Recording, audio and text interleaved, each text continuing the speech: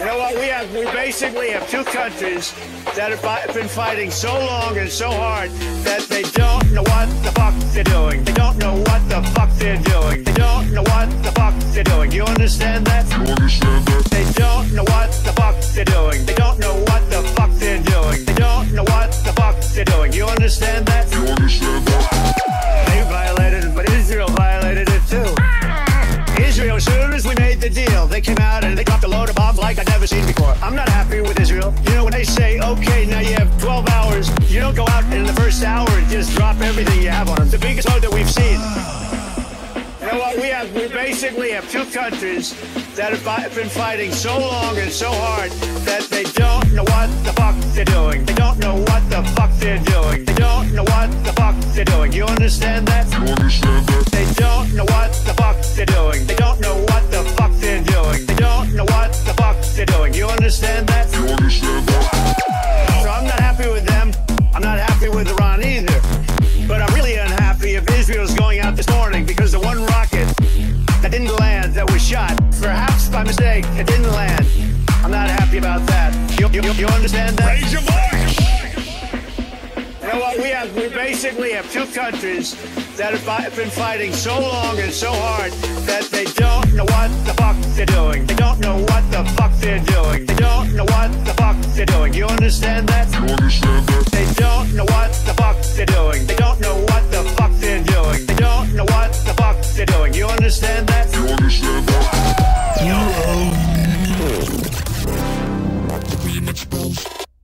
Now listen, if you have not subscribed to YouTube channel, do it right now. Do it today. And all you have to do is click the big red subscribe button on the YouTube channel.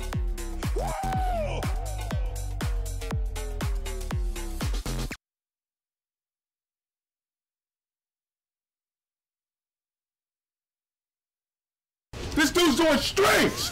Wow. Don't start with the gay shit today, nigga. Relax.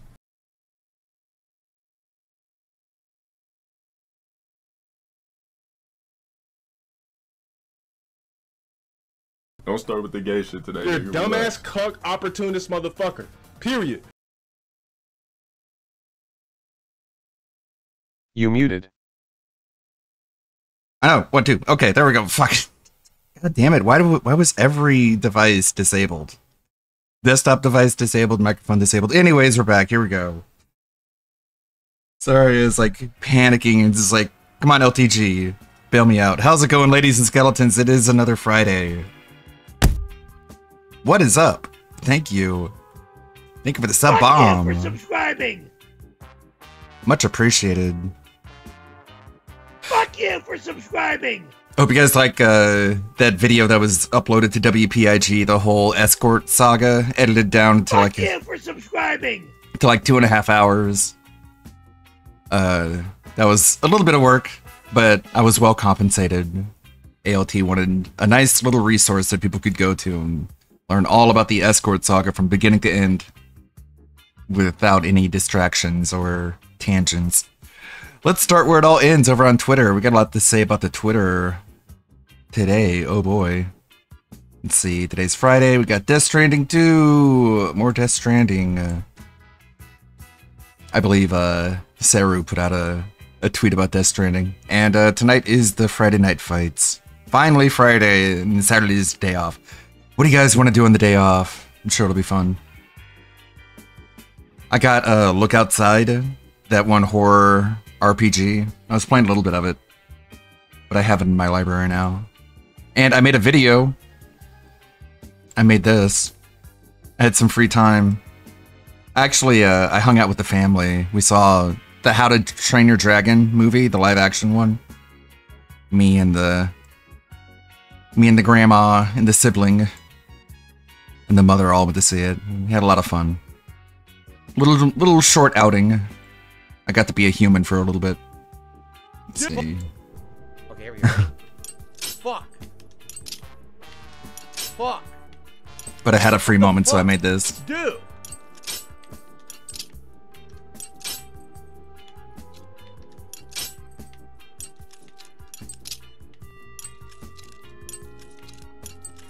Lock level This system easy. is complete shit. It really is. Look.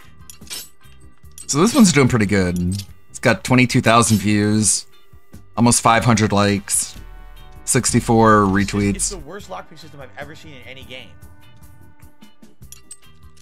So it's taken off pretty well.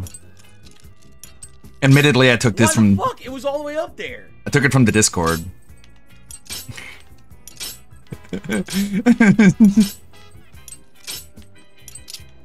People are gonna say it's edited to make them look worse. It doesn't make any sense. The system doesn't make sense.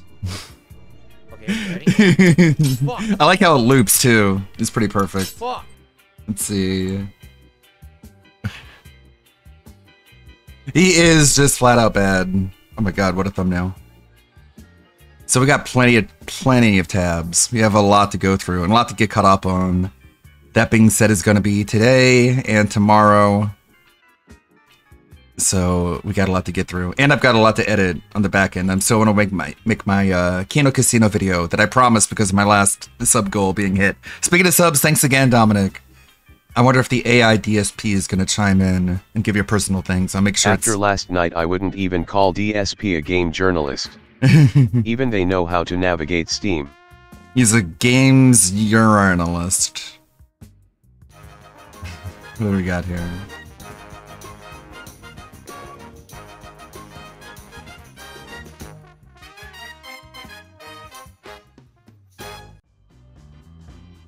Yeah, I can't move. They're not showing up. Yeah, we chilling. Oh, okay, I got unstuck. How am I gonna get through here? I want to do a little bit of gaming. Because it's always fun to do a bit of gaming on stream, but I also want to make content. So I can't do both at the same time all the time. They want to play that Look Outside game tomorrow. What do you think? We need to take a detox break. We can't just all be work. We have to do some gaming. What just happened? Or what the hell? I think what just happened. Oh, okay, I got unstuck. How am I gonna get through here? So he has a wand that teleports people to random places, but it can also backfire and hit him. Right? I was so bad at fucking Noita. What about Death Stranding 2? I don't have a PS5. No PS5.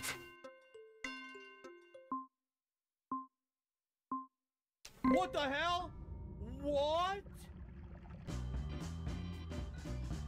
This is fucking dumb. Otherwise I would.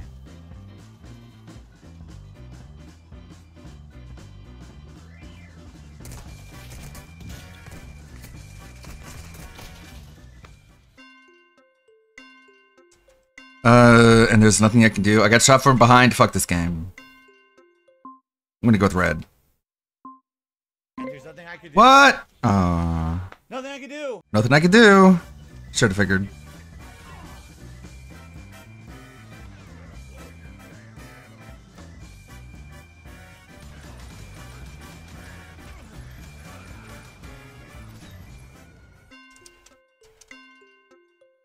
What? I did no damage? Or wow, come the fuck on. Wow, come the fuck on. I can't step out.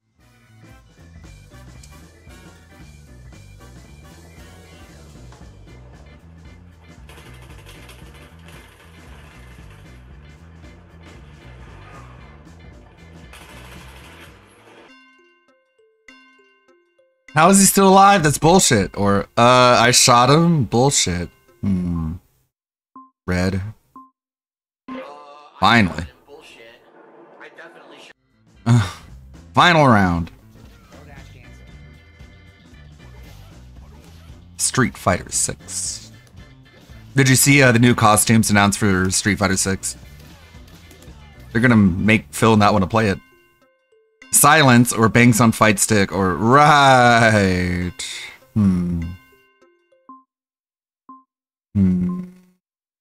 Ah, shit. Just silence. Usually silence isn't the Gifted answer. 3 subs. He's gifted 309 subs total so far.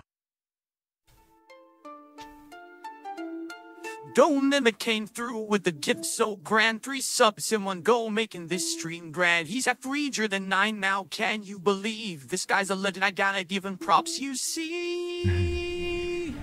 Subs galore. Dominic's the star, he's making this stream, so we're climbing the charts. We're on top of the world with subs galore. We're unstoppable, baby. That's nice. Nice and well put together. Speaking of Reap You Out, he made a high sodium DSP recap of Death Stranding. Subs galore. Subs galore. Hello everyone, DSP here. Once again, it is time to play a hyped AAA release here on DSP Gaming. Today we are playing Death Stranding 2. On the bitch. Let's check it out. Death Stranding 2 on the beach. Should we watch the recap? How long is the recap? If it's only a couple minutes, I think we should watch it. Let's give it a go. Hopefully it's not like 20 minutes. Here we go. Now you understand the plot, but when you were playing the first game, none of this made any sense. Because it was just thrown at you and, like, you know, as it happened. So you didn't know what was going on. You didn't understand what any of the creatures were. It's good to be able to get an explanation now, all these years later, to wait. You get an explanation by playing the They're not game. mentioning the 40 hours of padding and boring gameplay. Just mentioning the delivery aspect. Now, I don't remember what it was. I remember it was, like, shocking and a big twist at the end of the game. But I can't remember what it was. I'm not gonna tell you. All right, that was a good recap. That was well done. I'm very happy that they did that. What a good way to get caught up. Okay. 11 months later. Oh, no. So I don't remember what the twist was. Oh, she still has the accent, huh? He let the BB out of the tank. Norman Reedus and a grown-up fetus.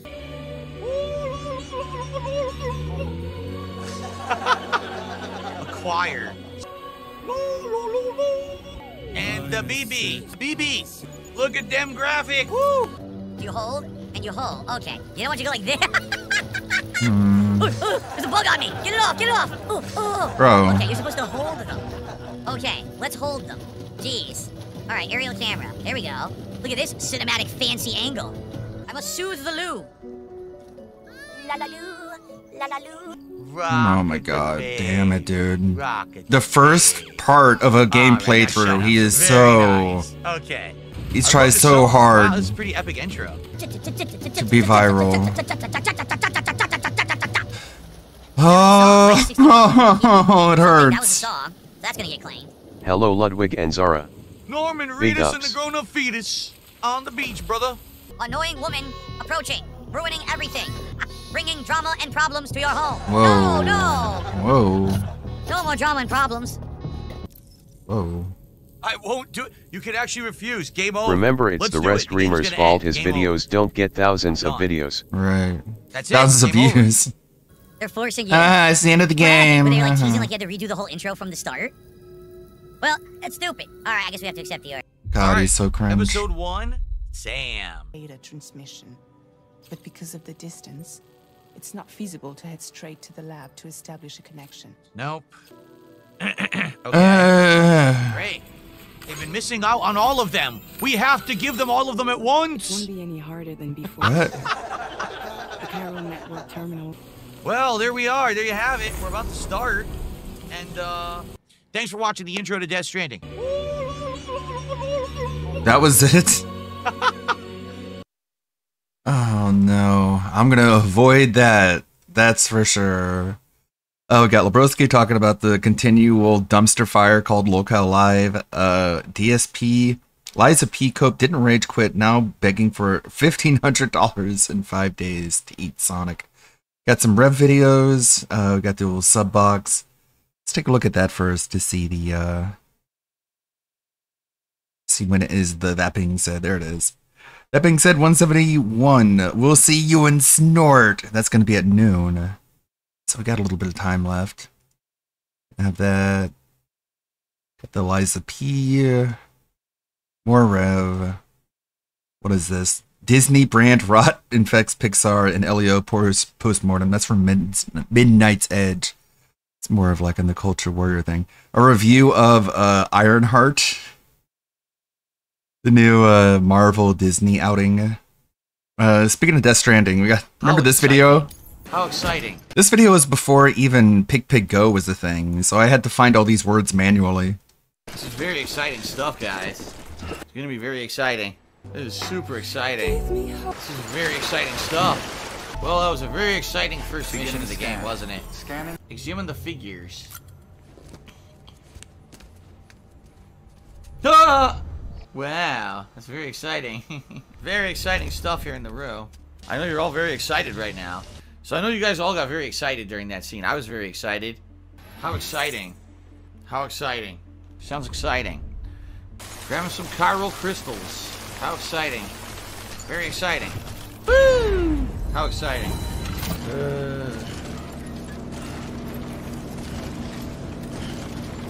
Very exciting. How exciting. That was very exciting. How exciting. How exciting. How exciting. How exciting. How exciting that was. Classic. And then I did have a longer Death Stranding video that I shared on Twitter. People want to see that. To remind everyone what he thought about it back in 2019. It wasn't just the delivery aspect he hated. He just flat out hated the game. Didn't understand the plot, that it was convoluted. As you saw, you can even go to the recap of the first game and read it and still not know what happened. Oh no. Okay. What is this? Dominic Thorne is back as brilliant engineer Riri. Is that right? Riri Williams. How do you think Ironheart will DSP doesn't have the intelligence or the mental brain power to understand these type of games. Looks like us, you know what I mean? Long nails, long hair, popping out here. What? After starting on a Marvel show, like, where do I go from here? It's directed by 2 black women. Black Girl Magic! I think we have a very special message. I think you gotta recognize who this is. For 400 years, that word has kept us down. Took a whole lot of time just to get up that hill. Now we up in the big leagues. Getting out turning back. How does that make you feel that one of the original Avengers saying that? I love Iron Man too. Get on the bandwagon. It's here. We're here. Tony's on the bandwagon, so you know what's the problem. Exactly. RDJ is here. It's nice here. Good morning. You went full retard, man. An imbecile. Like the dumbest motherfucker that ever lived. Just farting in bathtubs and laughing your ass off. Man. It's high science, man. It's art form. You an artist. Oh my god, thank you. Never go full retard. Nerderotic.com. Friends, Disney Marvel's had a rough time of late. It's been almost a year since the release of Deadpool and Wolverine, the billion-dollar box office smash, and as predicted, it was just an anomaly and it would be right back to the regular scheduled Disney Marvel programming, and it's been all downhill from there. Despite Bob Iger repeatedly saying over years when it comes to Disney Marvel that they were going to start focusing on quality over quantity, over the last 9 months, the opposite has happened as Disney Marvel has put out a steady sewage stream of slop featuring A and B list characters that even comic book fans would have a hard time caring about, that are radically altered in some form or another, be it the passing of a mantle or just an outright race and gender swap, so these characters can reflect the Los Angeles that they live in today. We've gotten Theater Kids Marvel with Agatha all along. The gayest project Marvel has ever done. Yup! Which admittedly is the best performing Disney Marvel thing since Deadpool and Wolverine, coming in 45th on the Nielsen Top 100. Yeah, well, there's no accounting for taste. But after that, Captain African American flopped, Daredevil flopped, the Thunderbolts flopped. And you know the House of Mouse and Marvel, the House of Out of Ideas, was expecting at least one win in there. A win they didn't get, and this brings us to Ironheart. Maybe Kevin Feige was thinking he could sneak this in between a couple of hits. Turns out that was not a great plan. Not only not a great plan, the worst plan in the history of plans. If you recall, Ironheart was announced on December 10th, 2020, and filming was completed in November of 2022. And then Kevin Feige actually watched it. It was at this moment that he knew. He f***ed up. And after 2.5 years and almost a dozen attempts to re-edit this turd, they could delay it no longer, and they finally released a trailer in the shortest amount of time in Marvel's history and herstory between any MCU project's first trailer and its release date. Iconic. Which was ratioed into oblivion for good reason. Iconic. Because it turns out adapting an unpopular character from an unpopular comic that was canceled multiple times. Iconic. And then deciding to have the genius idea to adapt it into a television show that cost between $100 and $150 million, coincidentally greenlighting it right after the events of the Summer of Love, purely as a virtue signal, adds to the Olympus Mons of evidence that Bob Iger and Kevin Feige don't know what the f they're doing. And despite Kevin Feige himself reportedly saying that Marvel feels more like homework than entertainment, Ironheart requires homework. But it's really not that much. According to Disney Plus, all you need to watch is Iron Man, Iron Man 2, Iron Man 3, Doctor Strange in the Multiverse of Madness, Black Panther, Wakanda Forever, and What If. But there is some good news. You don't have to watch any of that or this show. So after almost a half a decade from conception to excretion, Ironheart has arrived. And unsurprisingly, we have to break this meme out one more time because our expectations were low, but holy f***. Keeping in mind, Kevin Feige in these last 5 years had every opportunity to shit-can this for the write-off, but instead he made the worst mistake imaginable by actually releasing it. And no, it's not being undersold. After 3 episodes, this is by far the worst live-action Marvel ever made. It is indeed the Marvel's acolyte, although maybe not as funny. At best, it's 25 minutes of content stretched across an hour and a half, not counting the 18 minutes collectively of credits, which were sweet relief. The show could be best described as boring, frequently interrupted with the purest forms of cringe, and unintentionally hilarious due to the portrayal of diverse characters in the most stereotypical way possible. I've put this off long enough. Let's talk about Ironheart. Now, credit where credit is due, a show that clearly knows it's one and done, doesn't waste any time, and alienates the audience right off the bat, because this is how it starts. Here we go, okay. Just to let you know, your girl finna be bigger than Johns. Right. Bigger than Gates. Right. Bigger than Pym. Right. Bigger than Stark. Yeah. Come on. No. The only thing your girl finna be is as big of a failure as the Marvels. But to be fair, she could potentially be as big of a villain as Bill Gates. Now, if that wasn't bad enough, Riri's friend Natalie says this. What do you want more than anything? A knife with Thor and his hammer. And his hammer? Well, I guess that's on brand for Disney. You flipped too hard, damn it! Anyway, most of the first episode is dedicated to getting to know Riri Williams, and I gotta say up front, she is the definition of grace and humility. I'm here because I can be the greatest inventor of my generation. I'm gonna need the equivalent of a whole uranium mountain to be great.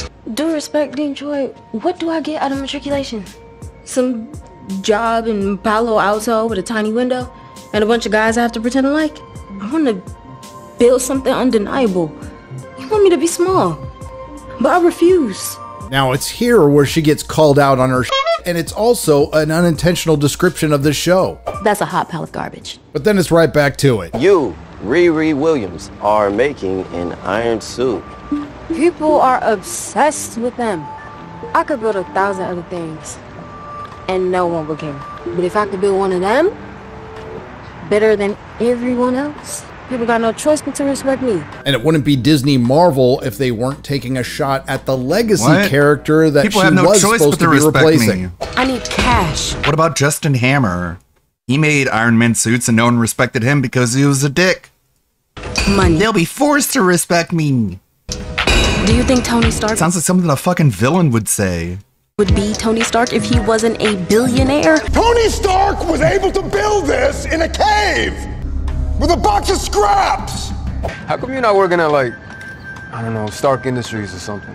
He contributed immensely to the field, so I won't roast Tony Stark off rip. But I don't have $1 billion. Tony Stark was able to build this in a cave with a box of scraps. But it doesn't end there, because the crack, or more accurately described, on-crack writing team at Disney Marvel attempts to make Riri even more endearing by having her get expelled for selling completed tests to students. You sold completed assignments to students at every school in the area. After that, Riri steals the Iron Fart suit that she thinks she's entitled to because she built it with money from a grant. She built that with her own grant money. And she flies home to Chirac with the help of Thank the you again, MIT Dominic. AI, who's a gay pencil. Sup, I'm Trevor, MIT's teaching robot and virtual operational resource, and your very own AI assistant. Violin. What? And your very own gay eye assistant. Gay Now, eye? the show ended with her Gay being eye? expelled 10 out of 10. Unfortunately, it Gay. didn't, but if you're a viewer out there who made it past this part and to the end of the first 3 episodes, That you hurt. deserve reparations. Hey, yo, get off the street. I don't have to So hide. Riri makes it back home, cut off from her gay pencil AI and broke. And through a series of contrived events, she runs across another race-swapped character from the comic books, the Hood, who we will now call Da Hood, and his League of Extraordinary They-Thems, who we'll get to later. And just in case for a moment you forgot that Riri Williams was a genius, they decide to remind you again. They made the Hood a black guy. But I said to myself, Parker, you gotta meet this kid up close. Quick reminder, that was a line of dialogue that was written by a human, delivered by a human, sound edited by a human, edited by a human, and approved by a human, and actually released by other humans. After some slight apprehension, Riri Williams decides to knowingly join this criminal organization when they promise they don't hurt anybody. Look, I don't want to hurt anyone. It's not like that. Okay, so what do you do? Theft, extortion, breaking and entering. See, it's fine. Now, most of the next 2 episodes dedicate an excruciating amount of time reconnecting Riri Williams with her dead best friend who's now an AI. So for the sake of your valuable time and our collective sanity, I'll try to get through this briefly. The one component Riri Williams needed to get her suit working again was an AI, which she was able to pull off after knowingly taking money from a criminal organization. While she was trying to replicate the AI of the isolationist ethno-state Wakanda, through plugging her brain into her laptop, she fell asleep thinking about her dead best friend, which manifested her into artificial intelligence. I think at this point it's prudent to point out Disney Marvel's efforts to show the lived experience of marginalized people. Because it turns out Riri's stepdad, Gary, and her friend Natalie were killed in a drive-by shooting. Message! And now Natalie is back as an AI and an acronym. You could call me Neuro-Autonomous Technical Assistant and Laboratory Intelligence Entity instead.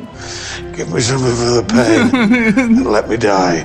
Give me the milk of the Admittedly, puppy. the AI Natalie is a far more likable character than Riri Williams. What's the message there? Well, you'll have to ask Disney Marvel. And their scenes together can be summed up with this. Bruh. You know nothing about this man. Don't clap at me. Best friend. I'll clap at you.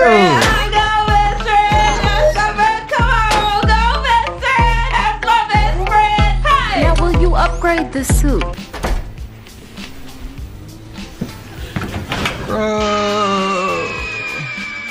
Now, Riri still needs some components for the suit she stole, and this brings us to the trademark Disney Marvel turning a formidable character from the comics into an ineffectual male. And it also might be one of the saddest examples of a downward career trajectory. Alden Ehrenreich, the former Han Solo from Solo, #Solo lost money, now playing, and we're just gonna cut to the chase on this one, Ezekiel Zeke Stane, son of Obadiah Stane, who keeps his pop's remains in a Ziploc bag.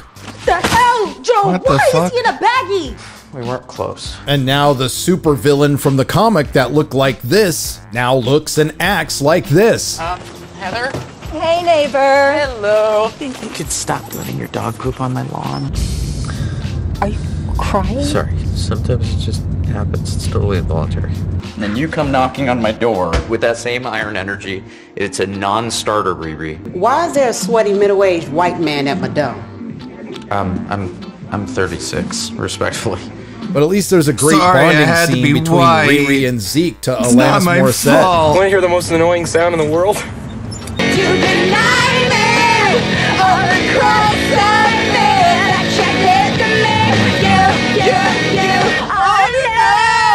It's when you change the channel. Why am I watching this? Now I'm skipping past a couple of characters because they're too boring to mention, but the cast is rounded out with DeHood's gang, the Groom Patrol. And most of them are based on characters from the comics that are changed just a little bit. There's Cousin John, who's John King. He doesn't look like his last name is King, but you never know. Then there's the Blood Siblings, who are based on the Blood Brothers, who started out looking like this in the comics. While using some creative license, there's a slight variation from the source material. Now they're played by a couple of lesbians, who in a moment of... They're in that Marvel Guardians of the Galaxy game that I played recently. The Blood started Brothers. out looking like this.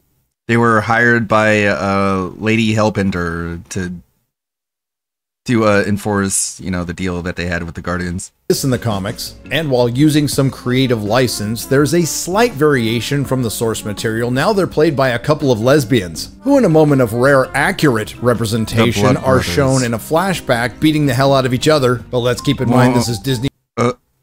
What are they trying to say?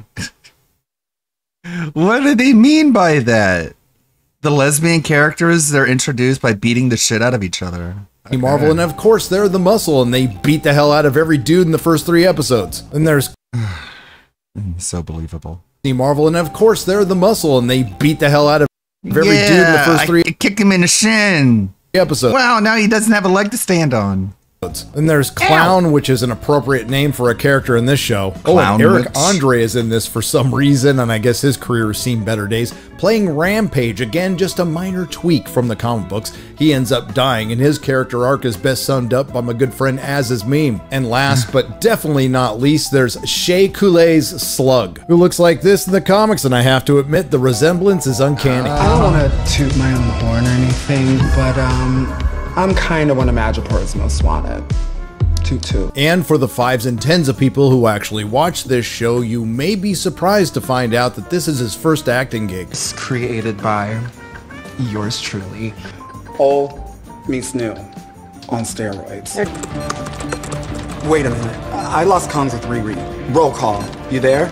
Hello? So after DeHood and the Merry Suicide Squad pull off a series of capers robbing the rich, which is best described by everyone's pal Epic Mike on Twitter, all the action in the first 3 episodes of Ironheart are the poor disenfranchised innocent criminal gang beating up and shooting working class security guards, but they all work for billionaires, so it's justified. But what the Social Justice League doesn't know is DeHood is in league with Mephisto. You know, the character that everyone thought was going to be in WandaVision until they found out that showrunner Jack Schaefer had never heard of him. Well, now they're going to waste him in this show, which is a shame because he's played by Sacha Baron Cohen, who coincidentally finally settled his divorce with Isla Fisher, and all he has to pay her is $75 million, and now we know why he took the gig. Anywho, along with extorting all these rich people, DeHood is forcing them to sign a contract which I'm sure has something to do with their soul. You know, the thing that will be slowly draining out of anybody who's not a seasoned pro watching this. And to save what's left of mine, let's get this over with. After the super intelligent AI Natalie susses out eloquently that DeHood is sketchy, I sense some crazy energy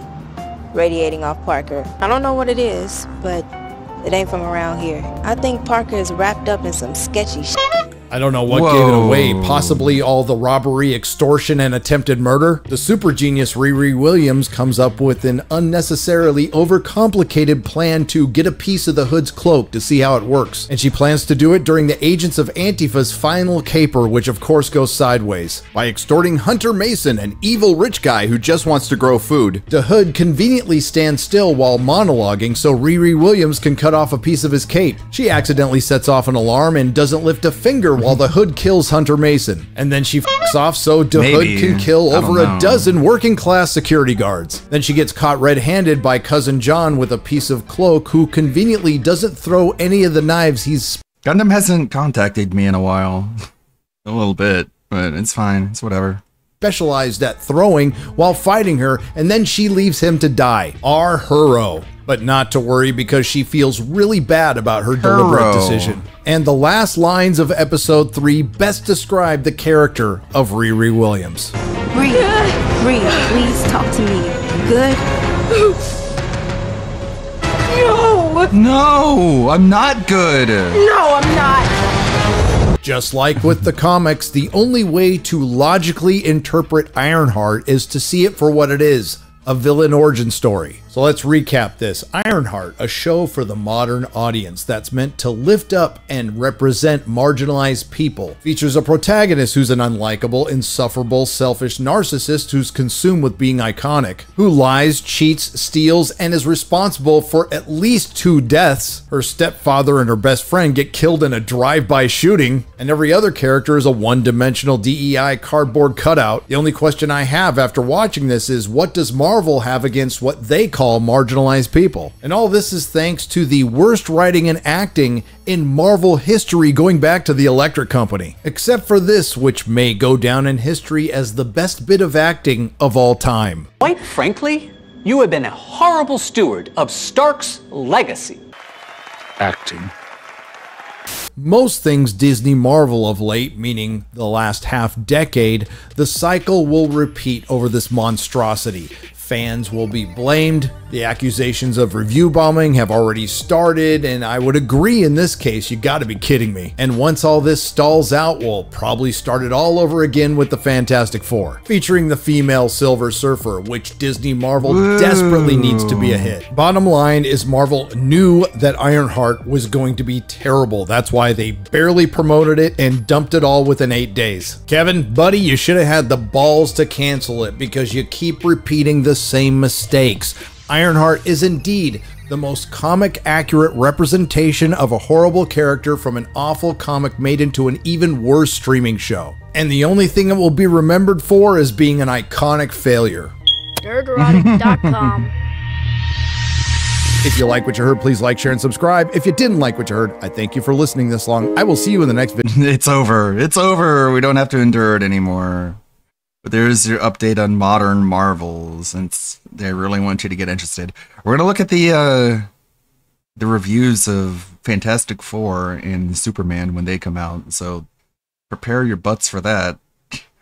Speaking of Marvel fucking everything up, what about Pixar? What are they doing lately? Traditionally, Disney and Pixar have both been synonymous with It's funny, the How to Train Your Dragon was DreamWorks. It's different. Family entertainment, as audiences would flock to anything with the Pixar brand on it. Elio, however, clearly demonstrates that this is no longer the case. Ludwig, you need to change the battery on your fire alarm. I know, I will. Let's see how with great fucking around comes great finding out in this postmortem.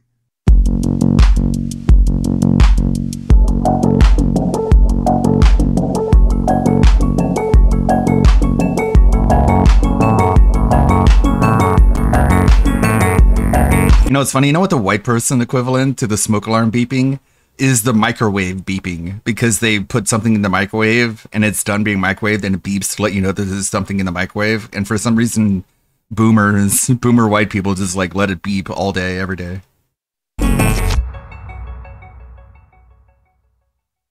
This video is sponsored by Surfshark.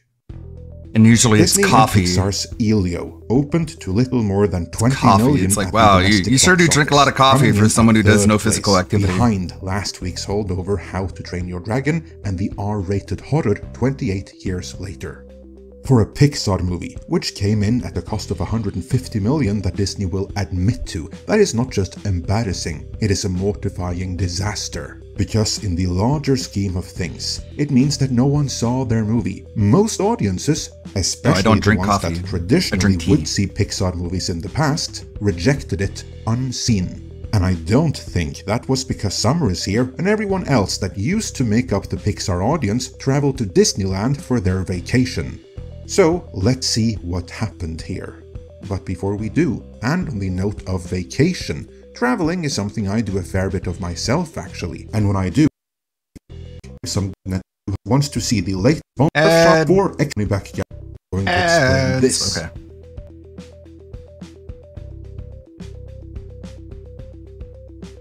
As we have seen with previous movies and franchises that according to Hollywood logic should not fail, but still do, we on the outside can say exactly what went wrong.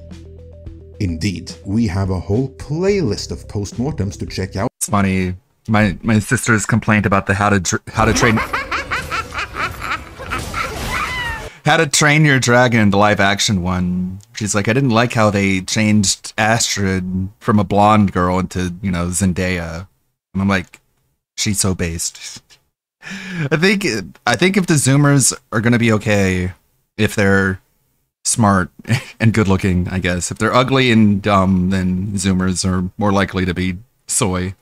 Out after you're done with this one. Yet the Hollywood trades, the industry pravdas that lets everyone know what are acceptable opinions to hold at any given time, are sometimes left with what we, in my neck of the woods, call a förklaringsproblem. That is, how do you— What? Forklaring's-problem. Forklaring's-problem? Well, it just seems like a guy named Forklaring, and this is his problem. It's not that hard to pronounce. But anyways, the funny thing about the How to Train Your Dragon movie is that, like, the Hiccup's dad, the main character's dad, was played by Gerard Butler in the animated movie, and he played the same character in the live-action movie. I thought that was funny.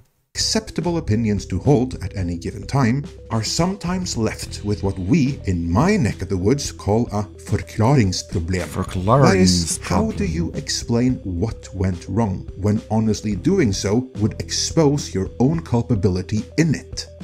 So, let's begin with how the industry itself is trying to explain what went wrong, without pointing it out too clearly.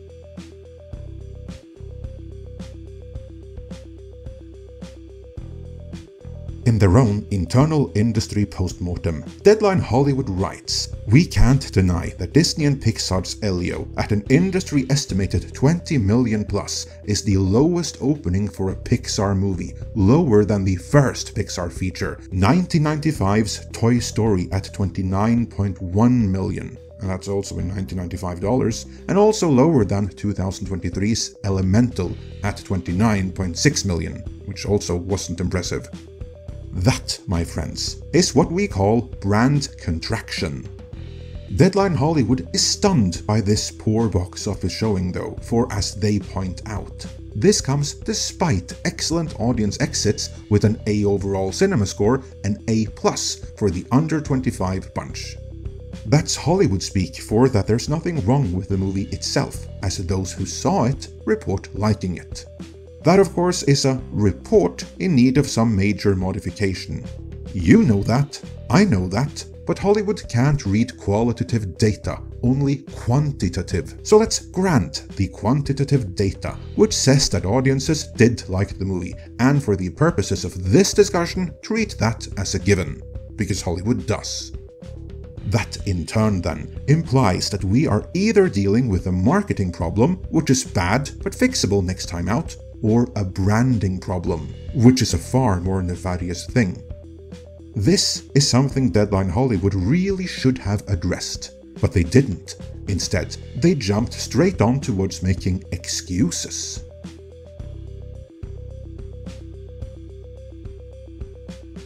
Their write-up continues. True, the new paradigm of success for a Disney animated property lies in its endgame viewership on Disney+. This right here is Deadline Hollywood carrying water for Disney, because the reality is that everything on Disney Plus is just one little speck of the overall content offering. And if that content offering isn't keeping subscription numbers above break-even levels and constantly growing from there, then all that Disney Plus viewership means is that the movie won't be earning money by way of being sold to actually successful streamers like Netflix, who would have paid real money for it, which is something Elio will never earn while being locked up on Disney Plus. Deadline Hollywood won't point that out though, but they will admit that with an opening like this, even if there was money to be had from Disney Plus, this movie won't be getting any. Because if you don't create a big enough boom at the start, how do you expect word of mouth to downstream? While we know Pixar can make an emotional movie, evident in the exits here, something is holding audiences back from running to theaters, so evident in the marketing. A boy with a patch and goofy aliens just isn't cutting it. Having established that, as if it were a self-evident fact, Deadline Hollywood then proceeds to tacitly criticize the concept of the movie, saying, Elio isn't a bad movie, but the conceit of a boy obsessed with space and then meeting a bunch of slobbering aliens isn't spinning turnstiles. Well, in its current form, it evidently isn't. but I submit it could have been if John Lasseter had been in charge of it.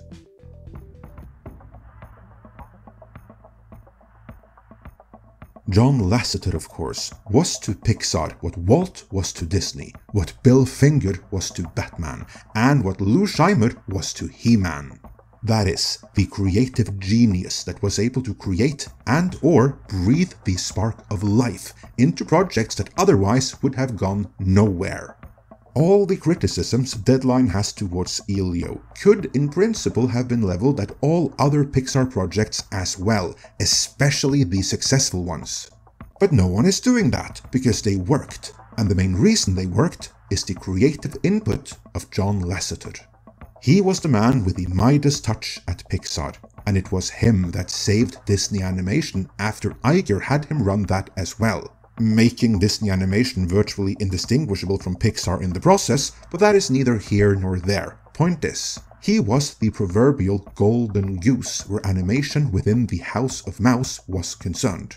So of course they killed that golden goose, which was a shame because he actually was for Pixar and Disney Animation what Kevin Feige is hyped up to be for Marvel.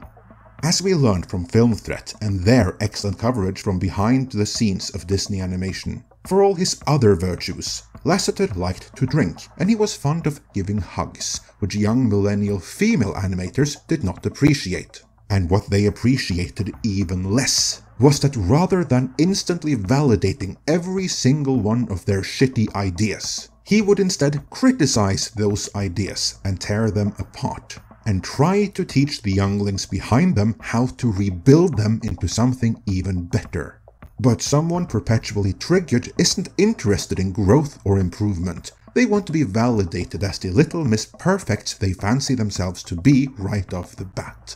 And so come Me Too. John Lasseter was removed in what from the outside looks like a politically motivated hit job.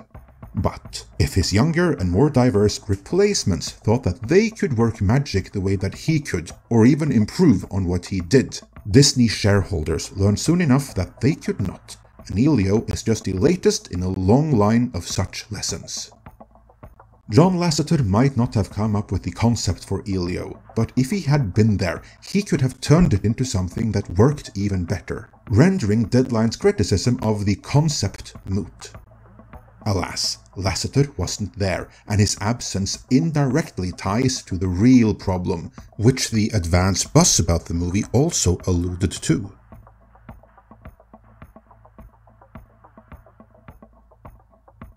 To document the pre-release buzz, Deadline refers to the findings of a Parrot Analytics-style social media tracking agency, writing Ads Relish. Negative-leaning convo on Elio is bearing the weight of past disappointments from Disney and Pixar.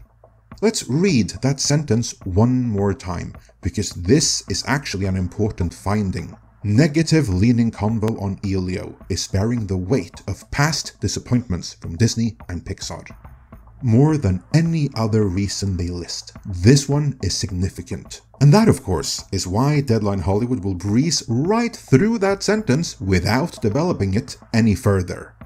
I will, of course, do so presently, but before I do, let's take a look at what Deadline Hollywood would rather their readers focus on as the reasons why Elio failed.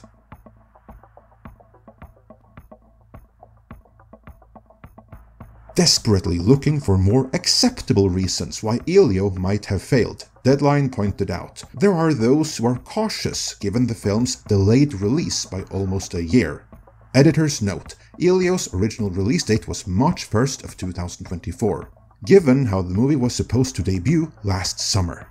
Good thing they had that editor's note in there, because apart from the select few who really pay attention to stuff like this delay was not on the radar of a lot of people, so I question how much of an impact that may have had. Jumping forward a tiny bit, Deadline also wants you to focus on the title, writing. Also not doing any favors here is the title, Elio. Is Elio the cousin of Pixar's Luca, who was jettisoned to Disney Plus during the lockdowns? Yes, one is set in Italy and the other in space, but the titles are too similarly sounding. One-word titles of people's names are quite the risk. Worked out for WALL-E though, which was also in space, so that is reaching. I submit that if audiences still believed in the Disney and Pixar brands, they would have flocked to the latest Pixar movie, even if it was called Elio. But that's the issue here, and this goes back to the point that Deadline Hollywood were so quick to breeze past. Negative-leaning convo on Elio is bearing the weight of past disappointments from Disney and Pixar. That would be all those disappointments that came in the aftermath of the firing of John Lasseter, and him being replaced by younger, woker, and a more diverse breed of creatives.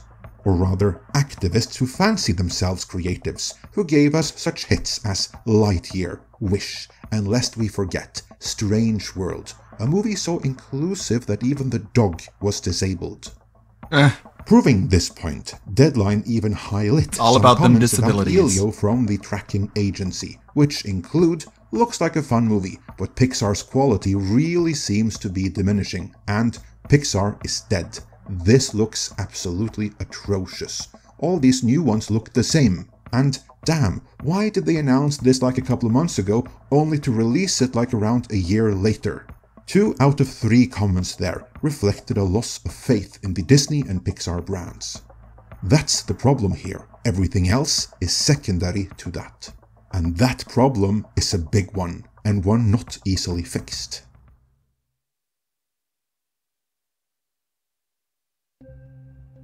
The title, changing release dates, animation style, concept, none of that would have mattered if audiences had still believed in Disney and Pixar.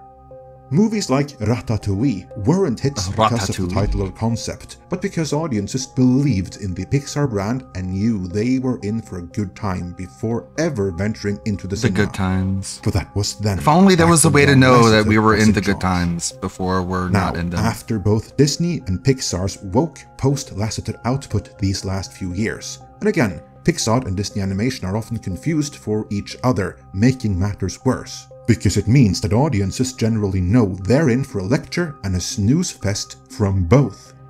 As we've pointed out in so many other postmortems, the real problem is several years' worth of diversity drive, which has infected every facet of the company, and that Pixar and Disney Animation, that begun with the ousting of John Lasseter. And contrary to what the DEI ideology prescribed, the woke content replacing his has directly led to contraction across the board. That's what happens when talented storytellers and animators are replaced with ideologues. And then on top of that, there is the streaming factor, compounding the damage. Audiences have been trained to sit movies out unless it's something really, really special, because the more people sit any movie out, the faster it will be on streaming. And this is especially true in the case of Disney and its subsidiaries like Pixar. Everyone now knows you'll be able to see it on Disney Plus for free before long anyway, and the worse it bombs, the faster you'll be getting it for free, so nice training there, Disney. Add all of that together, and what you get is Elio flopping based on perception alone, not the movie itself. While many of those who did see it enjoyed it, many more sat it out because they no longer believe in the Disney and Pixar brands. And on top of that, some audiences that otherwise might have gone sat it out because they've been trained to see such things for free on Disney Plus.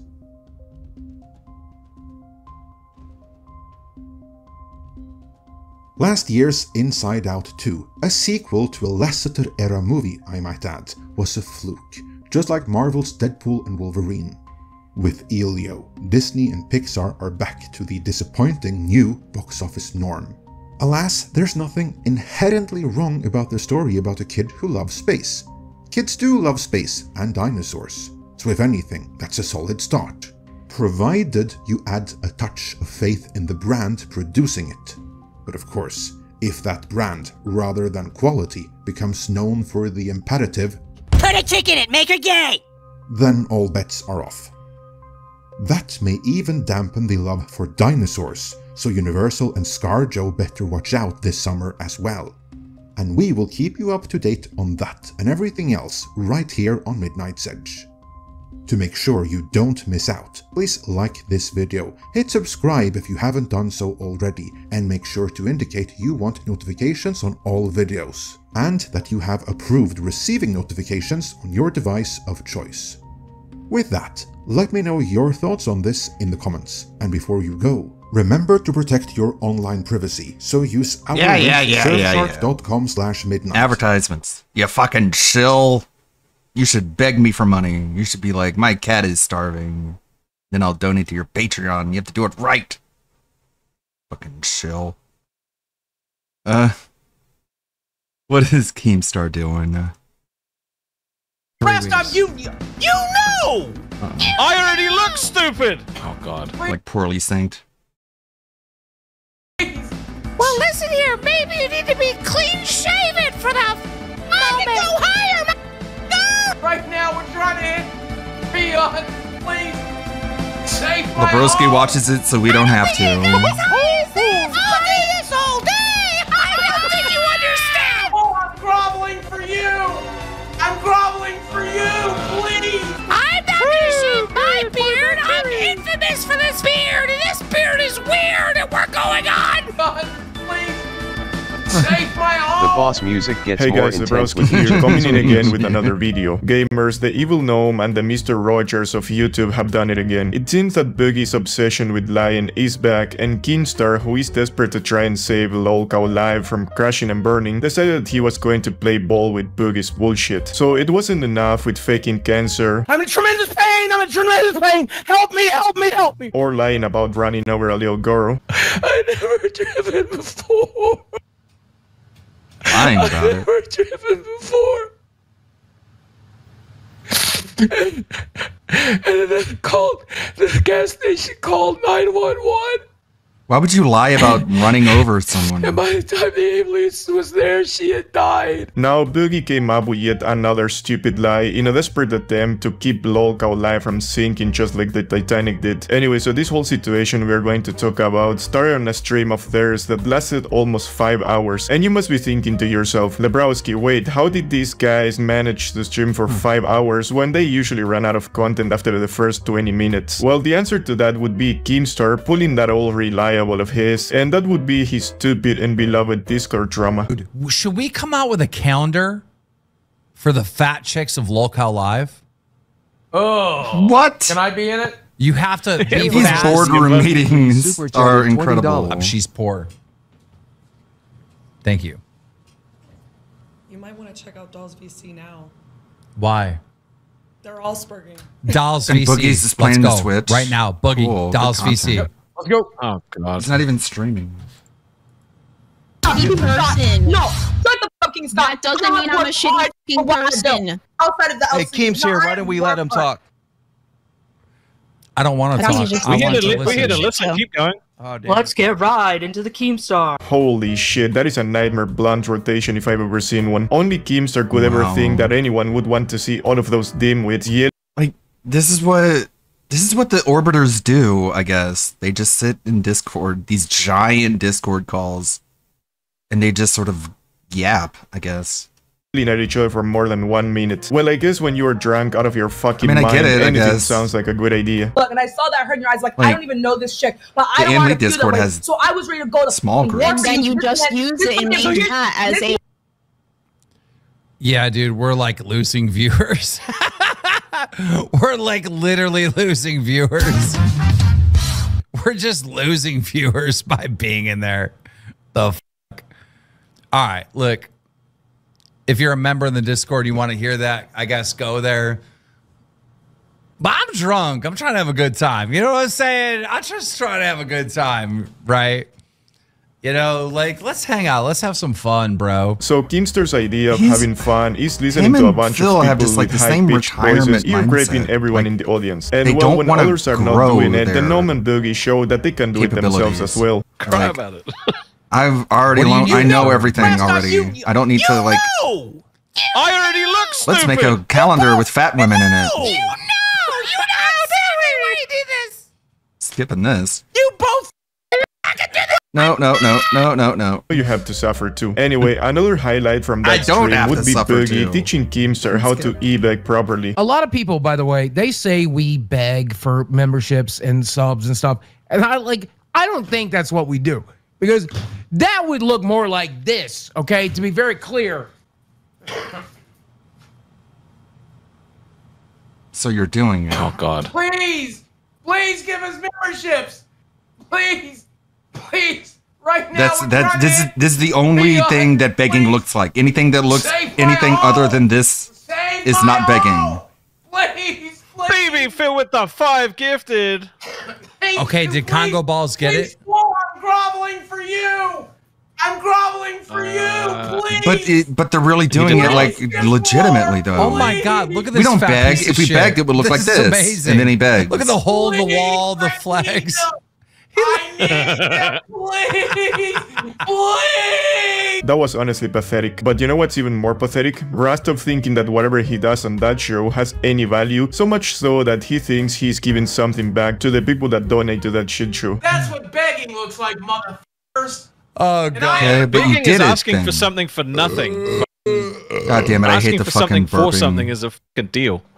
You're not funny, team. This fucking guy, huh? I mean, first of all, what he's saying is absolutely ridiculous. They're constantly e-begging. If it were not for DSP, these dudes would be the greatest e-beggars of all time. But even then, let's say that, yeah, okay, they are providing Phil some still sort of takes it. entertainment in exchange for money. What in the f did Rastov ever do that would be considered entertaining? The only thing this dude actually did that kinda resembled to something entertaining was going outside to beg for subscribers, and even then, the guy chickened out. He's giving straight up. He's just walking past people now. He's giving I don't want to do this anymore, man. I don't want to do this anymore. Come on, get out of your head, Rastov. You can do this. Get out of your head. You've got this. This is fun. Rastov. This is actually fun. Rastov, you are literally killing my show right now. You have to do something. I don't.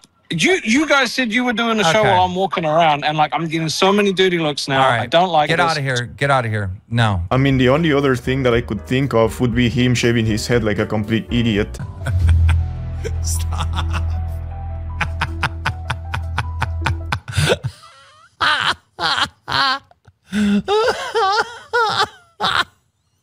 What the fuck?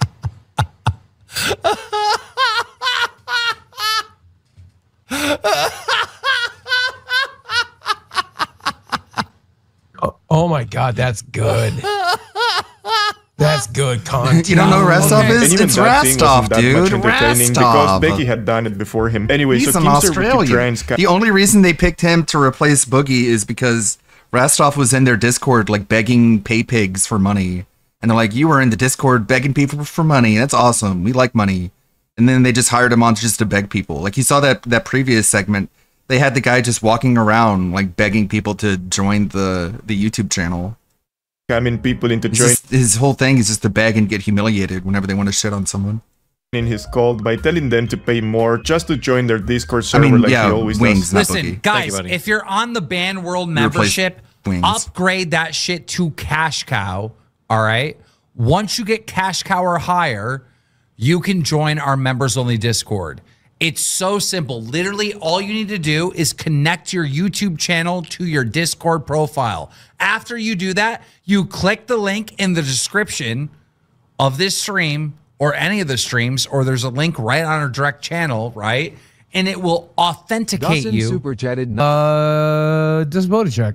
I feel like I've created the most addicting community in the world. Come on, guys, it's really easy. You just have to pay $10 up to $500 a month What's just to addictive join a about Discord it? server. I mean, brother, it doesn't get any more parasocial than that. Or wait, maybe it does, because I have received some intel from a couple of birds that apparently their Discord server is even shadier than I ever thought. Because apparently now, according to their updated privacy agreement, they have the power to get your email, your YouTube account. They are able to know in what other Discord servers you are. And on top of that, there are these other older allegations that supposedly they can see your Discord DMs, which is actually actually crazy, but even worse, now they can also get access to your IP address. And this is also backed up by the fact that basically they state the same thing on their official website. We may also collect information that your browser sends whenever you visit our service. The usage data may include information such as your computer's IP address. We may disclose personal data that we collect or you provide. Yeah, these dudes are never beating the cult allegations. The funniest part is that now they are playing into the joke. Anyway, but because the viewership was decreasing faster than her saying no to your prom invitation, Boogie and Keemstar came up with one of the most idiotic attempts at recreating the cancer arc. You know what would be the ultimate turning Izzy into a fat chick? It's like, just feed her constantly.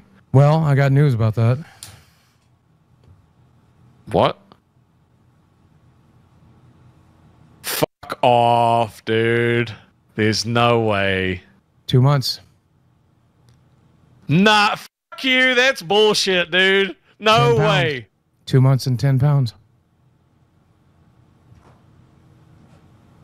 We don't know. We haven't done the test. She's too. Fuck off. She's 2 months late. Oh my God. Are you serious? I told you we were trying, boss. I told you we took her off the. I told you we took her off the fucking shot. What, 3 months ago, 4 months ago? Yup, you're not crazy. Boogie is actually implying that his old ass actually got Desi pregnant. I mean, just think about that for a second. If you're a woman watching this, just imagine this old, wrinkly, fat blob in the nude laying in bed next to you. That has to be one of the most traumatic experiences a female can go through. Well, maybe not that much, but you know what I mean. Can you just go get a test? I wonder like how right Wings now? would react. Would he like Let's order go guys, in overdrive being like, send me him a test. too? No, A you just pregnancy you, test. buddy. Someone Me send it to too. his house right now. I need You to know in cannot. this stream. I will not end the stream until I know if she's pregnant or not. I will not. We End cannot go through. This be. We can't do fake pregnancy arc. Okay, we I'm can't not do it. saying fake. I'm telling you. Well, but that is exactly what these fools were going to do for the next couple of hours, because I'll be damned if I'm going to be forced to believe that this old cooch is able to impregnate someone. Hell, I don't want to be rude, but I strongly doubt he can even find his own pee-pee. We need the pregnancy test sent to your house in this stream. Somebody figure it out. Somebody figure it out. Get that shit sent there now. And Chad, we don't want to know yet. We are waiting to see if it kicks in. No, Buggy, let's do the test. It's just going to be disappointing. Wait, I'm if sure, what either kicks way. in? Are you gonna wait for a Whether or not fucking her baby to period put a... starts, motherfucker. Remember when Boogie said that he didn't want to expose Desi anymore to all of this bullshit because apparently that wasn't good for her mental health and that he wanted her to have a private life? Well, he's doing a really good job here talking about her cycle in front of thousands of people. What an absolute joke Boogie is. Boogie, come on. Come on. Get the test. Imagine. You're a content creator. Bro, this is going to be clipped. We're going to find out live in front of a drunk Keemstar whether or not you're having a Boogie baby. You're not going to find out live. I'm not going to have her piss on a stick in front of you. Not in front of me, in the bathroom, but then she can come with the results. A Boogie baby. I mean, brother, the world is on the brink of a terrible end. Believe me, the last thing we need right now is a Boogie baby. And did you... No. The cancer baby. You got this.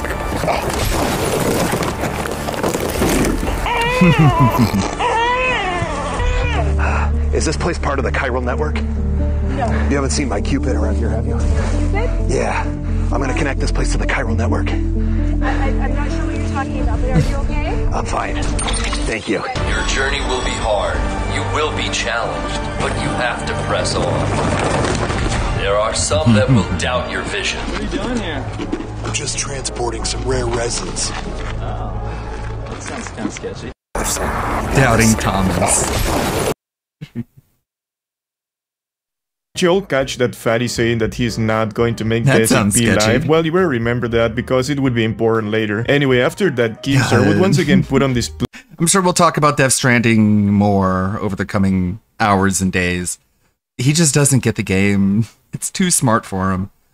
But it's wild. Like, some of the best, most memorable moments are the sort of organic moments that happen over the course of like doing a delivery. Like you're trying to cross a lake and like you lose stamina, you're almost there, and like some of your packaging falls off and it like starts running down the river and you have to chase after it. And you're like pulling out your grappling gun to try and grab it, and you're pulling them in one at a time, and you're gathering your haul back, and you're like, whew, that was close. That would have been a problem. It's just, but he just doesn't understand. Did I see the day one stuff? We saw like 4 minutes of it. I think he like got to the beginning of the actual gameplay, and that was when it was time to clock out. How much of an evil and heartless asshole he is, because he would make a horrible joke. And we ain't ready neither, too, by the way. Oh, you're ready. You making money. Not. I see how much money you make, motherfucker. I signed those checks. You can take care of a kid. No, I'm like, what, she gonna be left at home while I fucking travel for this job? I drive all over the place. We can't take a baby to a fucking camping trip in fall. Boogie, we'll figure it out. You can have a baby. You shouldn't, but you can. Just, Boogie, you have to make a promise with me, right? Yeah. Don't molest it. Oh. That's that's fucked, dude. That is that's a fucking shut it down. Just shut it down, bro. What the fuck, bro? That's so fucked up. Look, you all know that I am not the biggest Boogie fan over here, but hot damn, dude. Keemstar is such a huge piece of shit for saying something like that, especially knowing that he himself has a kid. And I mean, if he really considers himself to be a friend to Boogie, you cannot be saying shit like that, dude. The evil gnome has the most twisted morals I have ever seen. Absolute sociopath. Alright, I need to apologize. Bear with me. But Rastov, I said something that a lot of people were thinking. Like one in the chat if you were thinking that. Dude, if you put one in the chat and say you were thinking that, you're I'm also sorry. and you need to do a punishment. I'm sorry, Boogie. You better be. No, I actually am. You better be. No, I actually am. I'll come back to do one thing, okay? I'm about to ruin my engagement.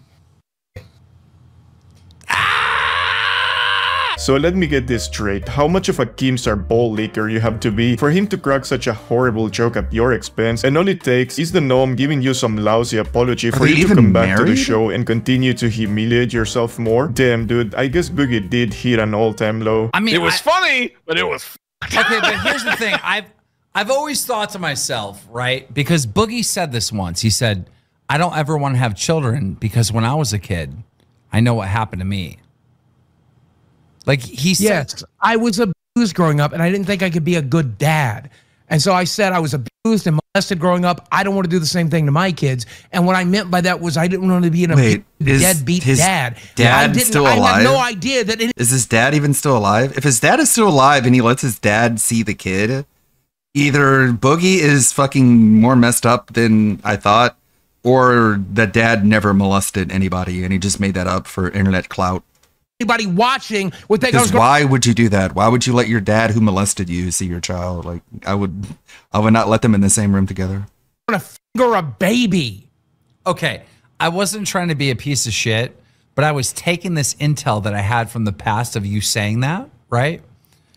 And I was thinking I was being funny, but I mean, it landed. It did land. It was pretty funny, right? Damn, either he's lying or Keemstar just keeps proving how much of an actual evil demon he is. So he went from a shitty apology to an even worse one, basically now walking back on the apology altogether. I tell you, dude, Satan would wet his pants in front of this dude. Anyway, after that, people would start sending pregnancy tests to Boogie's house, and he would keep telling Keemstar that he would not use Desi for content. Yeah, like, I don't like this, and then I back off, right? Like, sometimes I'm in the wrong, sometimes she's in the wrong, but we're always like, okay. That's how it should be. That's good. You hear good that? working relationship. That's the pregnancy test to get delivered. I know.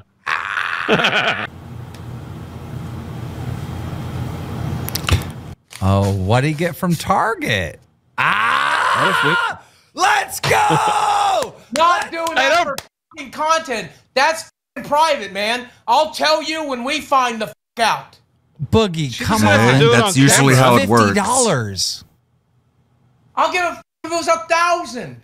They should have fucking donated it to Rastov doing something on the goddamn show. Are you wearing stockings? Girlfriend having a piss live on stream. No, not Are you wearing live stockings, on stream. dude? He's wearing like Boogie, compression let's get the results. socks. Come on. Ooh. think he's wearing stocking. Rasta being a complete ignorant for a change. Boogie is wearing compression socks because his legs are fucking rotting, and he could actually die of thrombosis because of it. Anyway, it is actually funny seeing Boogie pretending to be angry when we all know that he was probably the one that came up with this stupid idea for the script. Anyway, remember when Boogie said that he wasn't going to make Desi pee on stream for content? Well, guess what? He lied again. For real. Oh, look, Boogie's back. Boogie, what happened? She's pissing on it, dumbass! Oh, amazing.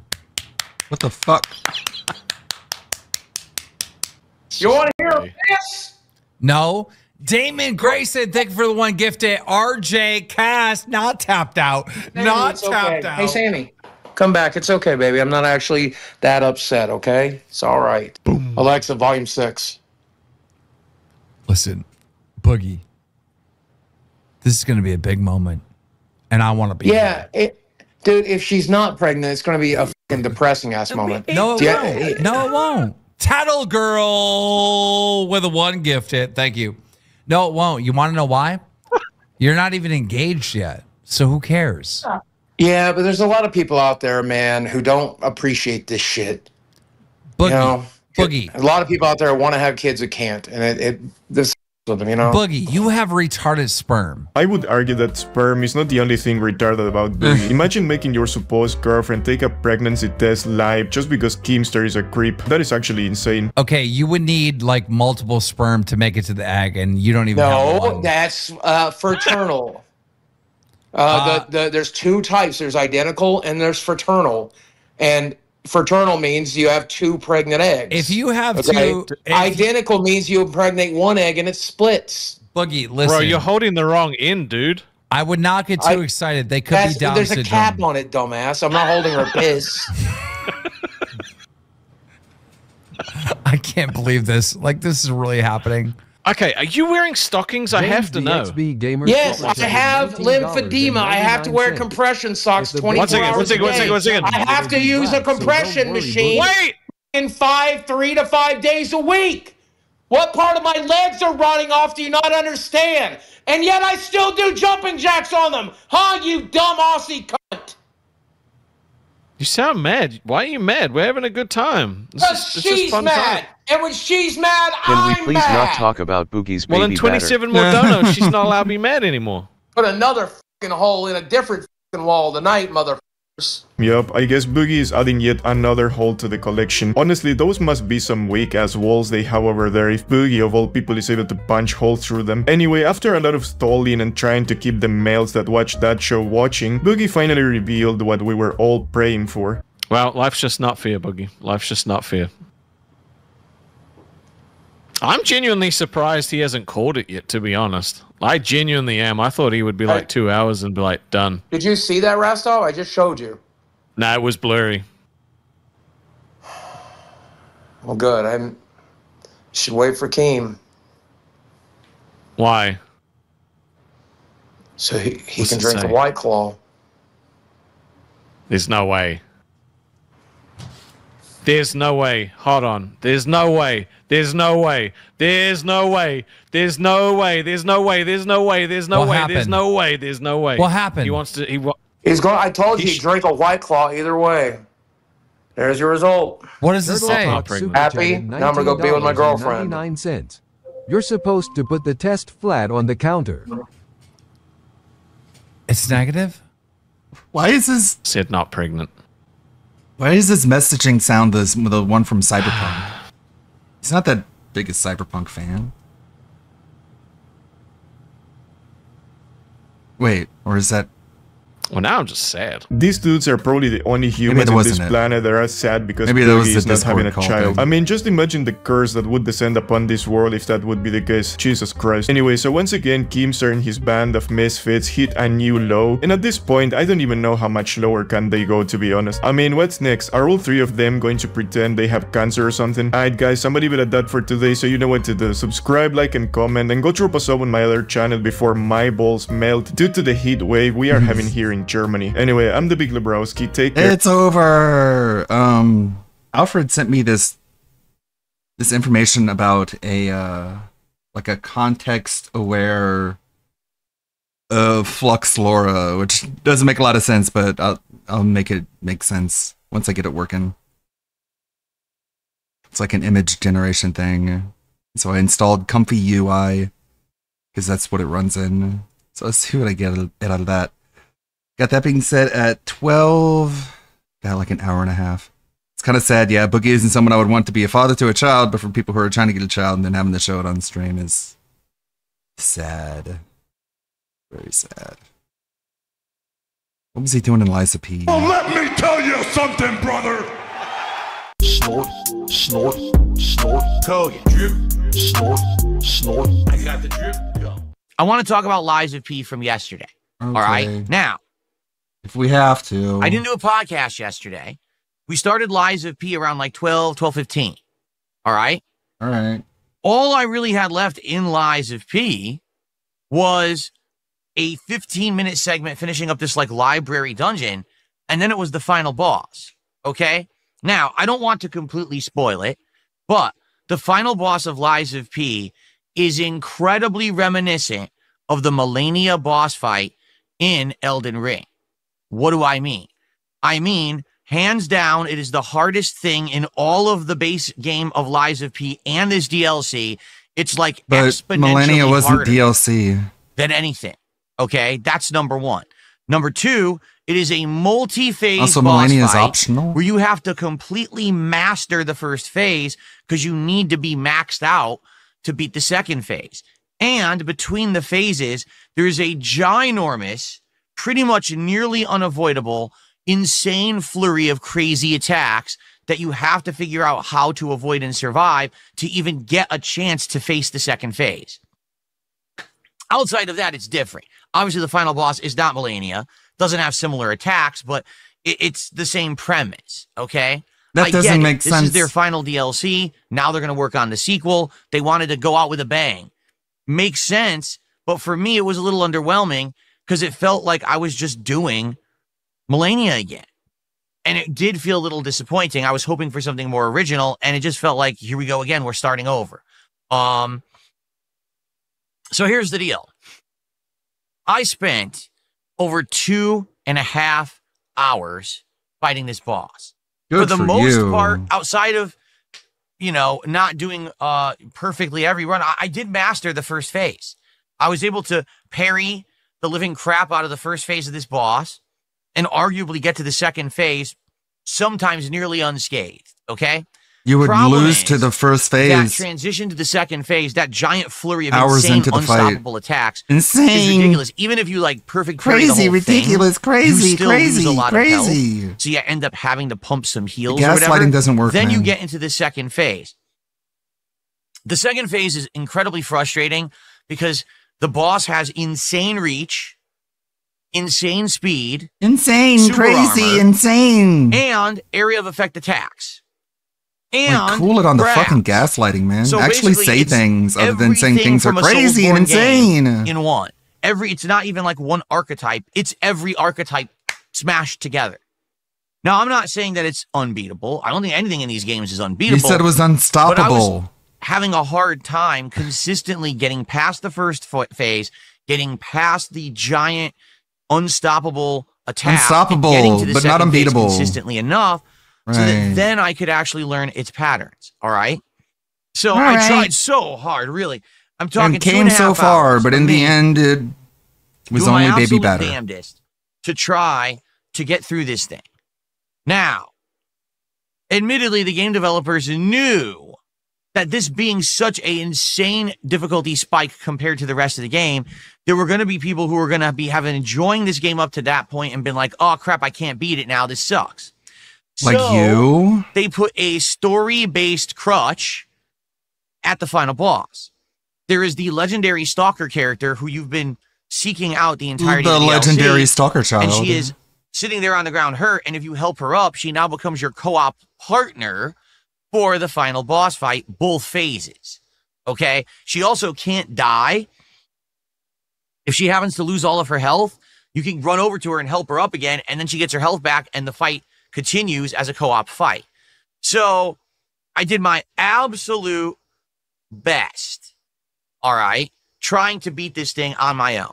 And the thing is, I absolutely, positively know I could.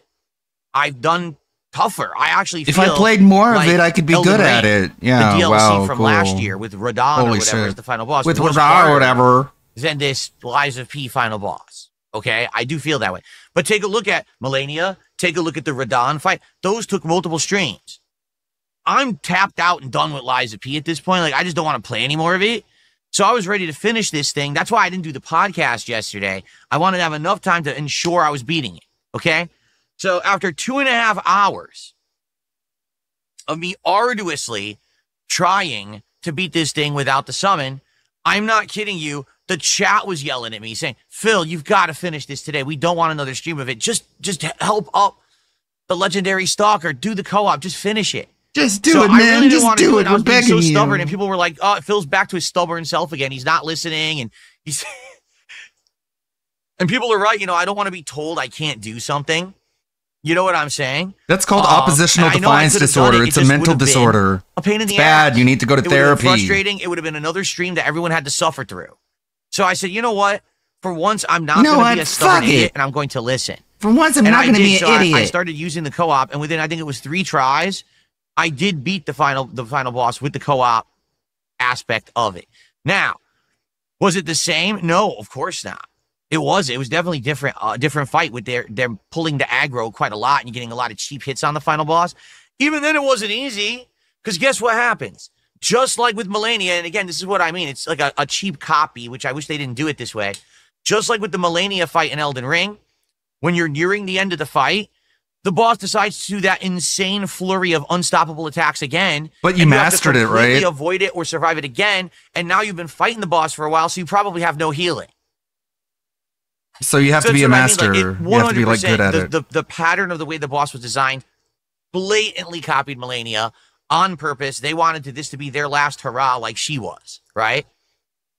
So anyway, without spoiling, the ending was awesome. She wasn't even the boss of the Elden Ring DLC. Like when I beat the final boss, it actually was cool. And then yesterday was DSP Tries It, so as the food was being delivered, we had some extra time, and I did the epilogue stuff. We went and we saw the outcome of the girl puppet who you've been helping as an NPC throughout the entire DLC. Puppet. And we went and saw... we got all the special equipment we tried on the whatever outfit, it tried the was. sword I don't know. I care about it so much, though. It was so we did the meaningful. Kind of end-game epilogue stuff, which was nice. It was a good send-off, because now we're not going to see Lies of P for a while. I bet you... Boogie is claiming that Desi is late. So I don't know. The sequel won't come out for at least a couple of years. So... It's really stupid. It was good. Now, hilarious part about all this is, of course, idiots on the internet complaining, saying... Phil didn't actually beat Lies of P. He rage quit, he this and that. All right, I'm just going to explain something to you. All right? I have legitimately beat Melania multiple times. God, I legitimately beat... Fucking this masturbatory shit. Like, I don't know. I could pull up the video I made about Sekiro and how he said that the people who challenged themselves playing Sekiro were like obsessed with their fucking E-penis. And it's all because he was bragging about how he was over-leveled when he beat the last boss in Sekiro. And then they're like, well, if you're so good at the game, why don't you do like a challenge run? He's like, people who do challenge runs are stupid.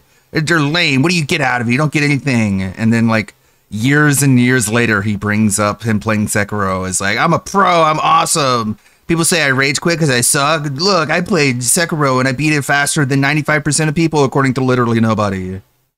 It's like, bro, you're just fantasizing. None of this is true. None of this is real. You're just creating a new reality and claiming that other people who don't get it are just stupid. And it's like, dude, move on. Hey, what's up, guys? Rev here. Sorry for the sort of morning voice from your boy Rev. I took a little nap. I took a little snooze. I'm guilty. Crucify me. But we need to keep the show going here because we have a part 4. I know yesterday I said a joke about a trilogy of the Ethan Klein lawsuits. Well, guess what? We got part 4. Now, for those who are not terminally online and not familiar with the situation, Ethan Klein, the YouTuber, made a series of lawsuits against YouTubers who were reacting or not reacting to his video. His Hassan Piker content nuke, where several of these individuals, they walked out of the room while the video was still playing. They also announced their malicious intent to say that they wanted to act as a market replacement for Ethan Klein and his views. Well, guess what? Those people have been sued. That includes people like Fro, Denims, and Caseytron. Now, yesterday we talked about Caseytron, the wild card of this situation, who is one of the funniest people to see this lawsuit. Well, her lawsuit has actually gained a lot of support. It's doubled since yesterday. She was about 8,000 in to the 10,000 goal. She's over 22,000. Yes, ladies and gentlemen, Caseytron is killing it. Well, she's only like 22% overall, but anyways, she's doing a lot better in her GoFundMe that ultimately will go to Ethan Klein when she loses the lawsuit to him. But also, yesterday, guys, what the heck? I made a joke about people saying super thanks. Did I do it right? Is it super chat? I don't know. But on YouTube, you guys went insane. I received like $1,000 in donos yesterday, making a joke about my cause. What cause, Rev? Cause I like money, man. And look at these super chat donos. And by the way, I delivered every single person who made a super chat dono. You got a heart from your boy Rev. And guess what? If you want to do it again, I'll heart you again. That's right. The cause has not ended. But anyways, okay. All jokes aside, Caseytron has been officially served from Ethan Klein, and she's not really taking it well. That's not too surprising right here. But of course, also, she's been playing the victim on Twitter, saying, woke up to another barrage of people telling me I deserve to suffer. Some even mentioned taking bets on how long before I game end myself. What is the goal behind this sort of harassment other than getting people to game end themselves? Well, these comments like, welcome to the internet, Caseytron. I'm sorry you're having a tough time with haters. Guess what? We all do. Except some of us don't commit copyright infringement. I know. Crazy to think about. But anyways, Nux Taku was in the replies of that tweet going hard, saying, didn't you push fake R-word allegations on people? Where Caseytron said, no, clarify what you're talking about, please, or delete this post. It's defamatory. Oh, suddenly she's so concerned about defamatory posts. Where Nux says, got any evidence of this allegation? It's defamatory. You should sue me. With this post about Tectone being an R-word person. Well, turns out, by the way, me and Nux, we've had our beef. We've figured things out, okay? It's all good for those who are curious, but yeah. She would quote him saying, now more massive incel content creators are joining in on the crusade to completely defame me, claiming I falsely accused someone of R-word. They know that incel men take great enjoyment out of seeing women suffer. They've made a career out of it. Guys, incels in the chat, please give me a super thanks and comment with your incel status. I will appreciate it very much. And Caseytron will seethe because of it. But anyways, that's her response to all this, okay? It's not going good. But of course, she got laughed at. And that returns us to the other person in the set of lawsuits here. Frogan, the two-time rising Twitch star, who's, well, going through it.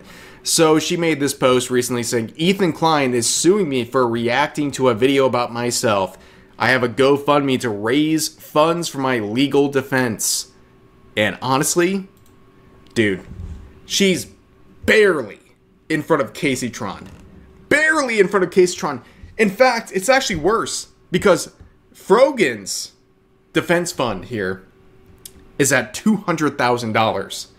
Caseytron just wants $100,000. So technically, Caseytron is in front of Frogan with this very serious photo right here. She is very serious about this whole lawsuit. Yeah, she's gonna lose everything, man. Like, we know this. But anyways, she shared this post, what is it, yesterday, saying, new Arabs. Ethan Klein is suing me.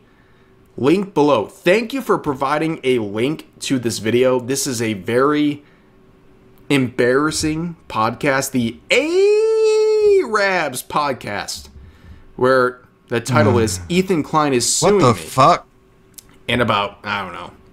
Let's see here. What the fuck is that dude wearing? About 22 minutes into this podcast with this guy who's wearing these short shorts with his tattoos on his legs, they would talk about Ethan Klein. It's embarrassing. Let's listen. So imagine this. Of course, she covers herself up with pillows, like all the fats Okay. do. I'm out of the house and I get a DM. Yeah. And they're like, "Are you okay?"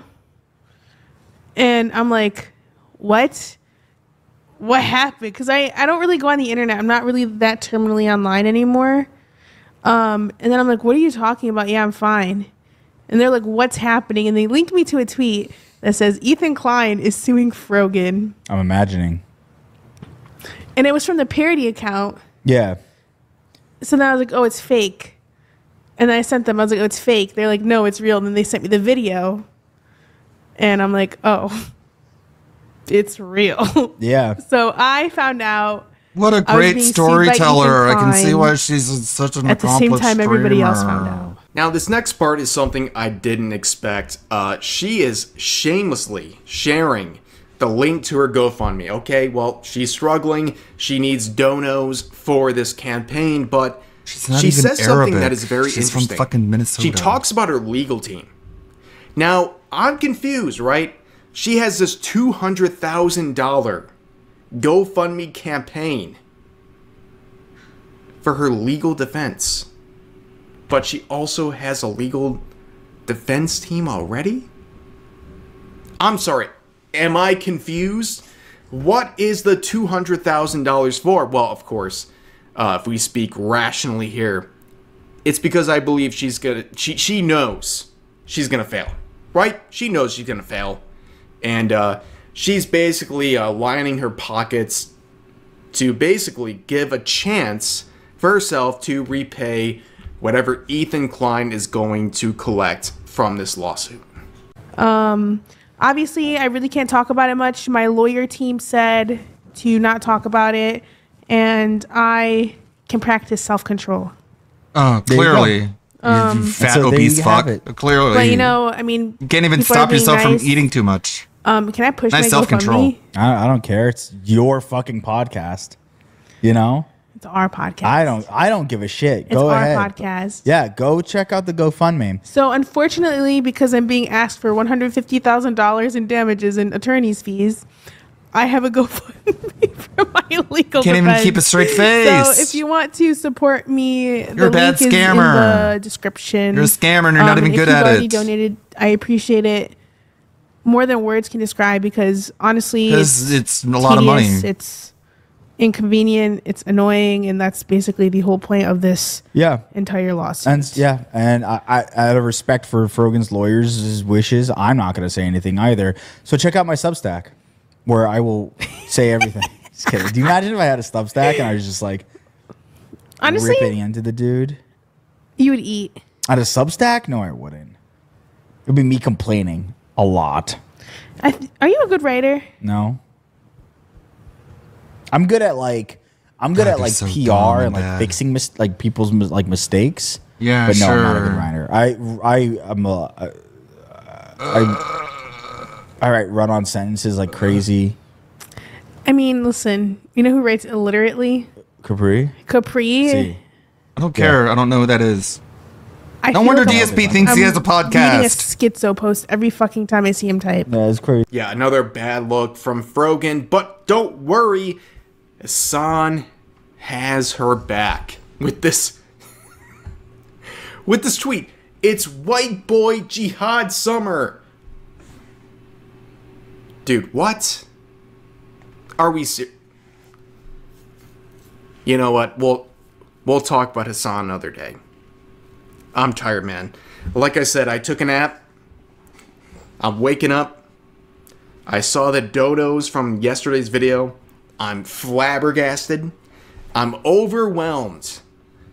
And I don't have time for Hassan Piker today. But anyways, guys, that's going to do it for the video for today. As always, feel free to share your thoughts about today's topics in the comment section down below. Hope you guys enjoyed the video, and I'll see you next time. Well, that's going well for them. They are worthless. But I'm not a fan of Ethan Klein either, so let them fight each other. Hey, what's up, guys? Over here. So it's like the saying goes, when life gives you lemons, you make lemonade, and that's how it works with Blue Sky when a bunch of weirdos try to virtue signal about people like me for attention, and guess what? You make content out of them. So we have this very bizarre thread coming from this VTuber right here on Blue Sky, which is the greatest echo chamber on the internet. And really, like, looking at Blue Sky, it's like finding a hidden reserve, a gold mine in your backyard, because the amount of content you can farm off of Blue Sky and the delusional people who coexist there, it's unbelievable. And this time we have this individual who has been saying recently that they hate drama, right? They hate people who are trying to look for drama, and of course they're a hypocrite who starts drama and tries to call people Nazis on the internet, listing off 4 individuals who they believe are actual genuine Nazis: Kirsha, Silvervale, me, of course, and Pippa. These poor individuals constantly getting dragged. Yes, this person genuinely believes, and we'll see some more evidence of their clarifications on what they mean. I mean, they literally believe we are living, breathing Nazis. Not just these people, but other VTubers we'll see mentioned in just a second. So obviously, this is quite delusional. Nazi. Let's dive a little further. So here's one of the people who's also mentioned in the reply section, Bao. Yes, Bao is being accused of being a Nazi by Blue Sky.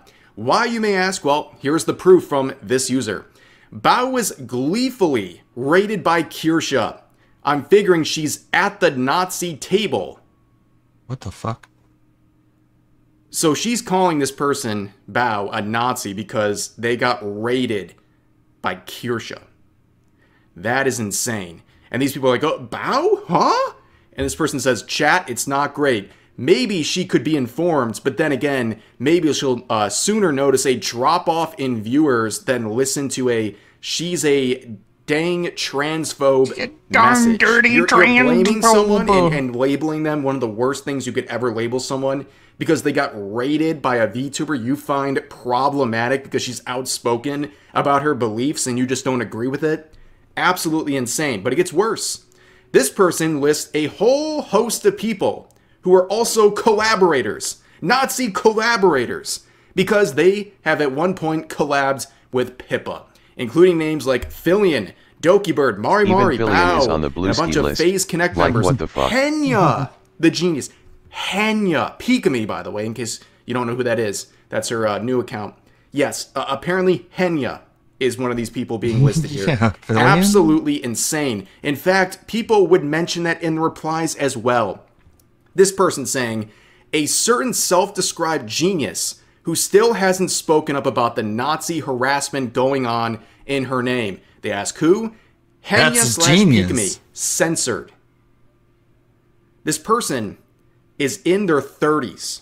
And they're censoring names of random VTubers because they're that afraid of the people they're trying to slander. In case you're not familiar with the VTubing scene, Henya/Pikami was basically bullied off of the internet 2 years ago over Hogwarts Legacy. She announced that she was considering playing Hogwarts Legacy and streaming it, and she was called a transphobe, a racist, a bigot, all these things, and at the time she was working with a different agency, and basically from the context we've been provided, the harassment she went through sped up her graduation from that company because basically that happened and she went offline for like a month.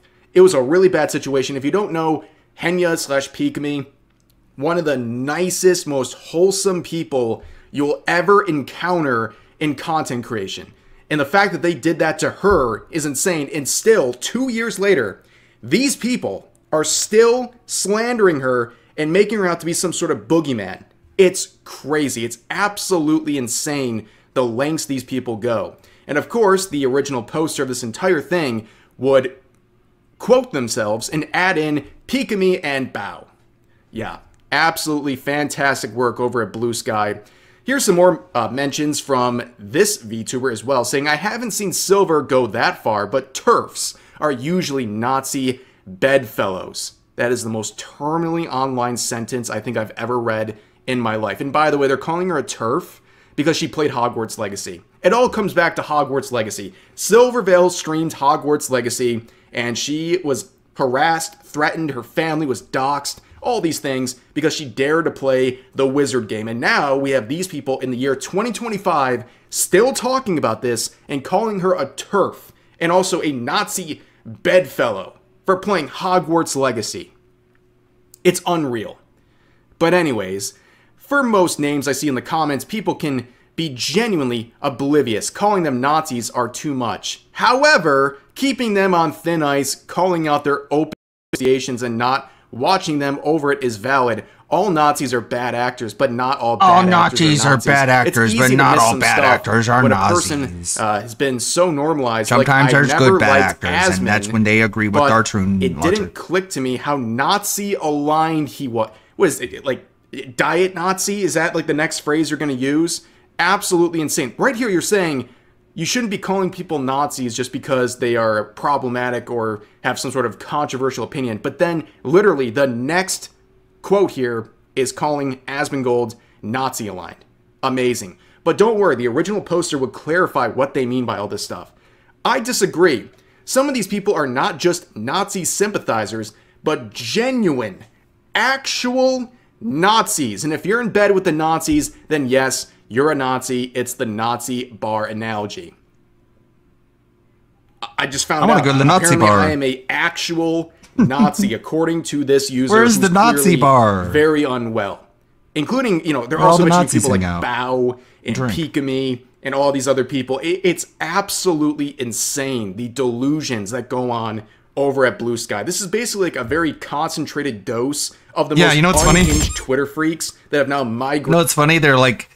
They're putting people into categories and putting them on lists and deciding to treat the people on the list less than human in the name of fighting Nazism. Yay! Rated over to this echo chamber that is Blue Sky. And if you piss us off, we'll put you into a gulag. We've got another name mentioned here. Social media Effing gulag. Leaflet, that slime VTuber, has a bunch of thumbnails gleefully reacting to horrible stuff like slavery and Project 2025.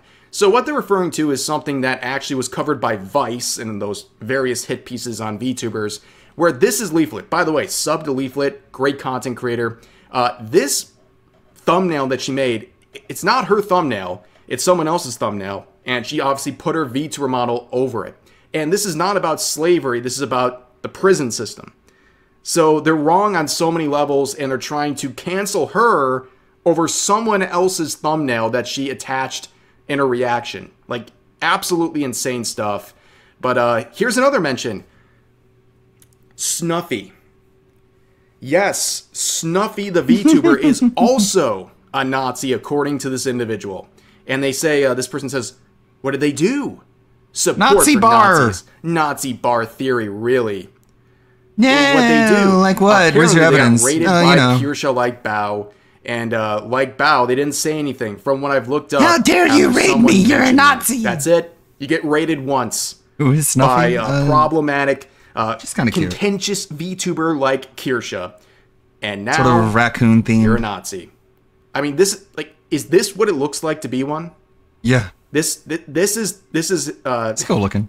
A certain German man's top guy right here.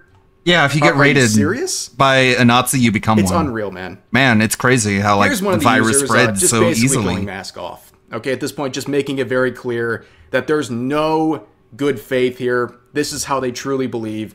This person says, to be really honest, you turn into one. You're like, oh no, assume that Hitler! I can hear your voice is now. A Nazi or doesn't care until proven otherwise. It might not be correct, but it's safer to make that guess. We might be wrong and like incorrectly label people Nazis, but this is something we have to do in order to fight Nazis. Labeling these terrible things by default.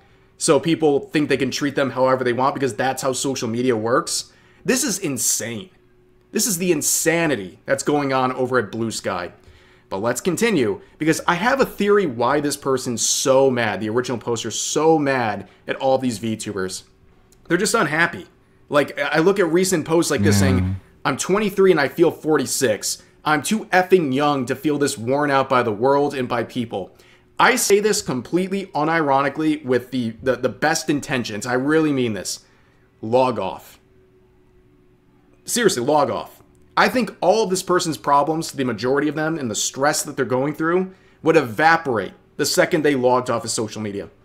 Because clearly it has absolutely consumed them. It has gridlocked this person into thinking they're battling Nazis, like there's some like someone storming the beaches of Normandy back in World War II. When in reality, they're just crying on Blue Sky about VTubers.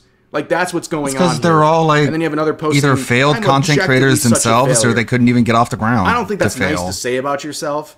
I'm not going to say that about you, but I think, again, if you're talking about your VTubing career, I think your time would be much better served making content and focusing on your own community than slandering and crying about a bunch of VTubers who have absolutely nothing to do with you, and you feel so open, wasting your time and your energy slandering these people. It's absolutely ridiculous.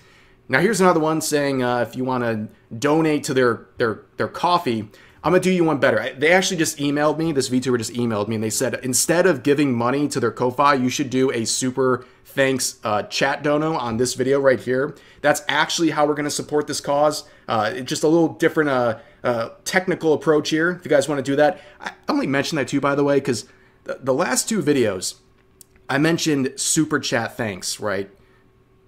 Who knew there were so many oil barons in the Rev community? What is going on with you guys? Like, I'll take 1 second to say, like, what is going on with the amount of super chat thanks? Like, it's actually insane. I try to heart every comment, anyone who did that.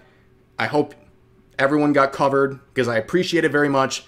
But yes, if you want to support the cause here, make it head my way. And it makes the worst people seethe, by the way. A lot of people have been seething about that stuff. But anyways, keep up the good work, guys.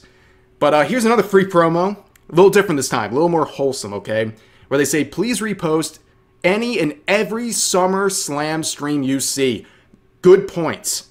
You should repost my wife. My wife is doing a VTuber Summer Slam event starting today and tomorrow at 7 p.m. EST. There's going to be a lot of different events involved with this VTuber Summer Slam, but most importantly as well, she's working with Gamers Outreach, which brings video games to kids in hospitals, which I think is a very good cause. So I'd like to see you guys there to hang out and support a good cause. I'll put a link to her Twitter account in the pinned comment of this video if you want to check out her various socials, as well as the pinned comment that has all the information for the VTuber SummerSlam. Again, good cause. Hope to see you guys there and to help out with the entire events. Let's go back to the actual content here, okay? So the reason I found out about this whole thing is because of Hero Hey. Hero Hey made a video about this. He was also mentioned in the replies as another Nazi in the VTubing scene. But they responded to his video by saying, look, Mom, I'm famous, trying to smugly react to all of this, where right after that they say, who is this Hero Hey maggot? You know, it's kind of funny for someone who's labeling people Nazis to see them using dehumanizing language like this, calling people literal insects. Like, I don't know. Sounds like you're actually the more aggressive person than anyone else you're talking about at this point. Like, I don't call people this. Do you? Why do you? And you act like you don't know who he is. You're just gleefully talking about him, covering you. And then we see this right here. See, this is the Streisand effect, because, man, that post wasn't that popular, but y'all boosted it. Dude, it has like 40 likes. Relax, okay? Also, again, why are you so happy to see someone you called a Nazi, or you consider a Nazi, reacting to you? Why would you be happy about that? Are you collaborating with Nazis? Yeah, right? Let's do the Nazi bar analogy once again. But here's another post saying, hi, slandering me isn't going to get you anywhere, by the way. I have plenty of pride. I stand up to Nazis on the daily. I work to improve this community and always seek to make peace with people, unlike you, who has jumped to the extreme of me acting in bad faith because, I don't know, I felt like it. What are you even saying? Also, like, you stand up to Nazi. No, you're not. You're just seething on Blue Sky about VTubers who are not what you're saying they are. And it's so obvious. It's a waste of time. You're not freaking Nelson Mandela, man. Like, relax, okay? You're not some brave activist. You're wasting time. And you're watering down terms to things that they are not meant to be, okay? You've completely ruined various phrases by watering it down to everyone you don't like. That's all it is at the end of the day. And this behavior is completely and utterly embarrassing, and it gets worse. Hey, yeah, I'll be fairly offline now and late Monday next week. I just wanted to say the last couple of weeks have been rough, and I've been rather negative. I don't want to go silent for half a week without saying anything. I still believe in you all. I believe in our ability to make people smile. Let's, as a space/community/group of miscreants, etc., work together, not apart. I want to see VTubing rise to new heights and help the most deserving in our communities. Streaming saved my life, and I want us to all work together to make that much of a difference and more. And streaming is limitless. VTubing is limitless. We can be limitless, but we have to stand up for marginalized, disabled, and BIPOC causes and support, and we need to stand steadfast as a singular bulwark against fascism and Nazism. We can't let bigotry win nor define us. Again, what a hero. You know, everyone stand up. Applaud this individual. This is the bravest person I've ever seen in my life. Fighting their own delusions on Blue Sky is helping the VTubing scene become limitless in a place to help out so many marginalized people. What a hero. But anyways, just wanted to share this little peek into Blue Sky. I hope you guys enjoyed. As always, feel free to share your thoughts about today's topics in the comment section down below. Hope you guys enjoyed the video, and I'll see you next time. Thank you, Rev. Continuously reminded of just whenever I'm editing these DSP videos, just how absolutely crazy he is. Like, he's reacting to the side scrollers aftermath of the interview, and Adam is like, you know, that paper he had was blank, right? And DSP gets up and he's like, it's over on my fucking desk, idiot. It just shows how disingenuous they are. It's like, yeah, Phil, that's what it means to be disingenuous, is not knowing that you have a sheet of paper on your desk. That's just peak disingenuousness, dude. We got one more hour until that being said. Theo had a really big discussion recently about recent events. But I want to see if there's anything else we're missing out on. Hey, it's a Gundam. He put out another video. I guess he doesn't need me as an editor anymore. I say.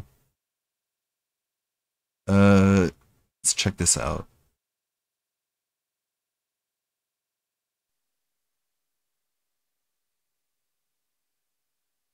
Come on. It's a Gundam. He's just a piece of crap. You hired PWR. Isn't doing very well. In fact, she has contracted a terminally ill disease called Modern Audience Syndrome. It's like Lou Gehrig's disease, but it's so gay it makes Dylan Mulvaney feel homophobic.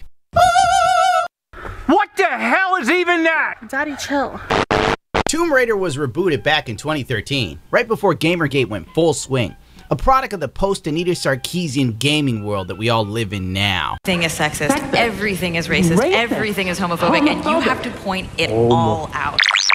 No longer was Lara Croft a badass with massive pixelated honkers that you just wanted to poke your eyes out on, and she was wearing booty shorts so short it made your PJ pants feel tight. Now she haphazardly survives her adventures.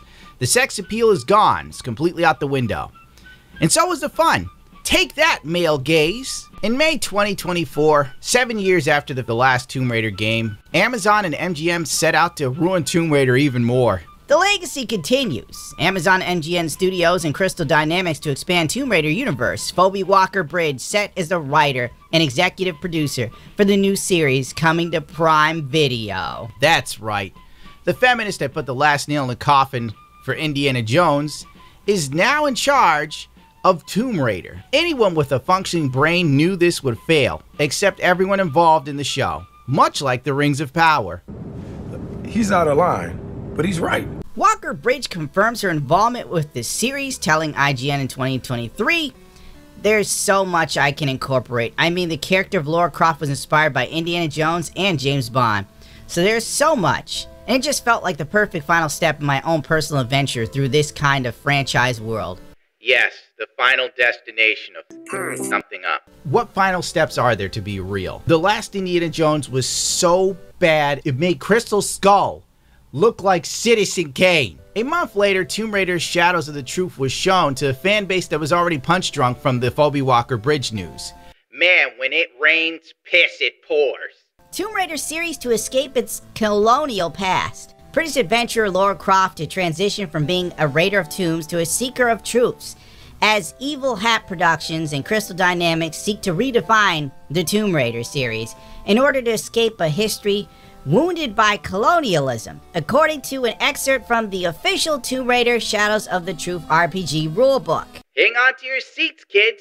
The fun stops now! Raiding as depicted in the original Tomb Raider games as stories involving going to ancient tombs and historical sites of different civilizations and acquiring artifacts, it operates on the assumption of finders keepers. Much like life. That grants raiders with the means and the drive to claim ownership of artifacts regardless of whether they have any historical or cultural claim to the treasure. If I somehow stumbled upon a sunken Spanish ship full of gold doubloons, you better believe I wouldn't give Spain a damn thing. Money! It's down there somewhere. Let me take another look. And now a word from our sponsor. So apparently people still read books without pictures. Couldn't be me. But if you enjoy fantasy trail, comment. Start reading You Miss Word. Addressing this by having Lara Croft acknowledge her past mistakes and try to understand and show respect. I'm sorry I raided those tombs. Those ruins belong to the to dirt. reform Raider culture and raise awareness of her peers. Oh my Since God, they can't be owned by their original aboriginal owners, then it just deserves to fucking rot. She prioritizes seeking out truth. Much of this game is inspired by her humanity, struggle with heroism, and her tenacity. We believe all three aspects are important component in creating a game that celebrates history and culture while acknowledging and respects the works required to live in a world wounded by colonialism. Why is this so gay? Why are the gayest people in charge of entertainment now? You can't have any fun even in video games. If they ever figure out how to put microchips in your head, I swear to God, you will be barred from having dreams that they deem are inappropriate. If you look at the gender diverse character designs, they are truly the chef's kiss. Finally, I can live out my dream of being a fat, crippled, queer, black woman archer. Whoever designed this character was on woke coke, if you ask me. Ironically, there was a Kids in the Hall bit that perfectly sums this up. That poor woman child is just another victim of the patriarchy. She is? I am? Hate crime. Hate crime. Not only that, it is also a racist construct. This woman represents the same white image of beauty that has oppressed women for centuries. Hate crime. Hate crime. Where are the nude models of color? The people of girth. The handicapable. The elderly. The queer. Well, I'm sorry, it's just naked, fat, black, crippled are hard to find. Good Lord, I just gotta look at the people involved in all of this, and I guess I should have seen it coming. Never-ending self-inserts. This is why the other woman in the team looks like a dude. Oh my God. When your sexuality is your entire personality, there's never any room for creativity. There's only one dude in the mix, and he's a fat Hawaiian. I'm surprised no one in this cast has Villa Ligro. And of course, there's a woman built like a man to the left of Honolulu. All the boys love Honolulu, eh? Honolulu. Tabletop role-playing Tomb Raider Shadows of Truth has been canceled by Evil Hat Productions following creative differences with Crystal Dynamics. The two companies are no longer collaborating. This cancellation made the people so happy they cheered in the comments, so of course it had to be locked. How dare you have any fun or joy? And all I can think is, what in God's green earth did they have planned that was so batshit progressive that Crystal Dynamics actually pulled the ripcord on it? Really think about it. They are still going forward with the feminist directed and produced Tomb Raider TV show from the woman that killed Indiana Jones. The show that within 3 months of being announced already had clear indications that it was a dumpster fire and it might not make it to production. And a year later, depending on which article you read, The live action show is dead, but it's not. But it is, but not really. After millions spent, Amazon's live action Tomb Raider series from Phoebe Walker-Bridge is pretty. Phoebe Walker-Bridge is reportedly dead, and I'm not fixing it. But then here we go here.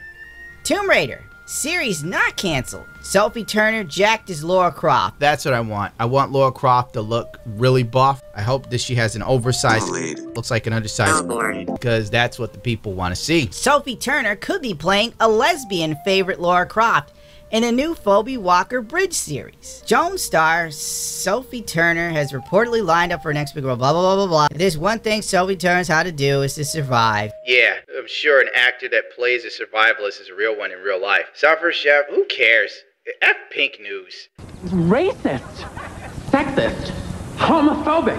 They have to write all this ambiguous garbage before they get to the point where they basically think maybe, possibly, the character could be gay because it would be really inclusive. And that's exactly what we need. We need more inclusion. You ever notice the more inclusive things got, the lamer, the gayer, the weaker everything got? Tell me I'm not right. You'd be a liar. Amen, brother. You'd be a liar. Everything sucks. Gaming sucks. Movies suck. Music sucks. Government sucks. School sucks. Everything sucks but your Testify. They're still planning to do a season 2 of the Netflix TV show that I refuse to call an anime because it's trash. Netflix Tomb Raider Legend of Lara Croft makes changes to franchise's mainstay Zip. Depicts him as a stereotypical gay man. Wow, what a shock. Stereotypical hot bombshell chick? Nah, that's problematic. Stereotypical gay dude? Super gay? Ah, that's what we need. Prior to his work with the Crofts, he is also an established cook and has worked for several of the finest kitchens in Europe. Zip has been confirmed to be known to stalk his ex-girlfriends from time to time. So, Zip went from being your stereotypical sketchy black guy to being your stereotypical over-the-top camp homosexual. Oh well, Tomb Raider is dead as a franchise, and it's in the hands of people that clearly don't know what to do with it. And frankly, I don't care. Let it all burn down. What does it matter? I can go outside and enjoy my life still. They haven't figured out how to screw that up for me yet, but they're trying.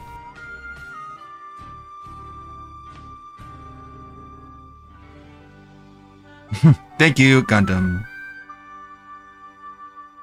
Big ups. The post-mortem of that stupid Tomb Raider tabletop game that had the black disabled woman, they're just like, yeah, this doesn't really align with our brand, so we're gonna go ahead and cancel it. I'm like, all you had to do was make a Tomb Raider game. Wasn't that hard. All you had to do, you had one job. Yeah, man. Hey, gamers, welcome back to a brand new DSP video. We are going to be watching DSP discuss some FGC discourse because, of course we are. So let's get right into it. Let's fucking go. Good morning, everyone, and welcome to a brand new week of streams here on DSP Gaming. We got a good one. This week, we've got continuing and completing playthroughs. We've got a brand new hyped game. We've got nice chill streams at night, and we got a fun podcast today. It's the return show, meaning I'll get you caught up on everything. How stuff's been going with the current playthroughs, how my day off was, and today... By the way, I don't think he did talk about his day off, but before this, he was telling people, yeah, I don't think you guys need to know it goes on my day off, and all this stuff. And then, like, after his day off, I'm going to tell you about my day off. Like, that's so baked into his script. Oh, I didn't notice until I checked my phone. Looks like people on Steam are gifting me some games. Thank you, Rebsy. Rebsy has given me Trepang 2, which does look like a really fun game. Thank you. I wonder if that's all. Let me look. He forgot that he canceled the day off segment. It's so baked in. And honestly, there's really nothing of, like, personal information in the days off. So, like, you know, he told us about his day off for, like, years. And now suddenly out of the blue, it's like, well, this is personal information. Dude, like, you told us you ate food and what games Cat was playing. Like, what personal information was used against you, dude? Did it get to him that, like, people were, like, surprised that Cat plays shovelware or something? Like, is that the problem? Very nice. Everyone's BRB. making fun of the games my wife plays. Okay, but you make fun of games that anyone plays, Phil. Okay, come on now, dog. Today we're going to tackle an interesting topic. That age-old question of old versus new. I love so this is the other aspect of DSP's fighting game discourse that can be really boiled down. He really only participates in FGC stuff when it comes to old versus new, just in general, or if someone's exposed as a sex pest or whatever the fuck that he happens to dislike, then he'll jump in and throw his hat into the ring with that. But when it comes to anything else, he doesn't care. Like, he's not gonna he doesn't give a shit about like anything else. Like, he didn't even like try to understand as to like the release of DLC for Street Fighter 6. He just thinks that, oh, they're just taking for too long or whatever the fuck, but why? Think about it, dude. Or anything else. Like, there's a lot of like discourse in the FGC that he doesn't participate in, but he always participates when it's like old versus new. But this is like, let's fucking go. Were fighting games much better back in the day, or is it just that those salty old FGC boomers are angry? Why is he...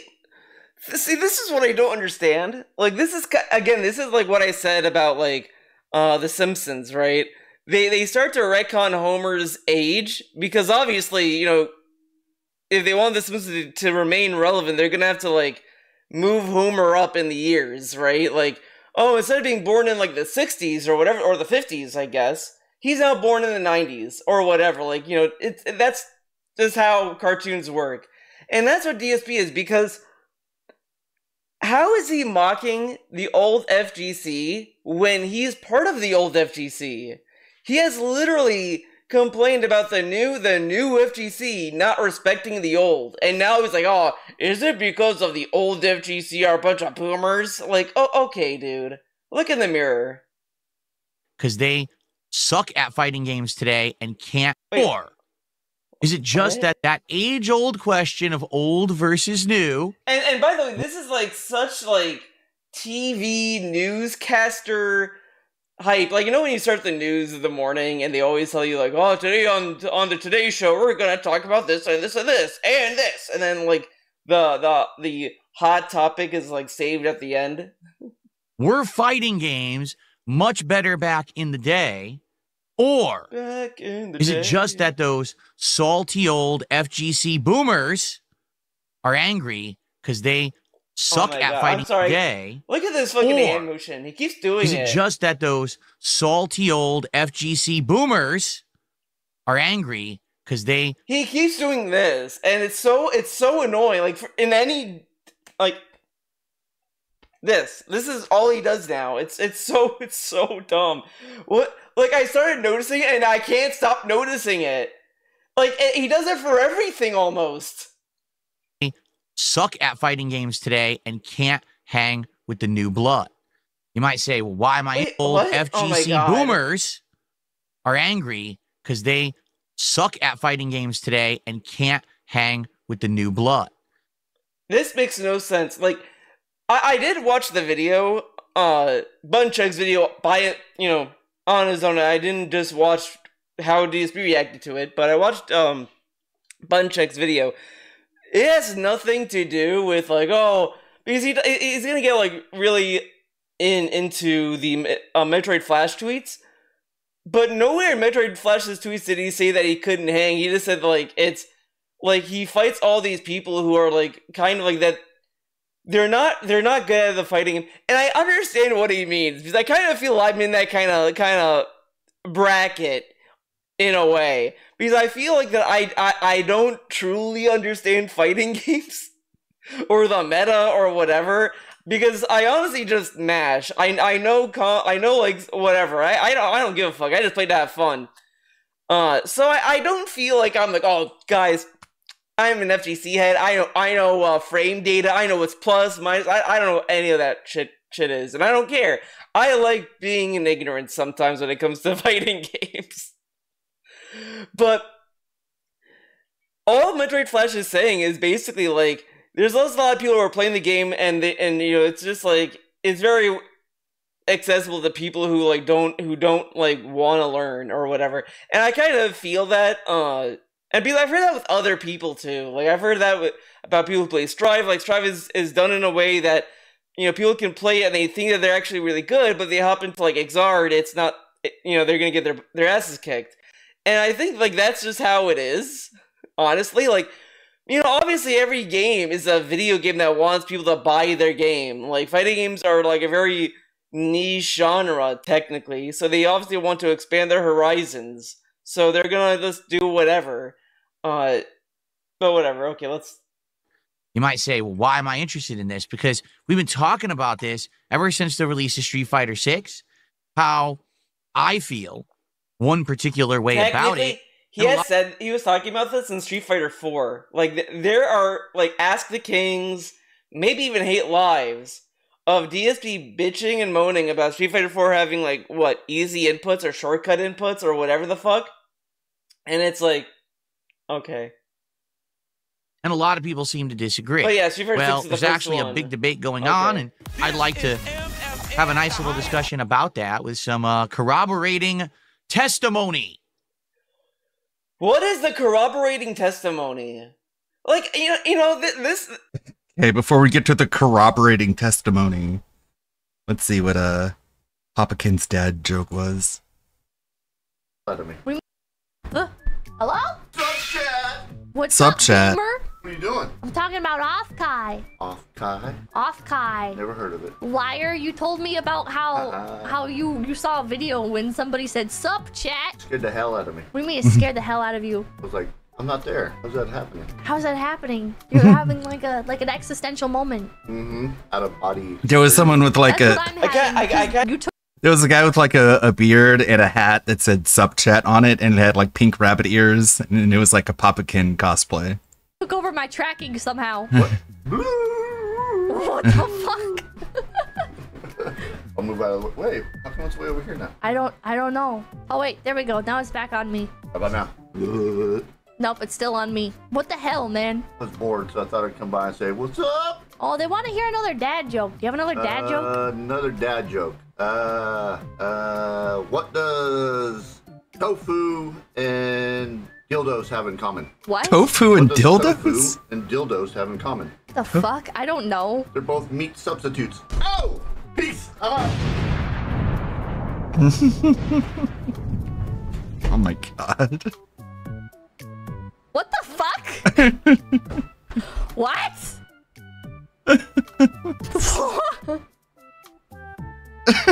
Yeah, that one's more of an uncle joke. What the hell? He's right, you know.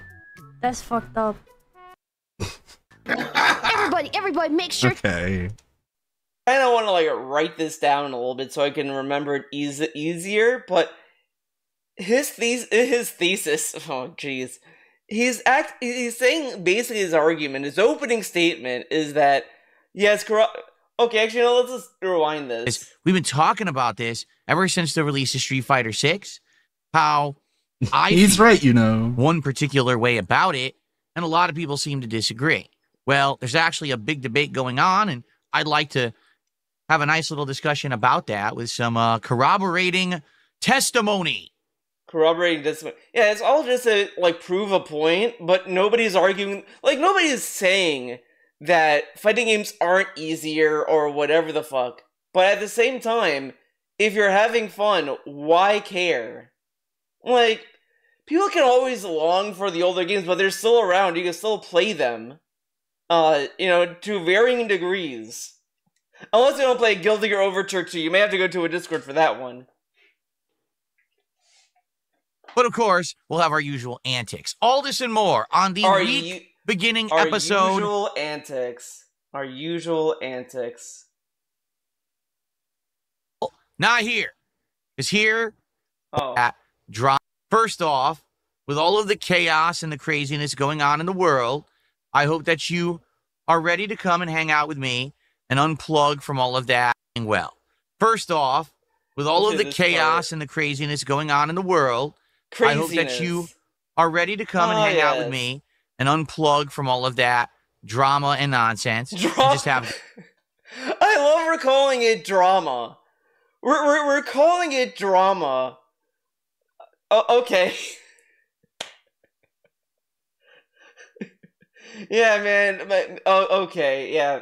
Let's just call it drama. That is really what my goal is with my content, is to distract everyone from all of those Phil things spent that as are much inundating time you every practicing moment. Street Fighter Right? 6 You turn as on he the does TV, making turn on, you excuses open your as to phone. why he sucks at it. Oh, God, He'd still again? probably suck at the Gotta game. keep hearing this crap. Be a little better. I just love we are like taking a real world event that like has a lot of implications associated with it, and we're just dumbing it down to it's drama. You turn on the TV and you just say, "What again?" Like, dude. I mean, come on. It's a little bit more than just, oh, is this drama, guys? Oh, they're just doing it again. Like, okay, well, I mean, I guess we'll see what happens. Well, not here. Because here, yeah, not here. We firmly stick your fingers in your ears, cover your head. I just love that this dude, like, hyped up his politics channel. And then, and he did the politics channel, honestly, in the most, like, the safest way possible. There's no conflict with, who's gonna, like, let's talk about DSP politics for a little minute here, and just highlight how much of DSP anti-charity show it really was. The Right? first thing was, how dare he does food banks want not Thanksgiving food after the election. So he's not going to cover he wasn't going to cover the candidates, Kamala Harris or Trump. He wasn't going to go over that. He wasn't going to endorse a candidate. Give insight into, like, you know, which candidate had a better platform, what platforms he liked or disliked for either. I mean, you know, in actuality, he didn't even have to pick a side even to talk about the two candidates, because you could objectively find something you may like about both or dislike about both as well. I mean, no candidate is going to be a fucking amazing candidate that's going to be the cure for cancer, but you could find something. But whatever. So he doesn't get into the election. He waits until we know who won the election. So he has no stakes as to, like, who's gonna win. So you know, whatever. I mean, conspiracy theory would be like, oh, so people don't blame DSP for who won the election. I mean, that's ridiculous. I mean, whatever. Secondly, all he covered on his little politics show was, like, what? Food banks, which was honestly the worst. Oh my god, I'm sorry. Yeah, I'm sorry. Because it was the first. Which was probably the worst first episode ever. It was talking about food banks. Then he talked about. It's like the equivalent to his gameplay streams, where, like, the first part of it is just absolute garbage. Because he stalls and just, like, walks around and meanders and just tries to learn all the mechanics immediately. I guess not knowing or pretending not to know that the game is going to explain all of these mechanics in due time. You don't have to learn what every button does right away. Just follow the narrative of the game. It'll guide you to, like, basic mechanics. But it was like the equivalent for the DS politics, because it's just like the first is the worst. Immigration, but he doesn't. I don't think he understands the scope of all of the immigration discourse. He doesn't understand the scope of anything with that. So he kind of doesn't want to say anything offensive. Was just focusing on, like, well, if you're here illegally, that's bad. He really doesn't want to be called a racist by giving takes on immigration. But that's as far as he went with that. He tried to talk about mental health, but he was not really discussing the issues with the system. Just focused on weird things, and then it was just not really great. It was kind of like he put a lot. He was playing the blame game a lot, and then was mostly focusing on people who were arguing, not really talking about the subject matter. It was whatever. But then when he got inaugurated, DSP was like, well, maybe I'll talk about it. But then when he actually saw the stuff that Trump was doing, you kind of see the writing on the wall. Yeah, DSP's not going to talk about any of the stuff that Trump's doing. Because a lot of stuff is like, again, it's very controversial what Trump has done throughout his first month of presidency. Everything he promised. Onwards and onwards. How dare he deliver on the things that he said he was gonna never go do. back to politics. Because imagine if he did politics when we're talking about Iran. Imagine what this dude would have said. This dude, by the way, was like so upset that Biden was giving aid to Ukraine to fight against Russia. You know, the country that we're enemies with, right? I thought we were not friends with Russia. I thought, whatever. He was upset about Biden giving money to Ukraine. But what does he think about this, right? Correct? We'll never know. We'll never know. Shove it in the ground. Ignore No, the cost of eggs, at least for me, have gone down. Oh man, so many good deals, so many sales. Holy cow, 85, 75. This is just my wish list. Very tempting. I only have like $15 in Steam credit because instead of saving it for one big game, I ended up buying a bunch of smaller games. Or all that nonsense. No, in reality, I just want to entertain you This one looks guys good. and give you something to do rather than having to hear the same crap from every 50%. I just love, like, I think on the other end of the politics channel, he can't really market anything because if he didn't do politics, he would get the free point. See, guys, I'm not dealing with politics right now. You can come to me and enjoy me playing video games. And it's free PR. This And is like being the an precursor to opportunistic Stellar Blade, person Bright Memory. seizes on that opportunity to brag about not focusing on politics and division and blah, blah, blah. talking head on the internet. You know what I mean? So, I hope that you guys are ready to relax and get caught up. We're going to get caught up on everything I've been doing. We haven't had a podcast in a couple of days now. You know, we didn't do one on Friday. I wasn't here yesterday. So we'll get caught up on the status of all the current games and playthroughs that I'm doing, so you have an idea of what's coming up this week. Well, there was right now. There was a bird flu, and Biden ordered the slaughter of like millions and millions of chickens. So that was why egg prices were going crazy there for a little while. Fighting games are in an interesting state of flux. Okay, Oh, boy. there's a lot going on in fighting games, and Oh, as you yeah? know, I play fighting games on my stream. Did you know he plays but I fighting don't games, consider guys? myself Did a you part know of the that? FGC. I don't think you did. All right, why? Why? I just don't really care all about good playing games. I don't competitively really or going to care. a tournament anymore. I That don't doesn't care. mean that I don't have a lifetime of knowledge playing these games in arcades. Hold on, I wanna hear this. Don't really care. I wanna Okay, hear this there's a lot again. going on in fighting games, and as you know, I play fighting games on my streams, but I don't consider myself a part of the FGC. All right, why? Because I just don't really care about playing. He doesn't consider himself part of the FGC, which, I mean, sure, he doesn't participate in, like, tournaments. He doesn't interact with a lot of people in the FGC outside of his weird... I'm using this very loosely. Friends bubble. You know, like, the old team I hate people. I don't remember the names. So, you know, whatever. Those people. And that's it. That's as far as he reaches. But he doesn't talk about to anyone else. He doesn't give a fuck. Whatever. Playing competitively or going to a tournament anymore, that doesn't mean that I don't have a lifetime of knowledge playing these games in arcades, in competitions, both at home on console online, but also in real life. I know what they've been like over the years. I've seen how they've evolved, and I've given you my opinions on that. Currently in the FGC, there's a lot of things going on. Notably, right now, there is a big evolution where a lot of new fighting games that are coming out apparently are not even going to have input motions. You remember?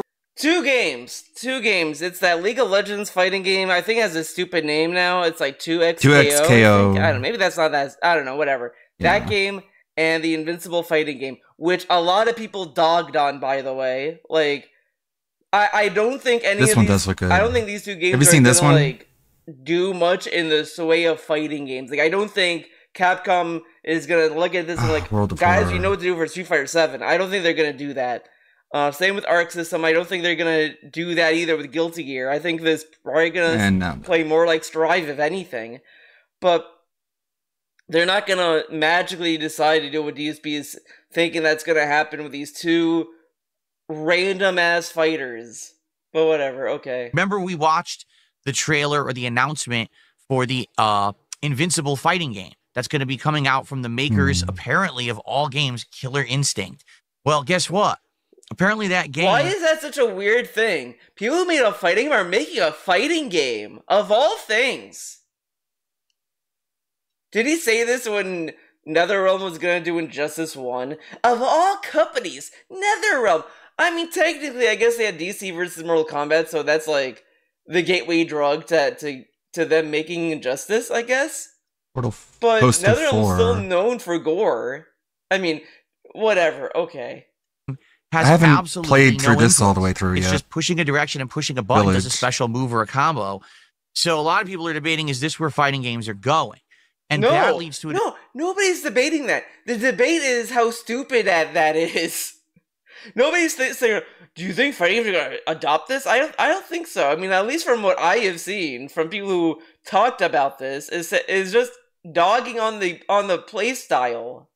Whatever. to a discussion of, well, when you take out challenge of input, like for example, the skill gap of executing a combo, doing a special move, if you remove all of that and you just make it instead kind of gameplay elements of when do you do certain things rather than can I even execute them, does that change the skill level of a game? Does that change the entertainment factor? And that gameplay elements of when do you do certain things rather than can I even execute them, does that change the skill level of a game? Does that change the entertainment? Oh my god, dude, are you stupid? What do you think? This is so, I mean, he's asking these questions, but like, do you think removing execution is gonna be fun?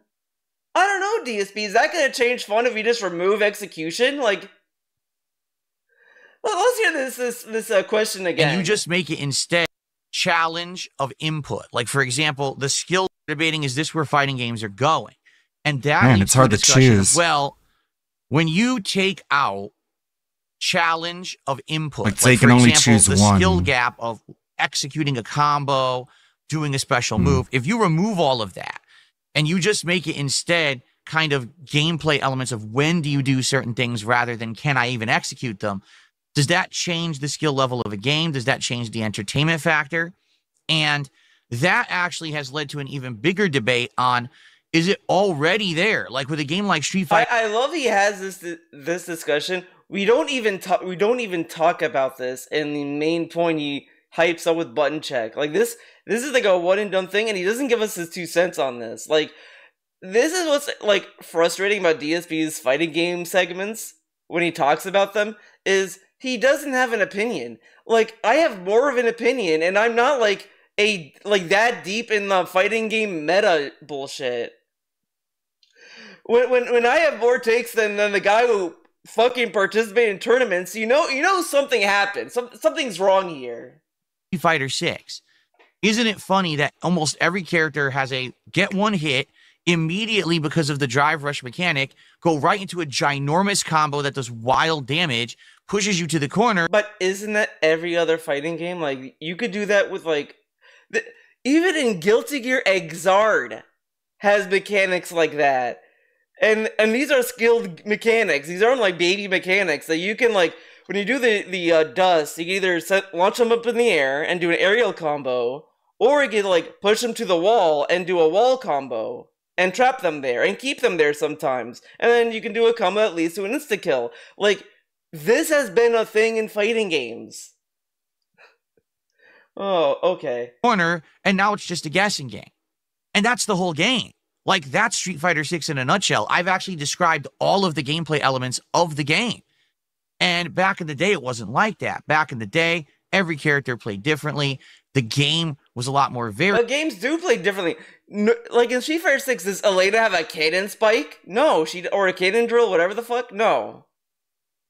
Do they all have Mano's grapples and metal systems? Thank you. Holy cow. Satan compelled you to give me a fucking dollar, and I Varied and also appreciate that. supposedly Very much appreciated. Hey Ludwig, maybe you can buy more games with this? Yes. Yes, I will be able to buy more games with that. Very cool. Much appreciated. We'll play a couple games tomorrow. I want to focus on Look Outside, but I might play more of them. and I'm still editing this. Still editing the aftermath of the side scrollers interview. Just chopping that down to be more digestible, and then I can follow it up with everything else. Just a very quickly cut recap, because it's worth going over because it all leads up to the Kino Casino. Needed more skill to actually. I think the funniest part, the most fun part, is going to be like after the Kino Casino arc begins and DSP contacts Craig again and brings him back to be like, do you see how people like me and they all can treat me cool? Why couldn't you do that? And Craig was like, you were lying. Actually play. And this has led to this big argument. New school versus old school. New school players who only have played games like Street Fighter 6 or the recent Tekkens, comparing to the old days when, you were in arcades grinding it out and it was a lot different. And people arguing back and forth what was... It's so funny this dude is like talking about grinding it out when this dude cried about people grinding it out in Street Fighter 6. Oh, they go to the lab and they do this and they do that. Hates when people grind it out. But it was cool back then though. Yeah, because you had to put quarters. Was better? Are fighting games bad today, or are they better Into than a ever? machine. So we're going to talk about that today. And you don't have to do that when you're at home. Button check that he came out with. Okay, pause this so you can see this. Let's see. This is where I left off right here. Give it a second to start playing. See? This is where the last video ended. Went through it on the show. That has nothing to do with anything like that whatsoever, right? Well, you see, it's a giant king and everyone should kiss his butt. Yes, you're right. Well, this guy is a fucking dunce. You fucking tremendous black hole of emptiness in your brain. They only listen to the detractors. What a bunch of fucking idiots. Wow. That was old Phil. What do you mean you can't hear me? Yes, you can hear me. You're so full of it. And whenever do I say today I'm big or I'm popular or I'm you know what? Never. Never.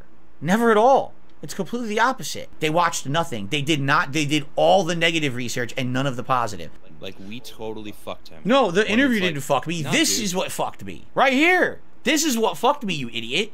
Not the interview. The interview was fine. The interview was exactly as I expected it to go. Like, do you hear yourself right now? You know, the funny thing is that paper was just blank. And this is really stupid. But just to show how dumb they are. Just to show that I'm not full of shit. Right? Look, there's writing on this paper. Can you see the writing? Oh my god, you can't see it. The camera won't even adjust. Exonerated. Yeah. Fuck. Well, you can't see it. Look, there's words on this. Okay, you can see writing.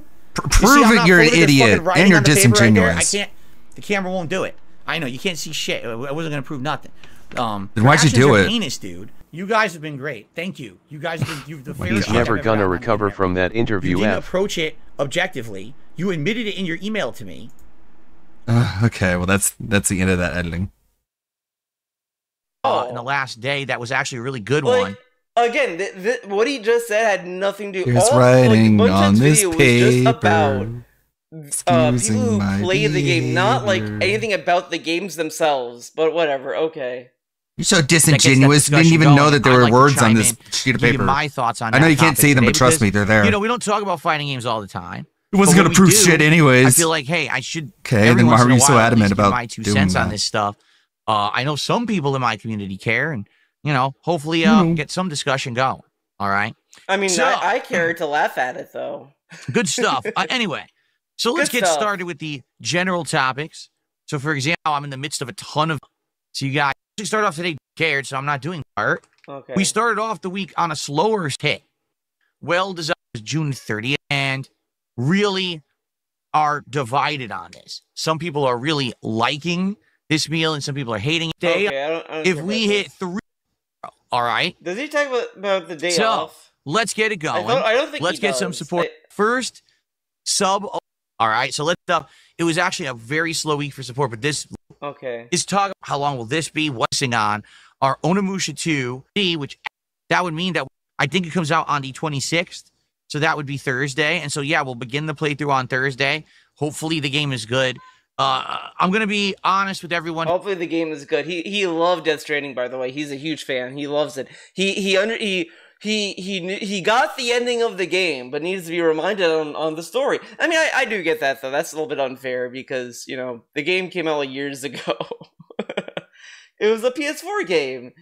I guess I can understand it, but I also think there is a level of fun to see, like, you play Death Stranding. Like, I'm gonna play Death Stranding 2, and I just want to see how much I can recall from the first game. But I think I can get it. Everyone right now, all right, I'll be very honest with all of you. I really don't know if Death Stranding 2 is going to work as a lengthy playthrough. No, not the same year. All right, you might say, what do you mean? What do you mean? Did you play the whole first game? Oh yeah, I did, but don't you remember the whole first game? The first game was insanely boring. The gameplay elements. I just want to highlight that this dude hypes up all his streams as chill streams. This is chill, that's chill, chill.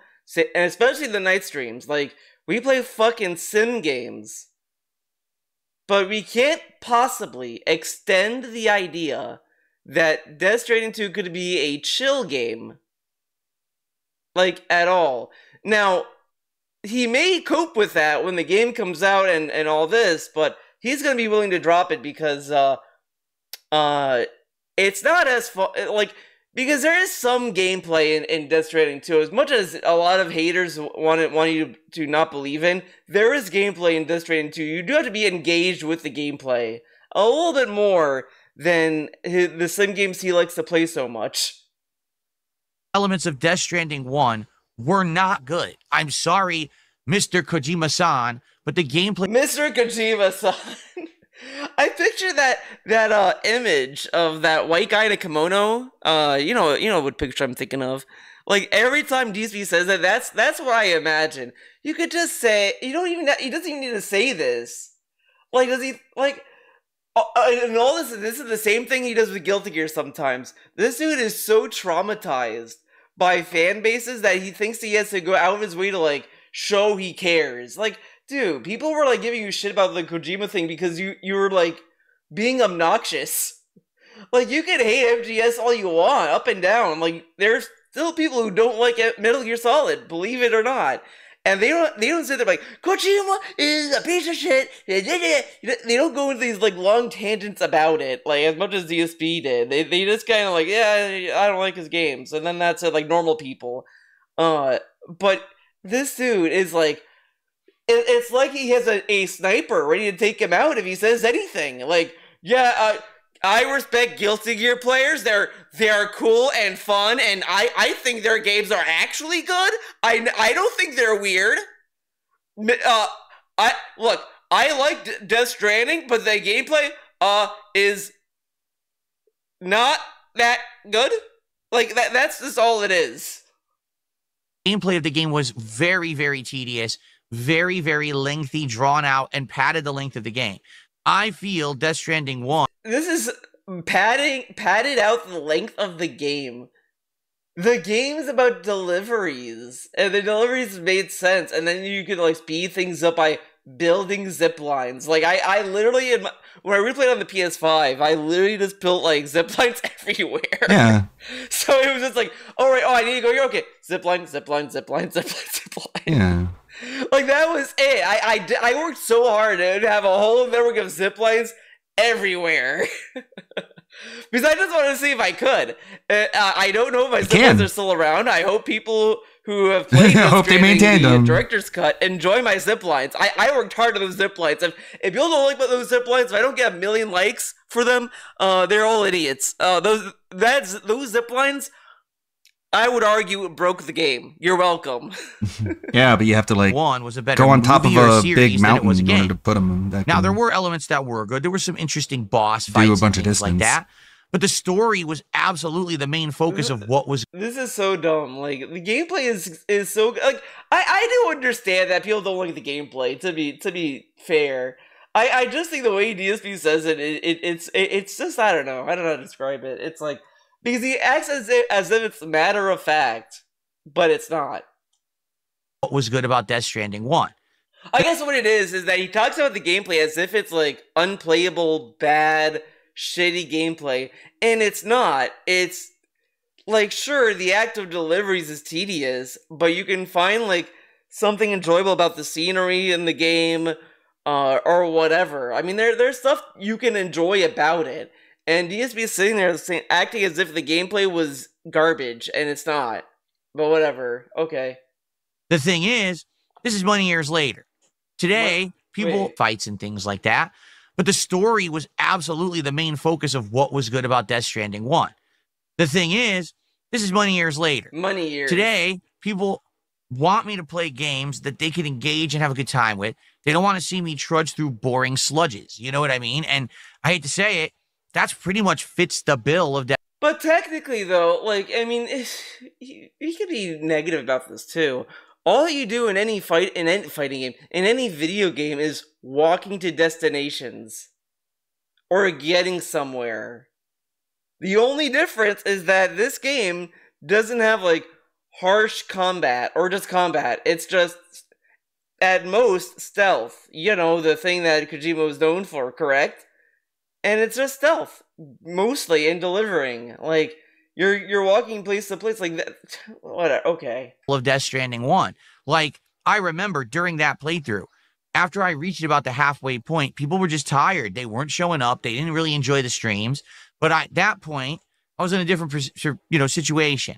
At that point, like, when I bought a game, No. He was a live streamer back when he played Death Stranding. He was doing, like, chill streams then. He was playing Minecraft then. He can't tell me, oh, I was a different streamer. No, you weren't. Because you were a different streamer in 2017. Game, I basically had to see it to completion because I was financially in a really bad place. I couldn't just afford to buy any game that I wanted on the fly and do whatever I wanted like I can today. This makes no sense.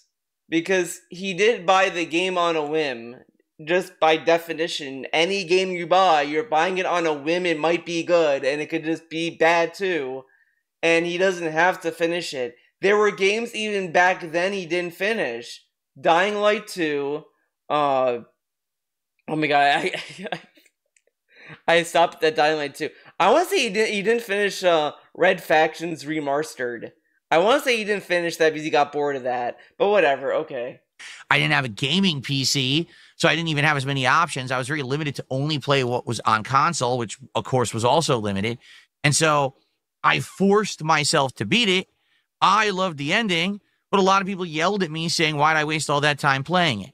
The way I see... Nobody yelled at him. Nobody. I hate when he says that people yelled at him. Like, I know what he means metaphorically and all this, but I don't remember anyone saying, even like Detroit saying, well, this game is boring.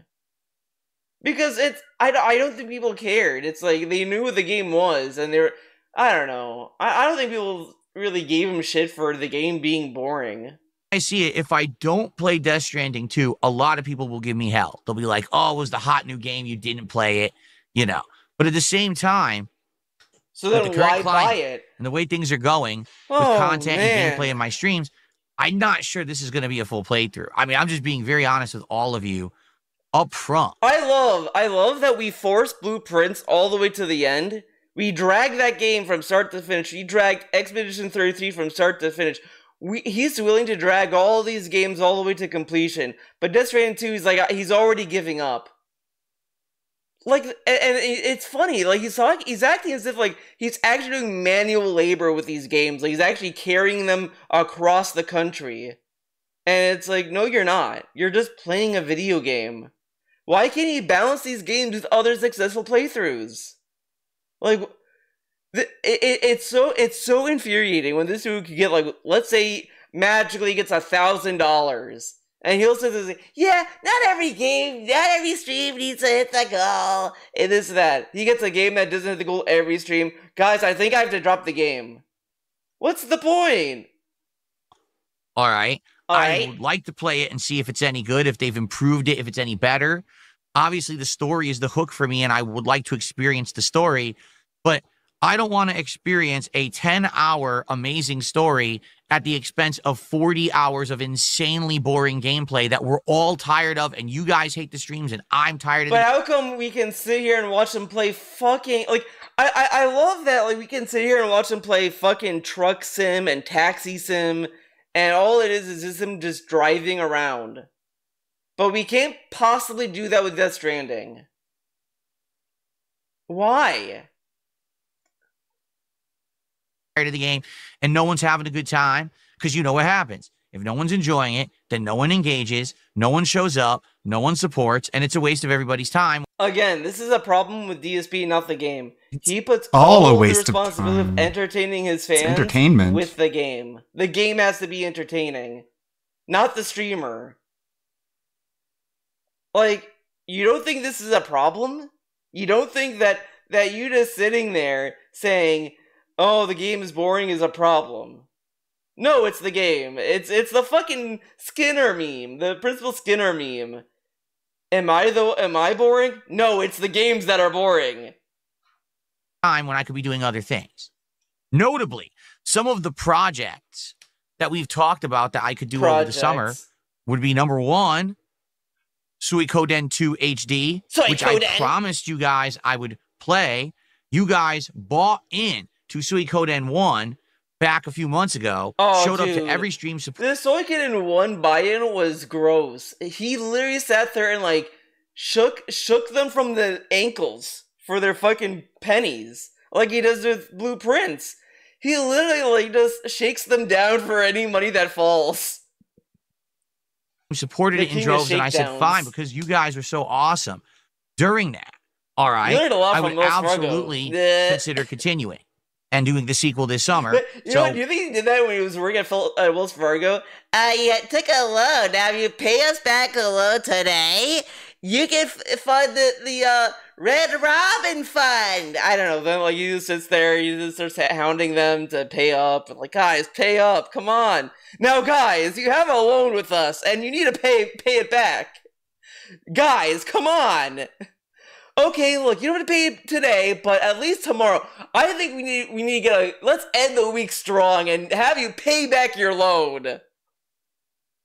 I'm gonna try to do it. With our interest, yes! The kingly interest. In addition to that, we've also got GTA 4, which we've been discussing. Undertale, which I guess did finally, not Undertale, excuse me, oh god, what's the new one? Oh my god, is he gonna keep dangling Deltarune? Dude, didn't he only play like chapter 1? And he didn't do a genocide run in Undertale either. He avoided that like the plague.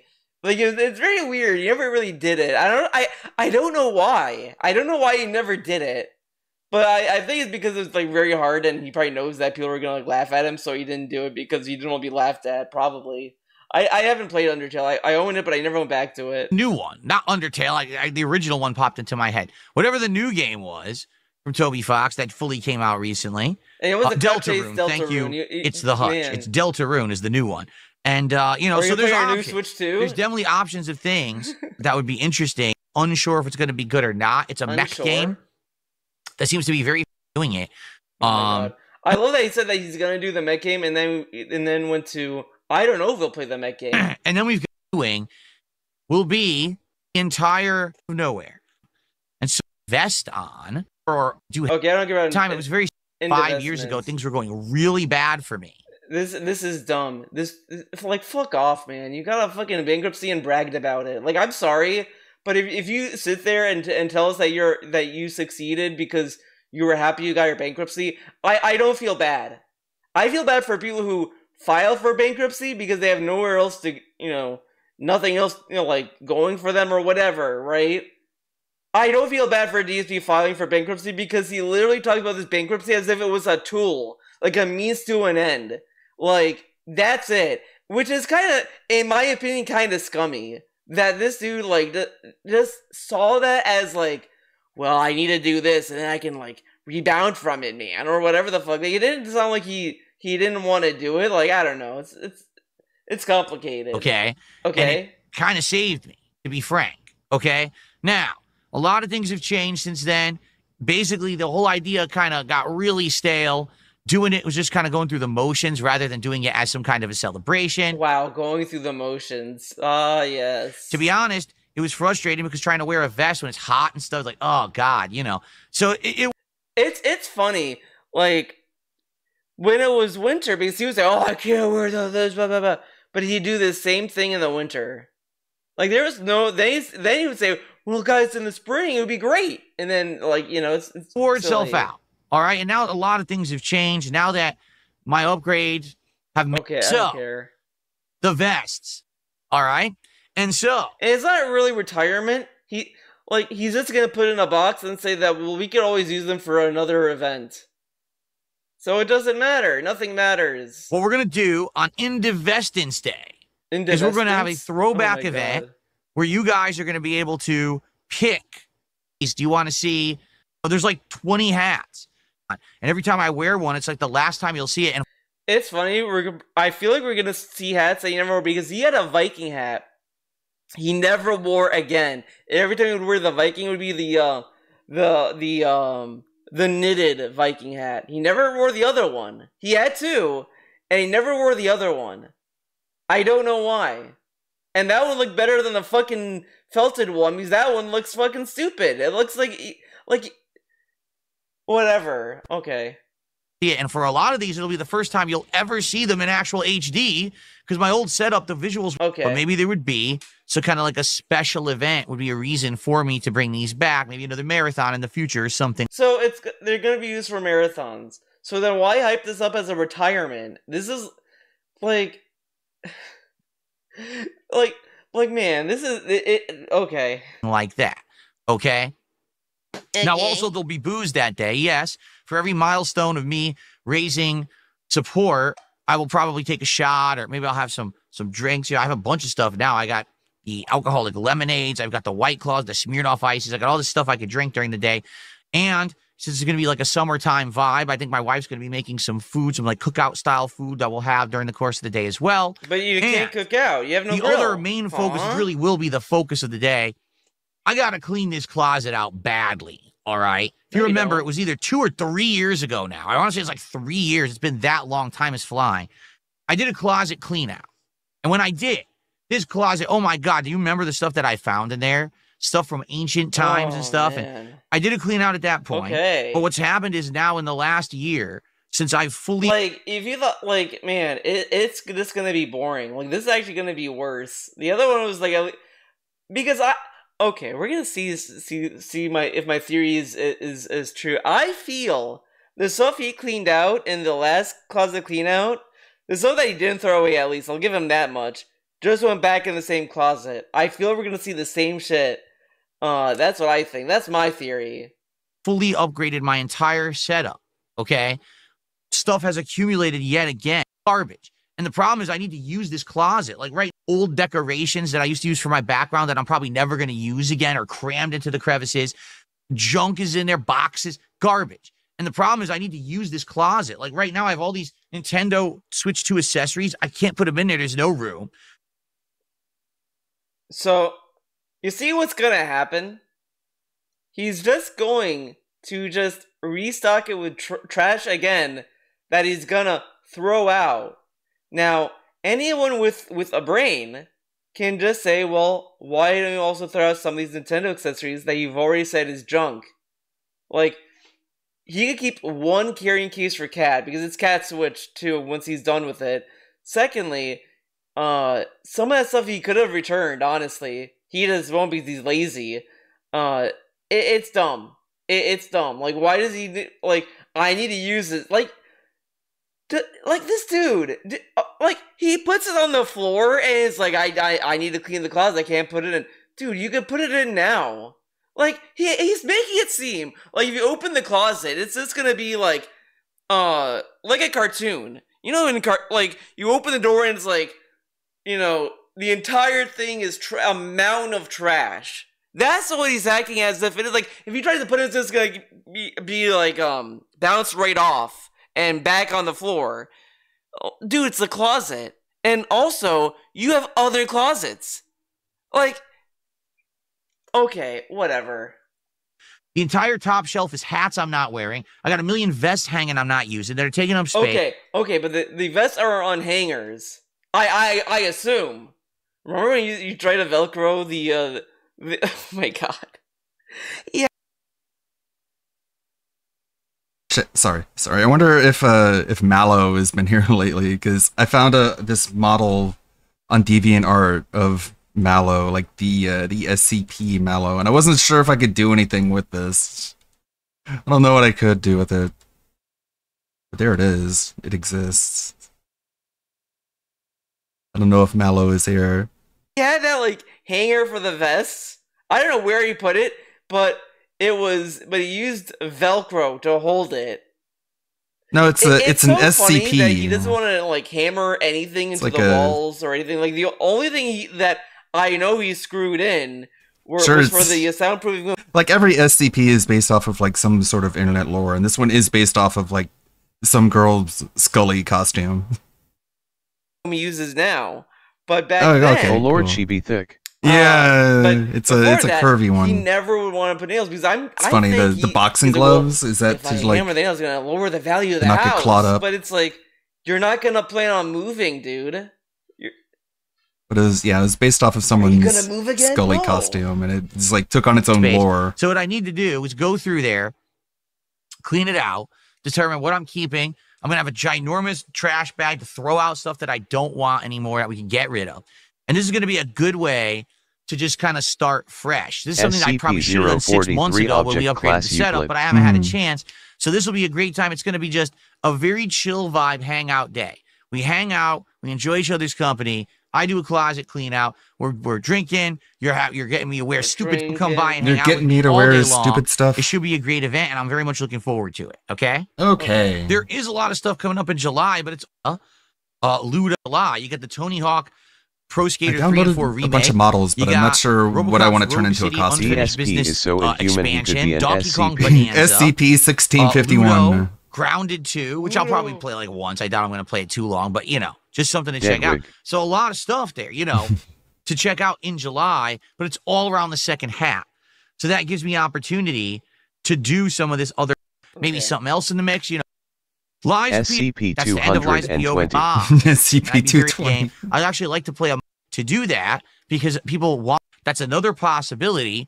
We could bring back Soulsborne, like maybe Dark Souls 2 or Dark Souls 3 with Soulsborne. Yeah, you're gonna bring back Bloodborne too, right? No. Mods. And I'd be very I thought he was tired of those kinds of games. Because people wanted a modded run of Dark Souls 1, and we did it, but it wasn't really what people were expecting, or me. I thought it was going to change the game, and all it really did was tweak the game. I'd actually like to play a mod that changes the game entirely, so we'll probably do that maybe over the summer.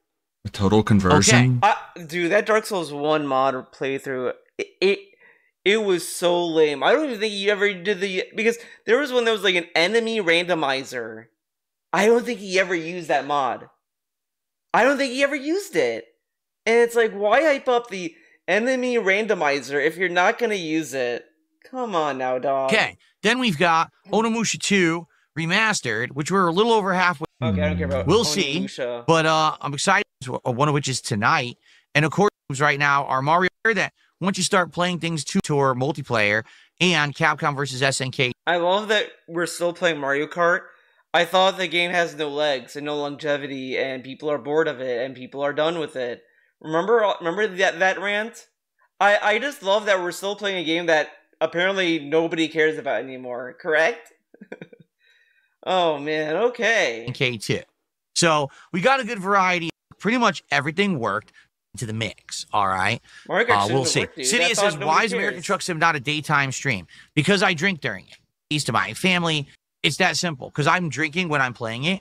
I'm not going to start drinking at the beginning of my day when I have all... He drank it. He did that before, though. He actually drank harder liquor. His power is that he will talk and talk in loop over and over. But he can be used as interrogation against you can't run away. Family, in less than 5 minutes, they will tell you all just to get away from him. Jasper to school? Does he have to be picked up that day? Okay, guys, I gotta go pick up Jasper. It's like when the people are doing the VR chat trolling. School. I don't know what I would not know a grade Jasper. And they just follow people around and talk. And they're like, "Get this guy away from me!" I know he's not in college. He's trying to get away from this pig. They need to save enough money for the Jasper College Fund. Send my cat to college. Getting buzzed and then have to go do other stuff.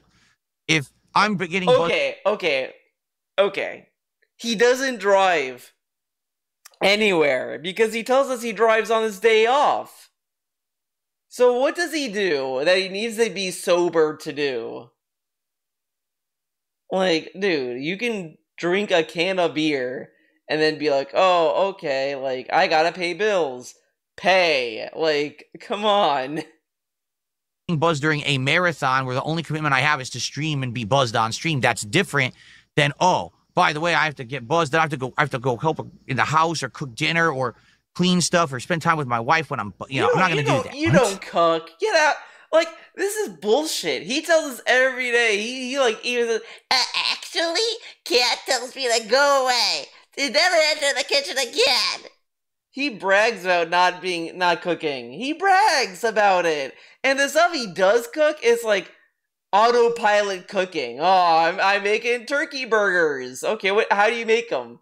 You put them in like what, the oven? Because he doesn't have a grill, and then call it a day. He boils some dogs, some turkey dogs. Boiling dogs. He boils ramen noodles. Man, the cooking he does. This is like, guys, I can't get high. I have to make scrambled eggs. I need to be sober to make scrambled eggs, guys. You don't understand. Do that. All right, I'm going to be sitting here all day getting drunk all day. Okay.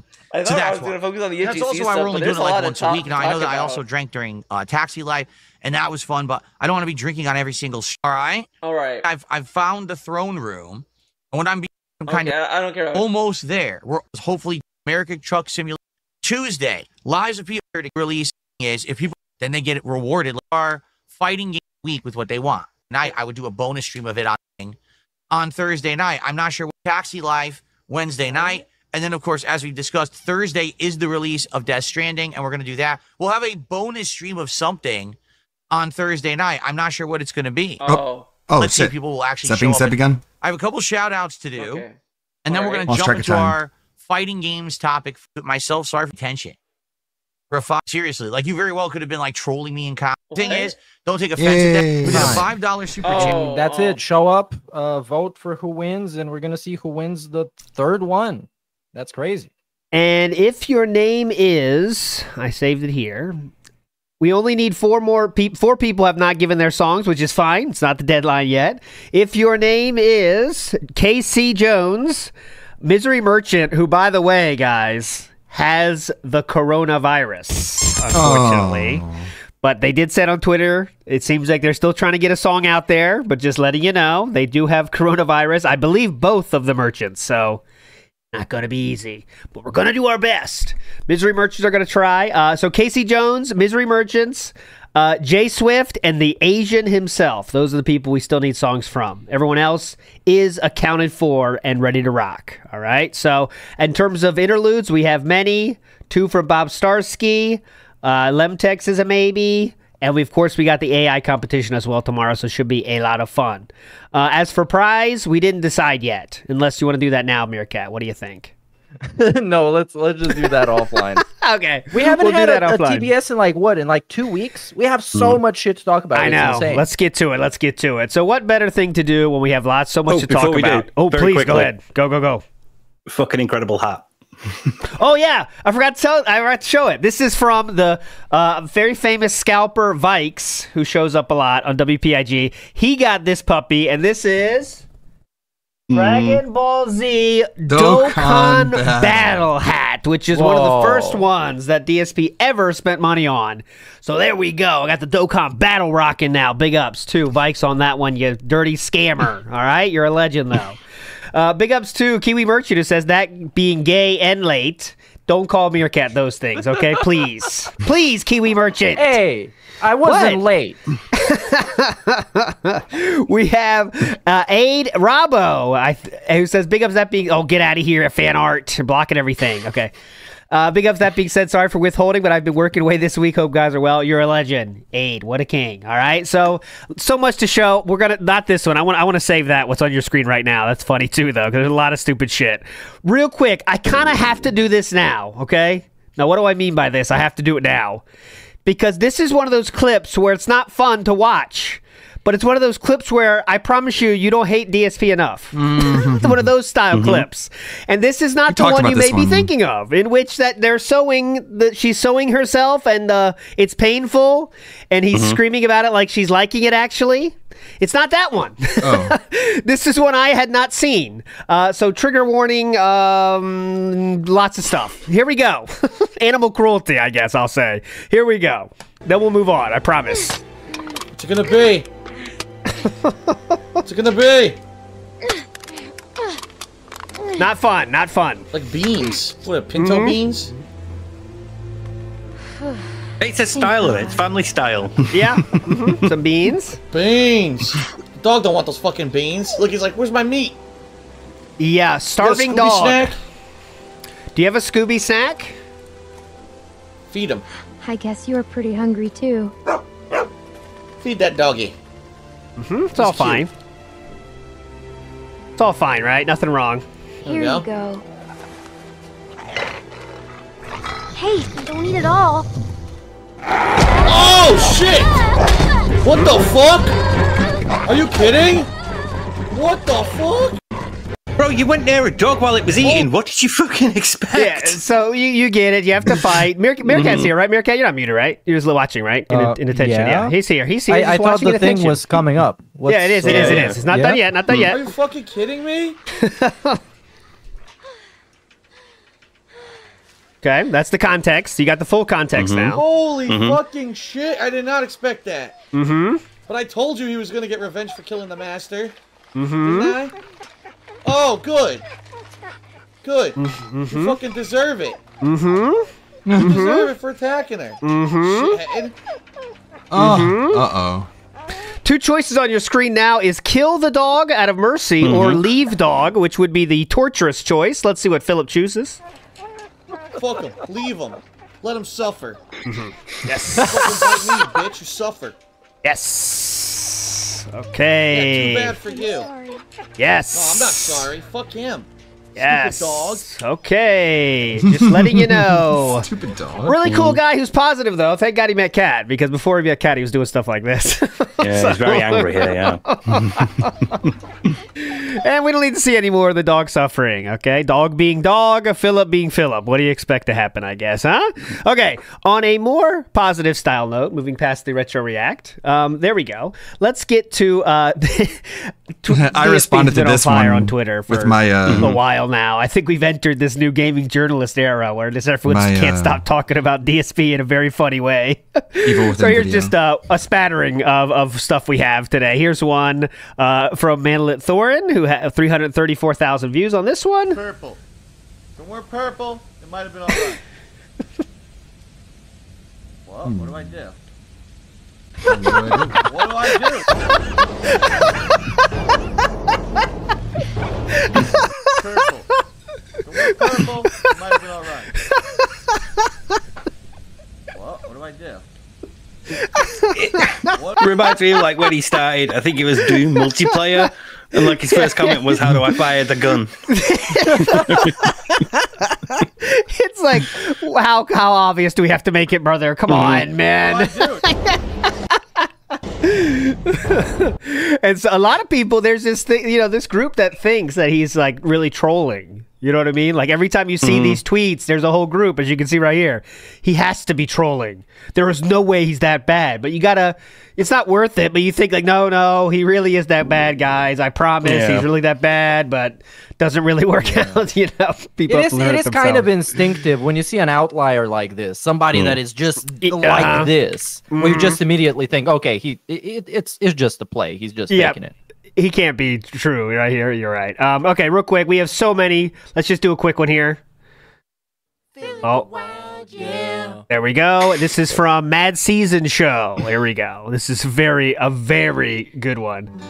There you go. Oh. Camera's on. Camera's been on the whole time, huh? I didn't even know. Hello.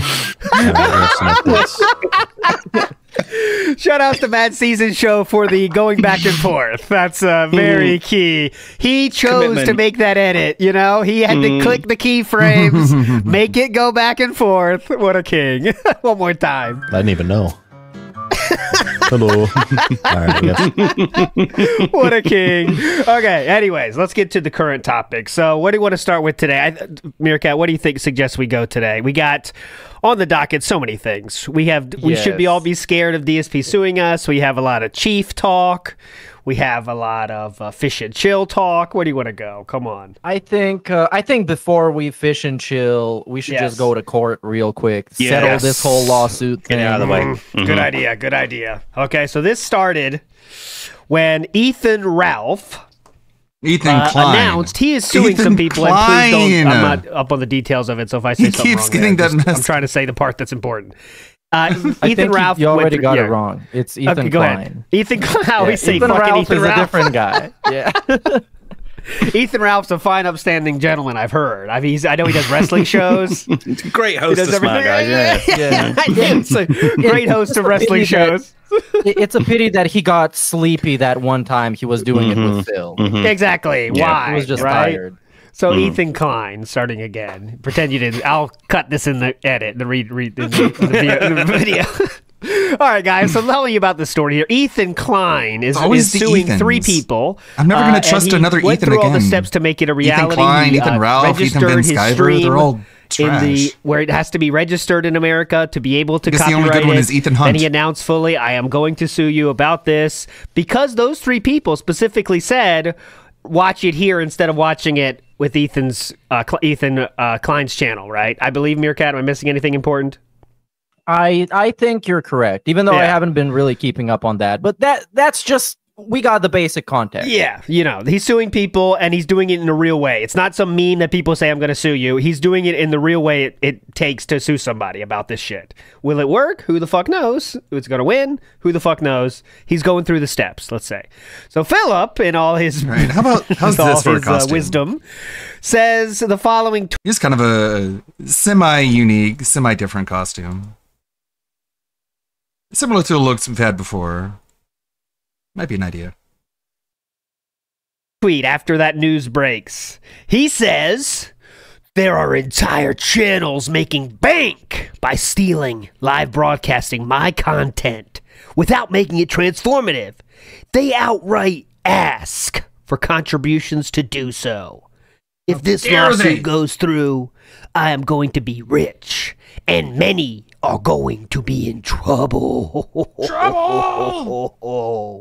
So I don't want to be in trouble. Obviously, we're all freaking out. Making fun of Philip. But what was your thoughts, Steve, on this one? You saw this tweet drop. I'm sure you're scared. You have to be careful because we don't want to get sued, obviously.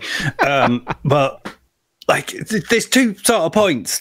First is like, who's asking? Who's outright asking? Who amongst the people that restream Phil is outright like stopping the stream and going, right, guys, come on, we need tips, we need support, we need to make money off this. And I was worried about that too. Fucking no one. Yeah, nobody. But the other bit is like that he's just immediately going to, a malicious sort of intent. He's gonna go after people. He's vindictive.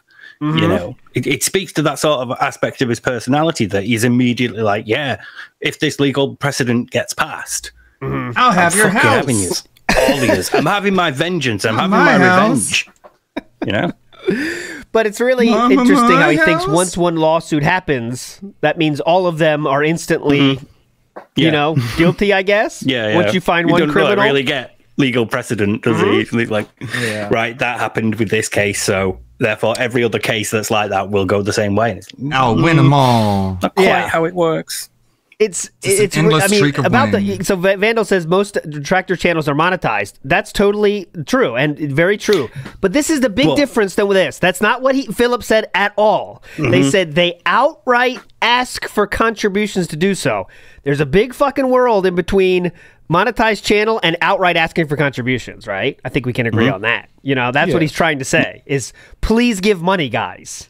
That's what outright asking means. You know what I mean? So it's a big difference. All right, Mirka, what's your take though when you first saw this one come through? We still got a few clips of him after this, but to protect myself from litigation, I'm going to say allegedly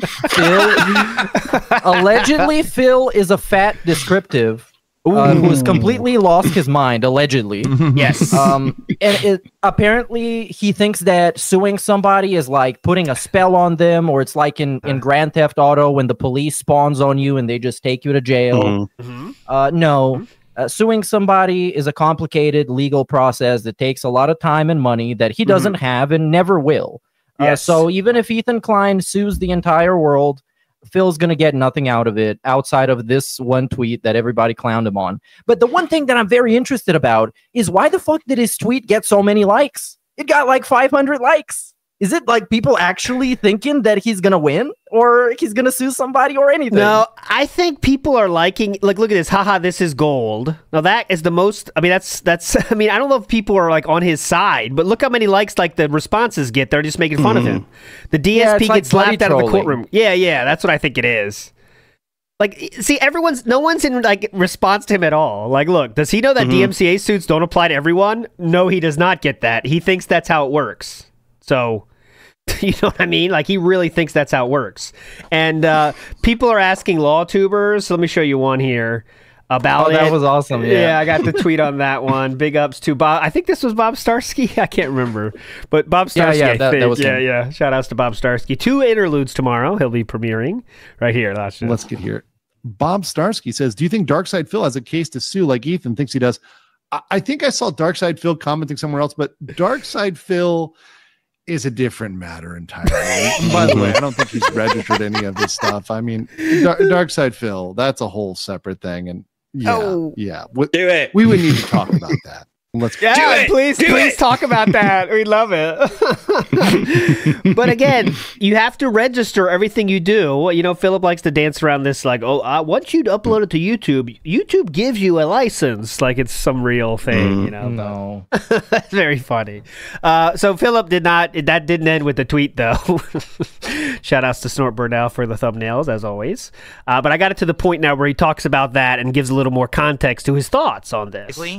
The H3 lawsuit, if it does go through and work and stick and create legal precedent, it's not just going to help me. It's going to help anyone who has someone who maliciously steals their content and rebroadcasts it, whether it's live or whether it's after the fact. The truth is, no one has the right to rebroadcast anyone's content without making it a transformative work. The vast majority of people who are doing that with me don't do that. There are some. If someone so he's saying the vast majority are doing that. So vast majority of people are just restreaming it as it goes live. A totally different member. It's not true. You just know it's not. It's just not the fact of the matter. But all right, it doesn't matter. It doesn't matter because YouTube is not the court of law. YouTube has its own terms of service, and if you can get away with the shit, you're gonna get away with the shit, regardless of what the law says. Yes. So. The only person that even if you say like, okay, what's the closest thing to doing that is Raw Phil. But even then, they make it different by showing you both chats. They show you the stuff that's cut out of YouTube mode. They show you everything. It's just not the case. But Philip is really pushing this week to make us scared of this. Yeah, go ahead. Fair use is Raw Phil doesn't ask for donations. Never does. Yeah. So, all right. And chops it up. It makes a video that's only specific to one topic and they push that topic or whatever. That's transformative. Yes. Anyone who's... So there goes. Duty Streams is fine. Memology, Snort Burdell, Snort Hogan. All of those people are fine. He's just saying right there. If you make clips, you're fine, right? Listen, that's what he said, right? There are some.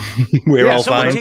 We're all fine. Yeah, we have to be. Content and chops it up. It makes a video that's only specific to one topic and they push that topic or whatever. That's transformative. Okay. Anyone who's literally live restreaming me right now is breaking the law. Okay, so that's breaking really colored two people gems. that are just sitting there restreaming it, but they do add stuff. I want to remind Zen everybody. is leaving. Oh no. Kevin's fault. You can't live stream someone as their broadcast better things. because you are creating an alternative method for that raw content to be delivered without the person having the chance to do it themselves. You literally can't live restream a TV show. You can't live restream a movie. DSP you can't thinks he's a movie. broadcast a radio broadcast, and you The can't DSP live movie. stream another person's stream. It's illegal. But you 100%. But you can. No exception. But Phil, I'm doing it look at now. how many people are doing it. You can. Literally, you could you could stream your reactions to those things as they're being streamed live. People do like watch-alongs for like WrestleMania and shit. People do like, you know, for major sports things like the Super Bowl and that. So this is technically the same. Yes. But you know. But you don't put WrestleMania on the screen because it's an actual trademark licensed thing. Yes. No. ALT, I just sent you the smoking gun that we're going to use in court. I have factually based statement from Phil Burnell on August 24, 2020. Listen to this shit. Want to remind you, once you give permission as well, you have permission forever. We learned that when Evil AJ revoked his permission for Philip to watch his This Is How You Don't Play, but Philip said he gave it to me once, so that means I have it forever. So remember that. Here we go. You want a live restream? You want a live restream and joke about it? Fine. Lampoon me all you want. You want to think This Is How You Don't Play videos? Fine. We win. This is how we win. Lampoon me all you want. You want a live restream and joke about it? Fine. Lampoon me all you want. So when Logan told me, and it drives me crazy, so now I'll drive all you crazy in chat. When Philip says want or wanted, there is not a hint of a T, and there never will be. Well, now I start listening for it. You know where the T went. We don't talk about that. Kiwi Merchant. Oh, Laughing Man Real with the 5. Thank you so much. We get some claws back on Jasper. Come on, where are you, Jasper? Right here. Reclaw that cat. Look. Yes, there it is. Right on time. No problems. Laughing Man Real, you earned this. Look how happy he is. What a legend. Kiwi Merchant says, let's just be a reminder to Jasper. Oh, that's about the dog clip. Then W News says, just like me, fur vibes. Big ups at W News. Sneed Feed says he will use his wife as a Trojan horse using her health problems as a result of trolls. Okay, today, speaking of that, similar situation. On WPIG, we're playing shit and, just random old stuff. And he brought up his wife at a very unique Catherine girlfriend. And the timing of it, I never knew this, but he said it at a time when people were talking about why do you still need that big house? So he brought her up as a reason he still needs that big house. Because people were saying, why don't you go back to Connecticut, man? You're going to go, a lot of tax problems you keep talking about all year. And he said, no, now as you see, she might move in next year. So I need this house. Of just a way to get around that option of people saying, why don't you just sell your house and move back to Connecticut? Well, he used Cat as a way to say, I can't do that. What are you, nuts? I remember this. I remember other clips like that when he was talking about having to sell the house, and he was talking about like our life is gonna fall apart. And it's like, what do you mean, dude? Is your wife gonna leave you? Is she a gold digger, actually?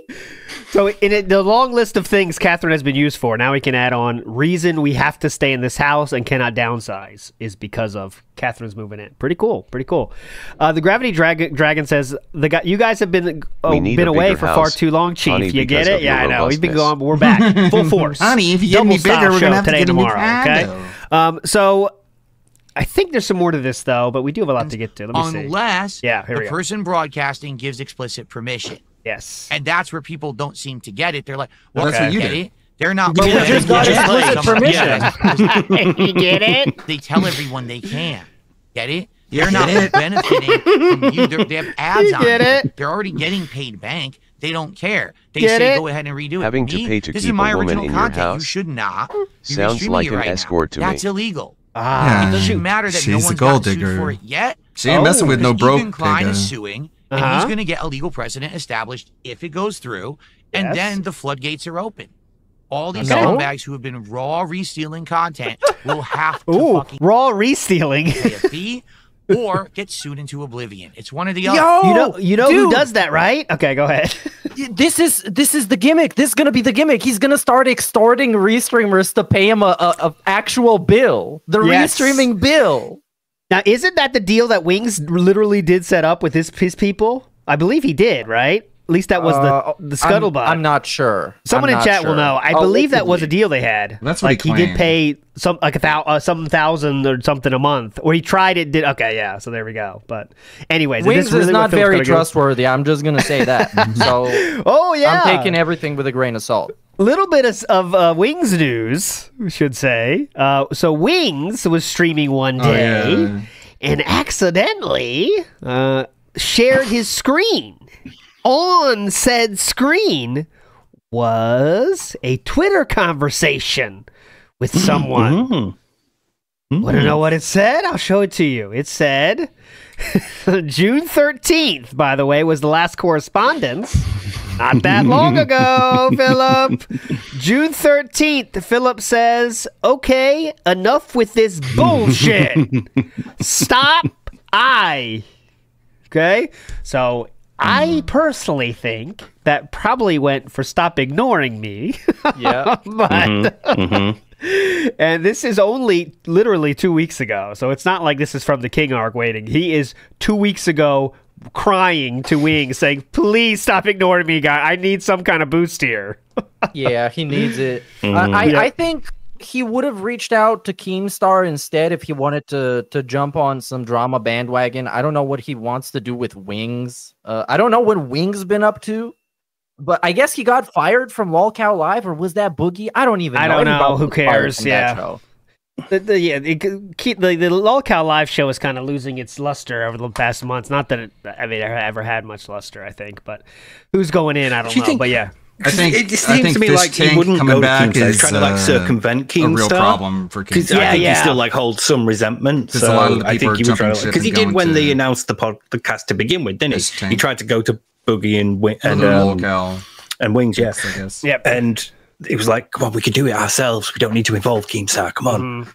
And Yeah. you see how that panned out. But I wonder though. I would think, I personally would think that I'm sure Keem got an email as well. I imagine Keem's been getting a message over the last month. If you know what I'm saying, you know. I think he needs a surge Keem. here. Philip knows he needs some kind of change of the narrative right now because things are kind of more negative towards him right now, and he knows it. So I think that's why he's reaching out for Wings. I bet Keem wasn't too far after that. I'm imagining, but who knows?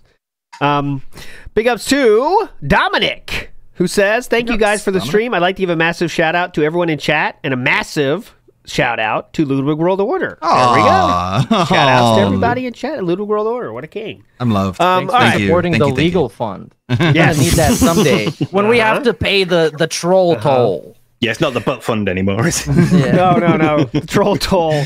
So it keeps going. He brought it up again yesterday, by the way. I'm not going to play the clip. It's not that interesting. But he did say yesterday that I guess people don't care because I gave them a real warning and no one's stopping. So I guess that's it, guys. I guess people are just keep restreaming me. It's like, yeah. Did you think people would actually going to care about what you say? You know, which is very a ballsy Email prediction. him and go, Phil, how much do I owe you for a subscription? You know, can I pay for the license, pay for the rights? Yeah, so that was funny. Let's get And then haggle another with them. Phil in the Wild out of the way here before we change topics here. Get it So down many to, to like, get a lower through, price. so many Yeah, I can't really options. afford that. I do want to say I don't big think ups you're worth to that much. Gout, who set a record at 17 years old. His first pro event, I believe, and he sets a record here. We're not going to watch the race, but shout outs to Gout. I'm Gout, and I'm here to stay. Godlike quote. And he says, I'm Gout, and I'm here to stay. We need to sponsor him. Can we sort out a way to sponsor him? Dude, please. Gout. Free sponsorship. We don't need any money. Just let us talk about you in a positive way. Put That Being Said logo on your jersey. That's all. Oh my God. Can you imagine? That would be the funniest troll ever. The funniest troll ever. Because it's so wholesome, too. Like, we're just funding the 17-year-old, like, athlete. And our logo's up there. That's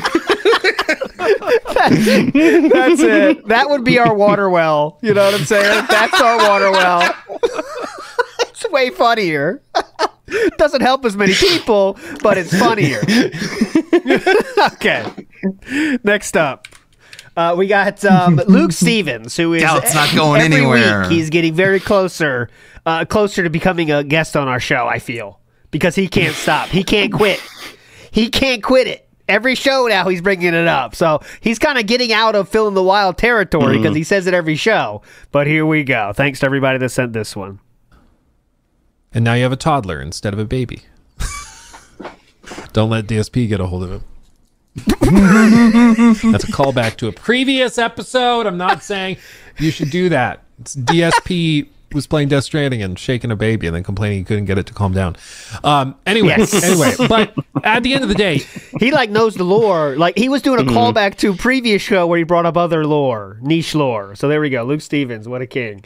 And DSP, as you could expect, did shake the second in Death Stranding 2. He was shaking as well. Philip does love shaking his babies. One more. Shake that baby. This is Latina Parfait. Have you ever played a video game and you were like asking yourself or thinking to yourself, you know, this game that I'm playing right now, it's pretty good, but I think it would be better if it had missions and levels where you get to shoot 2.5 million sticky notes on the ground and walls. Exciting gameplay. No, not really. Okay. There you go. All right. Let's move on here.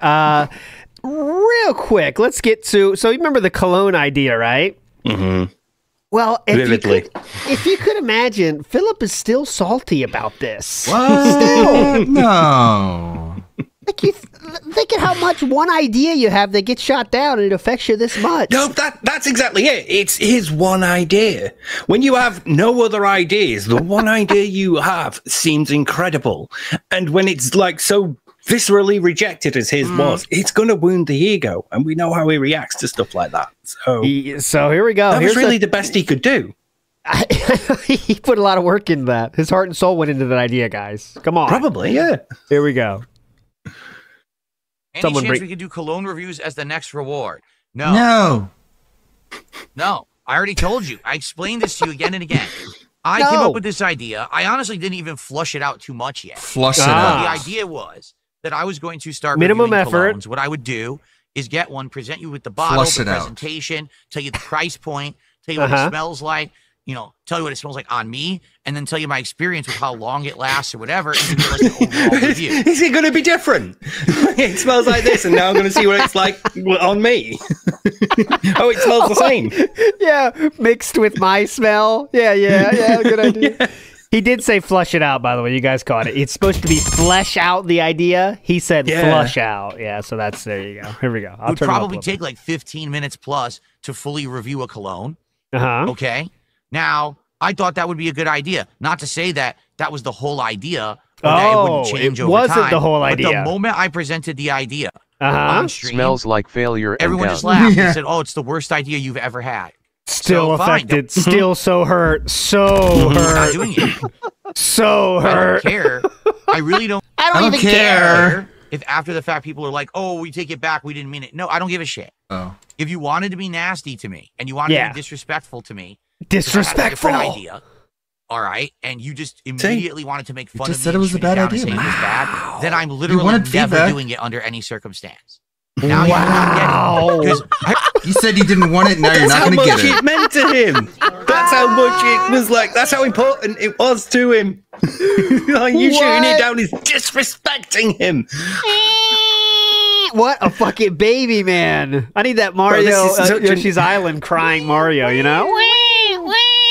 Go ahead, Steve. Bro, I was trying to think of like what other ideas have been his, because he's like, you know, this is everyone's saying it's the worst idea I've ever had. It's like, well, what other ideas have you had? Everything else comes from like chat, and you sort of like massaging it slightly for them to go, okay, do this, and you go, all right, I'll do this. We decided to review this place. We decided to bring back this. We decided to try a fucking politics channel. Yeah, like the last idea I could think he genuinely had himself was the debunk stream. Because nobody told him to do that. Oh, Steve, you're forgetting one. You're forgetting a very important one from the DMs we learned about. What was the...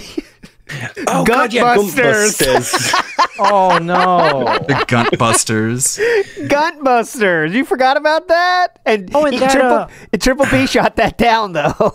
Yeah, good. Like that other thing, he called it like...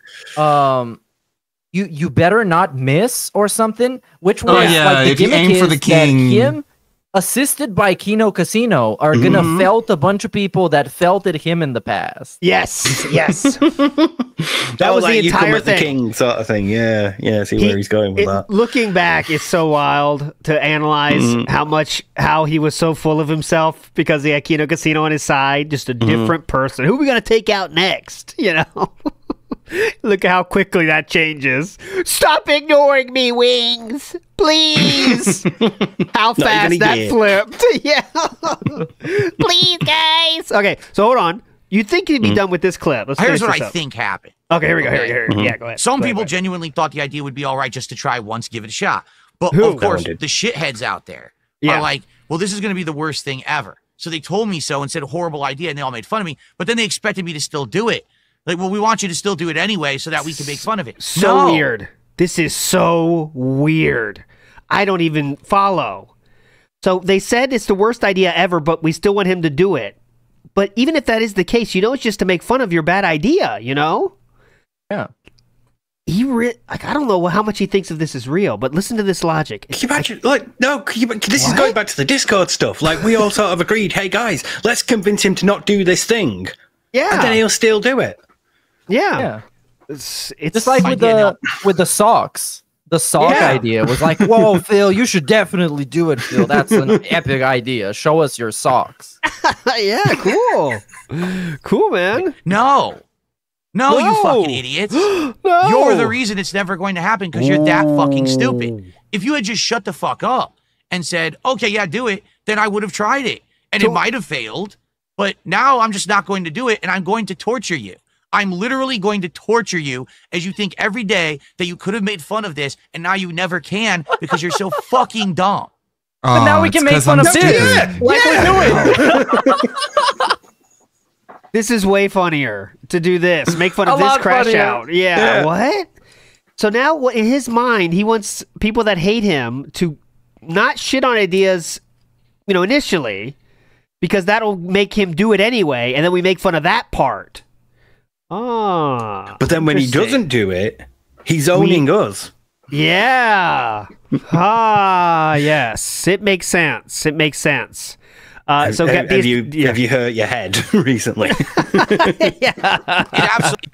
It is the win I think it is. Yeah. So someone in Kick Chat says, this is not someone in Kick Chat, rightfully so, with a real brain, says, this is not the win you think it is, okay? So this is Philip's response. It is the win I think it is. It absolutely is the win that I think it is. Because the moment that people keep bringing it up, I get to laugh and laugh at how stupid you actually are. What? That because you opened your big fucking dumb bowels before you thought for 1 second first, you actually shut down the thing that you wanted. Get it? You're that dumb.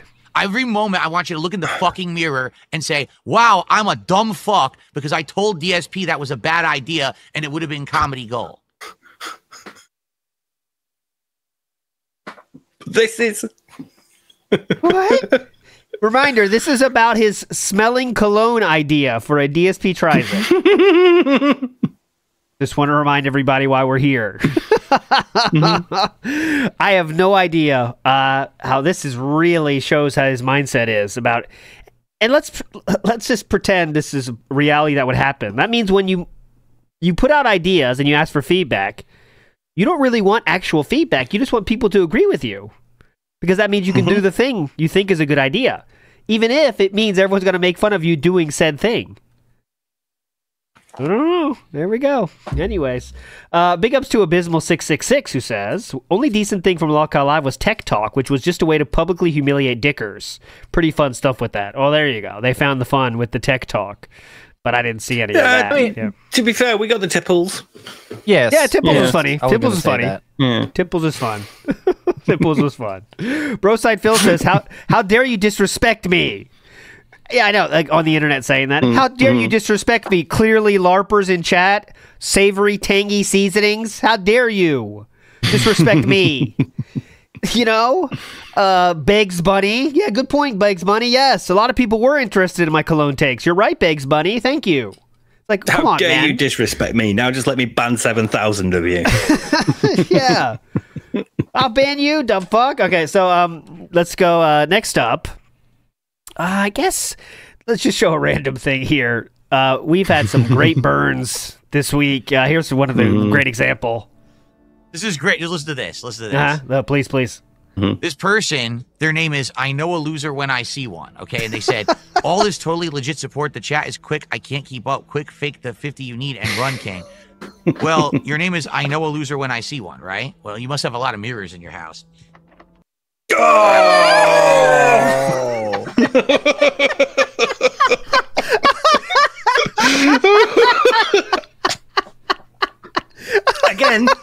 Again, when this is the only insult you can come up with, it's the best fucking insult you've ever dropped. He's gay! What? Okay, so let's just, it's never a good idea to think about jokes that deeply because it makes them not funny. But when you start not funny, I think it's fine. Yeah. So because this gentleman has so many mirrors in his house, that helps him know a loser when he sees one. You get it? Weak sauce. Makes sense.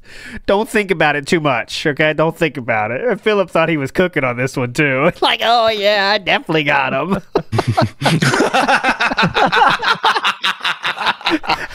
I'll leave this up here. Big ups to Sherwood Be Great. Oh, nice name. Sherwood Be Great. Great name. Sherwood. Well, Sir Wood. I'm getting tangy, sweet, savory from this Nautica cologne. Very robust style scent, guys. Please support. Thank you so much, Sir Wood. What a king. Oh, you forgot it comes in a box. Oh, yeah, you gotta check out the box. The box. It's all shiny and it's got the name printed on it. Oh, embossed. Very nice. Urban Style Individual says, Phil can't tell friend from foe at this point. And I think, honestly, he's like trying to turn the corner here in that way by saying things that trolls can do. Like, he often, trolls don't support. They never do, right? Would be nice if they drop some tips before they go make fun of me, that kind of thing. Because he knows Kick is over. I mean, really it is at this point. Yeah. It's just Titanic sinking at this point, He likes to play the little damage control card of telling people that if you're in Kick LARPing, you actually support me and I make money off of you. But it's actual, fractions of a cent. Yes. Per person, when he has if you 60 viewers, get into that. Yeah. And they literally are all LARPers at this point, outside of the people that donate, because you can see that they don't say shit until they drop a member bomb, and then they'll say, a real comment, and then everyone else is it's just a weird place that's been created now, the Kick chat, It's Buddy trolling everything, but yeah, go ahead. In reality, he had this segment because the depressing Minecraft streams are back where he's just fishing in the rain and pouring his heart out to his chat. Super depressing, by the way. Tevin made a great video. It's about an hour and a half if you want to, you can go listen to it. Where he covered that.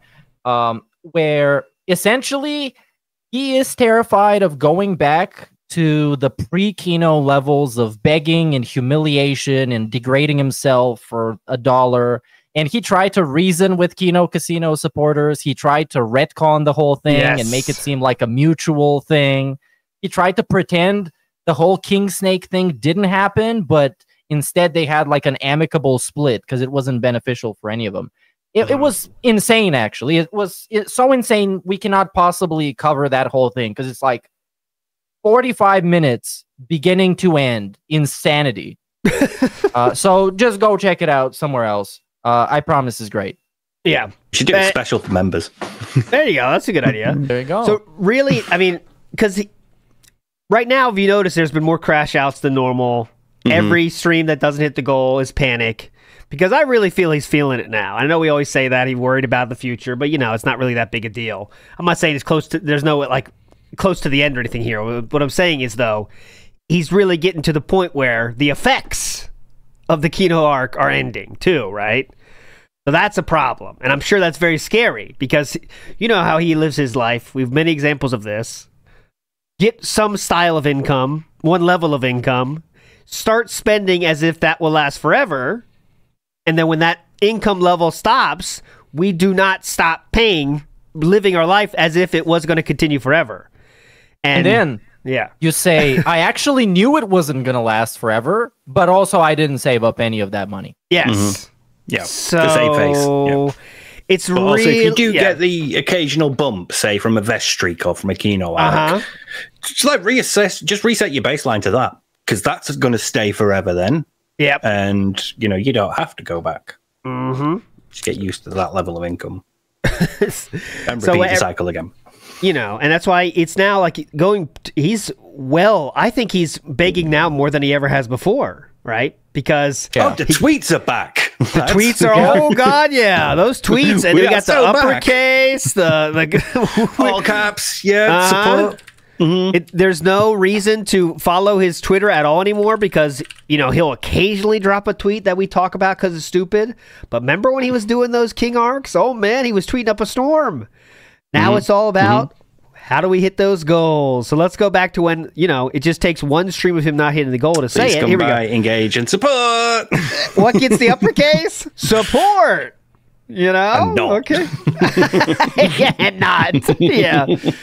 So this is what a Twitter feed looks like now. Back to what it was 100% before the King arc. This is what it was. We have our... Oh, and hey, I have not heard enough of you praising this. The game's lineup is now at the bottom. Steve, I know you talk a lot about this setup. Are you coping and seething yet? Because look at this. Immediately, yes. Graphic design is his passion. We have a cork board, which he definitely searched for because look, it has a frame on it and everything. It's a cork board. And he decided to make it look like it's a cork board with pictures because he put some of them off center.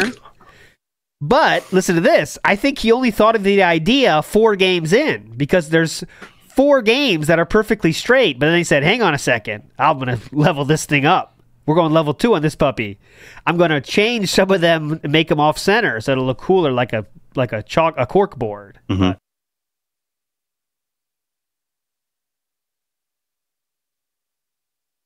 Oh no! What happened? Change some of them and make them off center so it'll look cooler like a cork board. Connected, reconnected, and we're back. Okay, Steve's we're back. back. Meerkat's back. We're back. What's up? We're back. Great. You can hear me, right? Yeah. Okay, go ahead. Sorry, finish your point. We're back, 100%. Yeah, no, that's a record for exclamation marks. Oh, nice. New record? It's equaled. Well, it's been he's done equal. it before, but it's not a healthy mind. All right, Meerkat, go ahead. We're back. Yes, this week I found out how he makes his thumbnails because he makes his thumbnails himself now. And how this works is he puts it in a video editor and finds a place where he doesn't look like allegedly he has radiation poisoning, and he puts bottom text and top text on top of that, and he screenshots that as a thumbnail. Yeah. How inventive. Okay, let's see. Right, and there's nothing wrong with using, because we've done it every now and then. I've done it using the video editor to just grab when I wanted a quick thumbnail. But that's it. That's all he can do. That's the extent of his image editing skills. It's just top text, bottom text, exclamation marks. An unexpected house guest. Okay, here, let's see. And he also doesn't care about the Daily Wrap thumbnails at all, but there we go. No, they still get they still get the shit. Just find a frame. And then Oh, this one's going to be great. I'm doing the thing. That'll be cool. That'll be great. Anyways, okay, let's move on to rushing to finish the fishing. A classic moment from this last 2 weeks. This is from last week, though. And let's just play it and we'll talk about it after this. Fat fuck. It's hilarious because this is nonsense. It's complete nonsense, and you know it is. So let's read it anyway. Whenever he starts with "it's complete nonsense," there's a good chance we're going to show it on the show because it's always classic when he starts with that. Here we go. We laugh together. I'm a big fan, but I watched some X clips. You need to improve on begging, wasteful spending, diet, and overreacting. So I don't have to do anything. Begging, spending, and overreacting was the comments there. Okay, here we go. Things you're begging. I can ask for contributions whenever I want on my own stream, and I can conduct myself however I want, and you'll like it. And we can make fun of you for it. Too bad. That's my prerogative. And you have no right to try to boss me around and tell me what to do, because you're not my dad, and you're not my boss. I'm my boss. Get it, Chief? Okay. Yeah, okay. So he said, get it, Chief here. I think Cat's boss decides when you stream. Myself among them. He didn't mean to say Chief, but now he said Chief. And we're in a world where we have said chief, which is very strange to say. So he then tries to turn it into a meme by saying chief as many times as possible going forward. So here we go. That's my theory, but let's go. Because you're not my dad, and you're not my boss. You're not my real boss. dad. Get it, chief? Okay. How about wasteful spending? I can spend my money however I want. Right now, I could literally blow thousands of dollars on nothing, Okay. and you'll like it. It'll be Because weird if it's you my beg money. for money after you do It's that. not your business. Deal with it, chief. All right. He said chief. Deal with it, chief. Right. Diet. Yeah, go ahead. I Go mean, ahead, go ahead. these segments age like milk almost within like 10 minutes. Yes. Like 10 minutes later, he's begging for support and for feedback and pleading to people to tell him which game he should play that they're going to give him money for. What about being his own boss? What happened to being his own boss when you got to beg people to tell you what to do so they can give you money? It's really is the what's that? What's the thing that Superman hates? The green stuff. Kryptonite. It's really kryptonite to his arguments of being a very successful businessman. When after he finishes this rant, he has to say, "By the way, guys, we're trying to hit a goal to eat the Caitlin Clark burger from Wendy's tonight." So, I mean, it's really not. But go ahead, Steve. It's a reasonable position to take if if your money wasn't coming from your audience. Oh, there we go. Pull it together. If you were getting your money elsewhere, if you had a job on the side and that was where it's like, yeah, fine, spend your money however you want. We don't care. We're just going to laugh at your greed and your sloth. But yes, you're putting the responsibility for that money onto your audience. So, yeah, people are going to care a bit more. They're going to have a bit more of a, well, what are you doing with it? Yeah. And another option for someone that does a super chat like this or comment is just ignore it, which, I think he did a better job of when he was feeling this riding high from the Kino arc. But now since he's not, these things hit a lot harder. And that's why we get these crash outs for 10 minutes because it's not quite doing as well mentally or, you know what I'm saying, as he once was 4 months ago. Kryptonite I is a can salad. eat whatever the fuck I want because it's my life, not yours. Therefore, deal with it. I can shove delicious Takis encrusted chicken sandwiches into my mouth on stream, and you'll watch it, and you'll like it. Get it, Chief? You don't get to boss me around because I'm nobody's bitch. Remember, this person wasn't bossing anyone around, even attempting to boss someone around. They're giving some, thoughts on on his behavior, but I'm good at lying. I don't know where you You're a thought this is PPPs, coming from, bitch. that this is going to go well for you. It's Yeah. not. I can do and say whatever I please, and people will watch it and Yeah, like this it. is and going so support bad it, for that and you will person. still be sitting there miserable because you were sitting and watching clips on X. Thanks. Okay. Toxify it. Sometimes Is the guy miserable because he's watching clips on X? I like to think of him as like sitting there, entering his bank details, about to send a tip, going, "This will go well for me." yeah, this is gonna go great. This is gonna be a life-changing achievement. He's gonna here. see this and go, "Wow, you're right." Yeah. Did you think that was gonna go well for you? It's like, all right. I have no idea where that came from, but I already said enough. He's really not doing great mentally. So when you say things like this, that just sets him off. So other people very Scratch me. Dang it. In And then 2019, Jasper I scratched went back him. to Connecticut to visit my parents and also to get married at the same time. Whose money did you use for that? I'm interested. Yeah, how did you get it? I think he said every dollar was spent on the taxes, but then something else came up. I can't remember. June talked about it, I think. At that time, things were very different in my life. Uh-huh. Right? Oh yeah, this is 10-year plan retcon. Okay, I'm glad I'm glad this came up because I wanted to talk about this. I wasn't doing well financially at all, and things were falling apart. I couldn't afford to pay off any of the debt that I had, and it was all ballooning and becoming unmanageable to the point where I was afraid of losing everything. At that point, with my mother, I was speaking with her, and we talked about a 10-year plan to get out of being this as my job because things were going so poorly. Okay?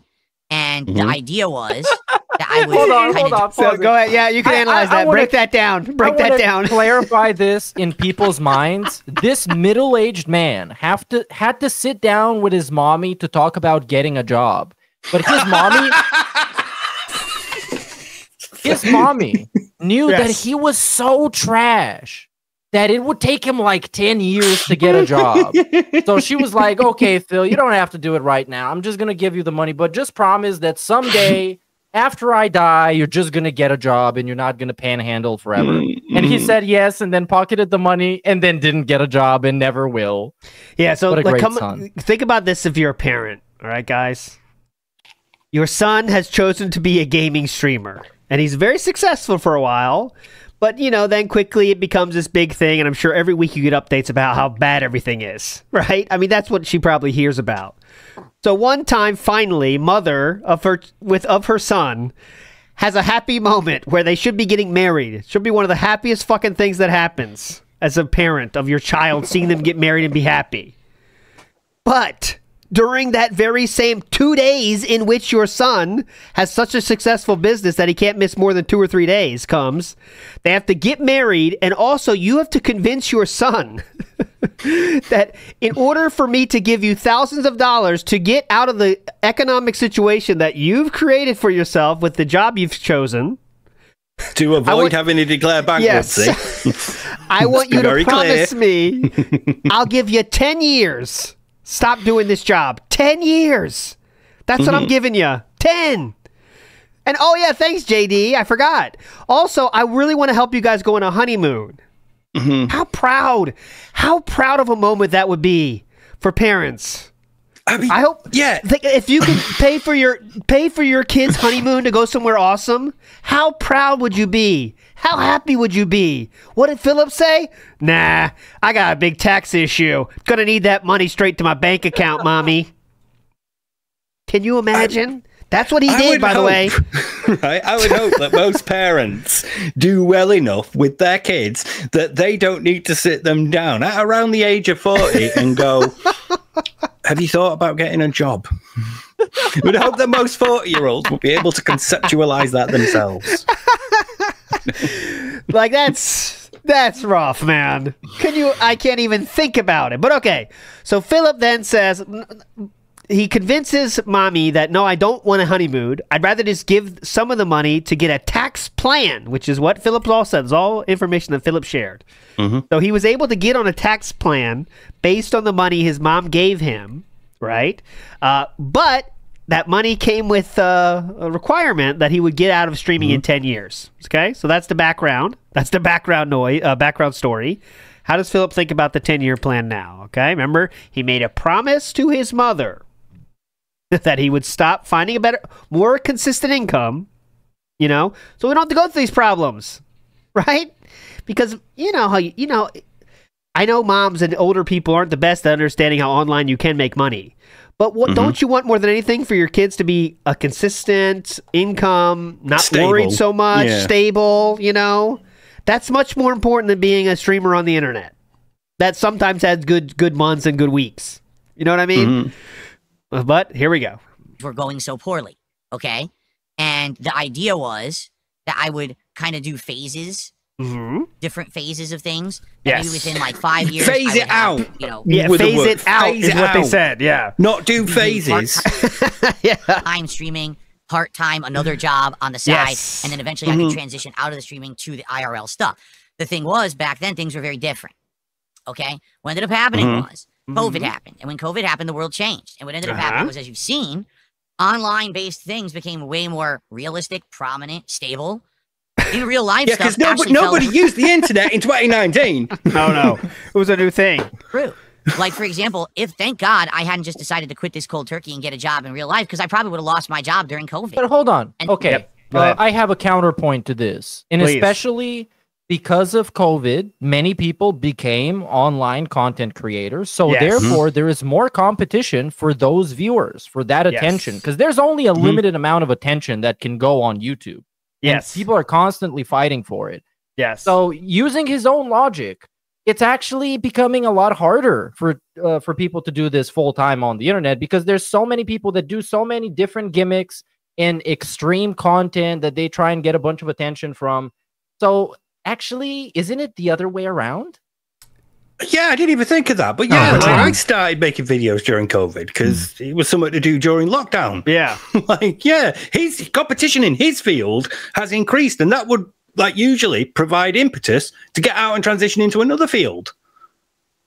He's the guy that went west, randomly went west, and found gold. And then a lot of other people found out, holy shit, there's gold. So then a fuck ton more people started coming to find the gold, and it got way harder to find the gold. But yet Philip is still there trying to get gold. Panhandling. He's making those people that came to find the gold. yeah. And then I would have been He's making those people that were asked out and lost everything. I found this river after I was fired from my job at the helicopter company. Yeah. Job in real life, because I probably would have lost my job during COVID. And then I would have been asked out and lost everything. Okay? So since over 6 years ago, tons of stuff has changed. I am way better off. Like, again, though, right? That's the first year into that 10-year plan.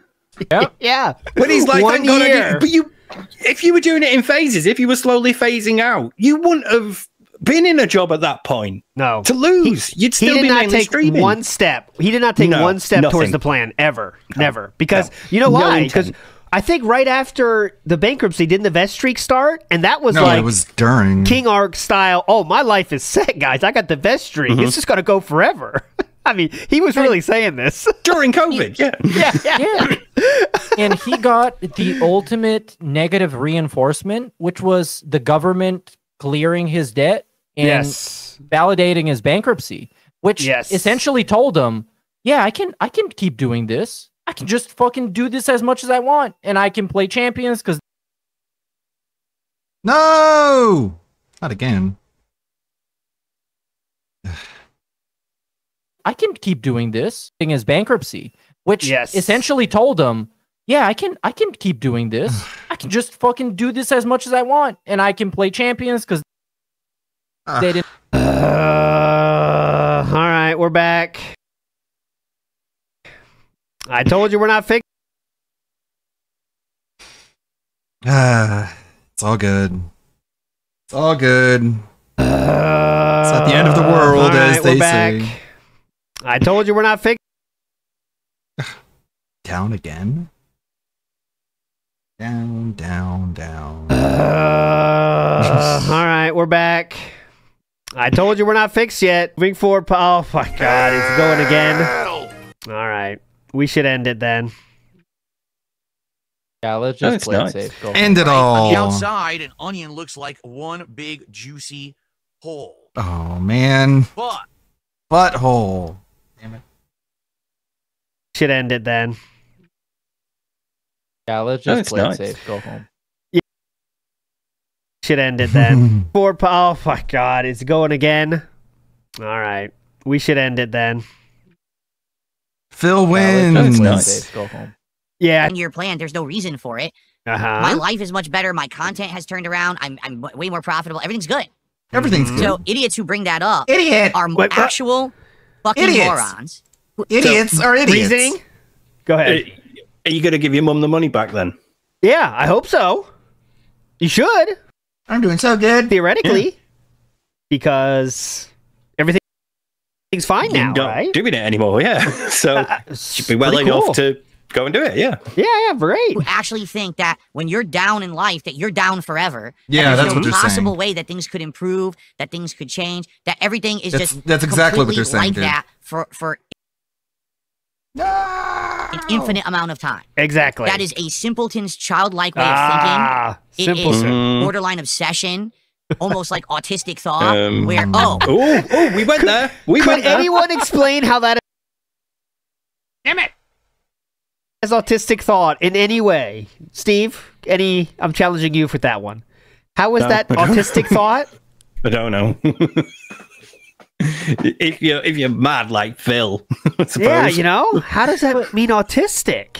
That's what I don't understand. Why is he so desperate of calling his trolls autistic? Why not anything else, but specifically autistic? Because they call him. Because they call him autistic. Because people talk about him. I think a certain, it might be certain king we know. Not that king, a different king. June the King said something in a documentary, and I think that is still burning. Very hot. It was that it way. also speaks to how he views that then. If he views that as a negative thing. You know? Yep. Therefore, it's always that way. And therefore, 10-year plan, 10-year plan, 10-year plan, 10-year plan. So that's what's happened is ever since I brought this up with you guys 6 years ago and I revealed to you that I had this discussion with my mother, there's people who are hyper-fixated on the fact that Darkside Phil said he made a 10-year plan with his mom to transition out of streaming and become a normal person again, basically with no internet presence. The opposite has happened. My internet presence has gotten better. I'm more profitable. Things are positive now. Things are much better now for me than they have been pretty much ever. Yeah, people are complaining about buffering, guys. It's this or quit. So what do you guys think? I mean, I recommend if you pause for give it 20 seconds and then unpause, it'll keep going fine. But I mean, this is what we got, guys. That's the deal. So there's no way I would transition out of doing this. This is the most stable thing I have ever done, and I'm not going to transition out of it. It would be dumb for me to do so because right there outside of my house, the job market has become way worse in 6 years. I would be worse off going out there now and having a life doing that than what I'm doing here. Do you see? You get it? Big Slimy Me wants to know what he was banned for. Alright, fine. You posted up multiple times in the chat that McDonald's and Target is hiring, and he put my name in the Gee, I wonder if that's trolling. Gee. These people are good message. Absolutely insane. Mania. Hyper-focused. Hyper-obsessed. They can't get off the fact that 6 years ago, I said I was going to do a 10-year plan to change my life. And well, you didn't do it. You fell through. You didn't. No, yeah, 5 years ago, you didn't do it. You were like, fuck it. Because remember, the only reason he shared anything about this 10-year plan, guys, is because as an excuse for why he went, cross country with the fans' donated money. That's why he had to reveal it at all. Guys, by the way, things are so bad. I got a 10-year plan. So that's how it goes. That's why he brought it up in the first place. Things got better. I worked so hard. I found a way to turn things around. I got through the hard times. Things are good. Why would I quit? I'd be a fucking moron. But you don't get that because you're a miserable wretch who doesn't understand it because you can't accept the fact that I'm doing well and you're not. Okay. I don't know anything about these people.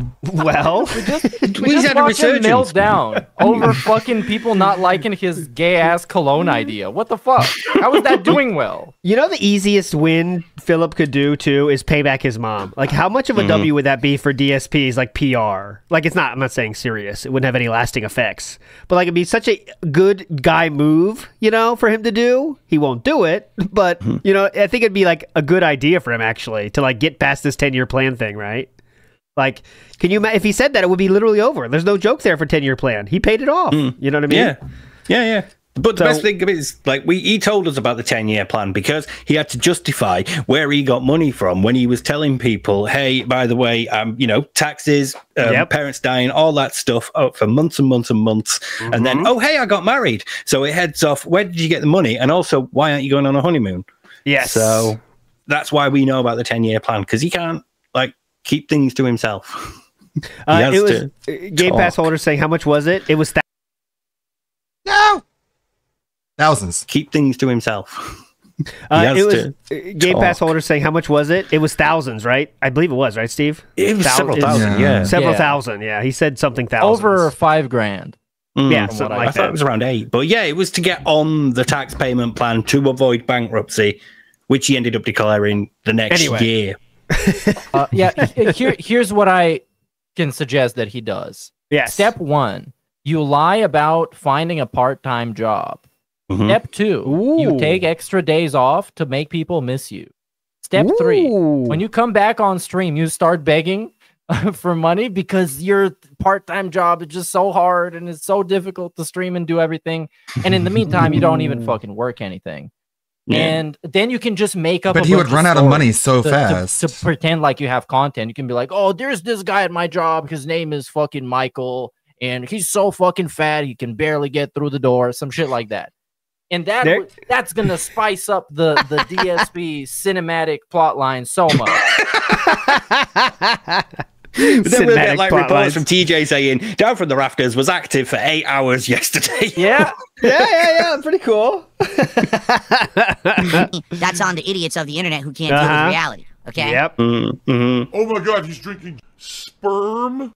And And trust me, my parents are very happy with how things are going. Oh yeah, here we go. Oh, Of course we have to hear this. Yep. Sperm. And trust me, my parents are very happy with how things are going. Oh, of now I course. speak with them, and it's not, woe is me, doom and gloom, don't know how I'm going to pay my bills, don't know how I'm going to pay my taxes, things are falling apart, might lose everything. Now it's the complete polar opposite. I'm telling them about fun Now I'm stuff my wife telling and them I are about doing. how I'm going to pay their taxes. All the shit, improvements. Can you imagine being his mom? Hearing those calls? All right, Mom, here's what I bought this week. It's like, Philip, please, man. No, can you imagine being Dave when he, Dave, Phil's on the phone. Do you want to speak to your dad? Yeah. I'll just pass you over. Oh my God. To the home, good things that we're doing here for life, and they're happy.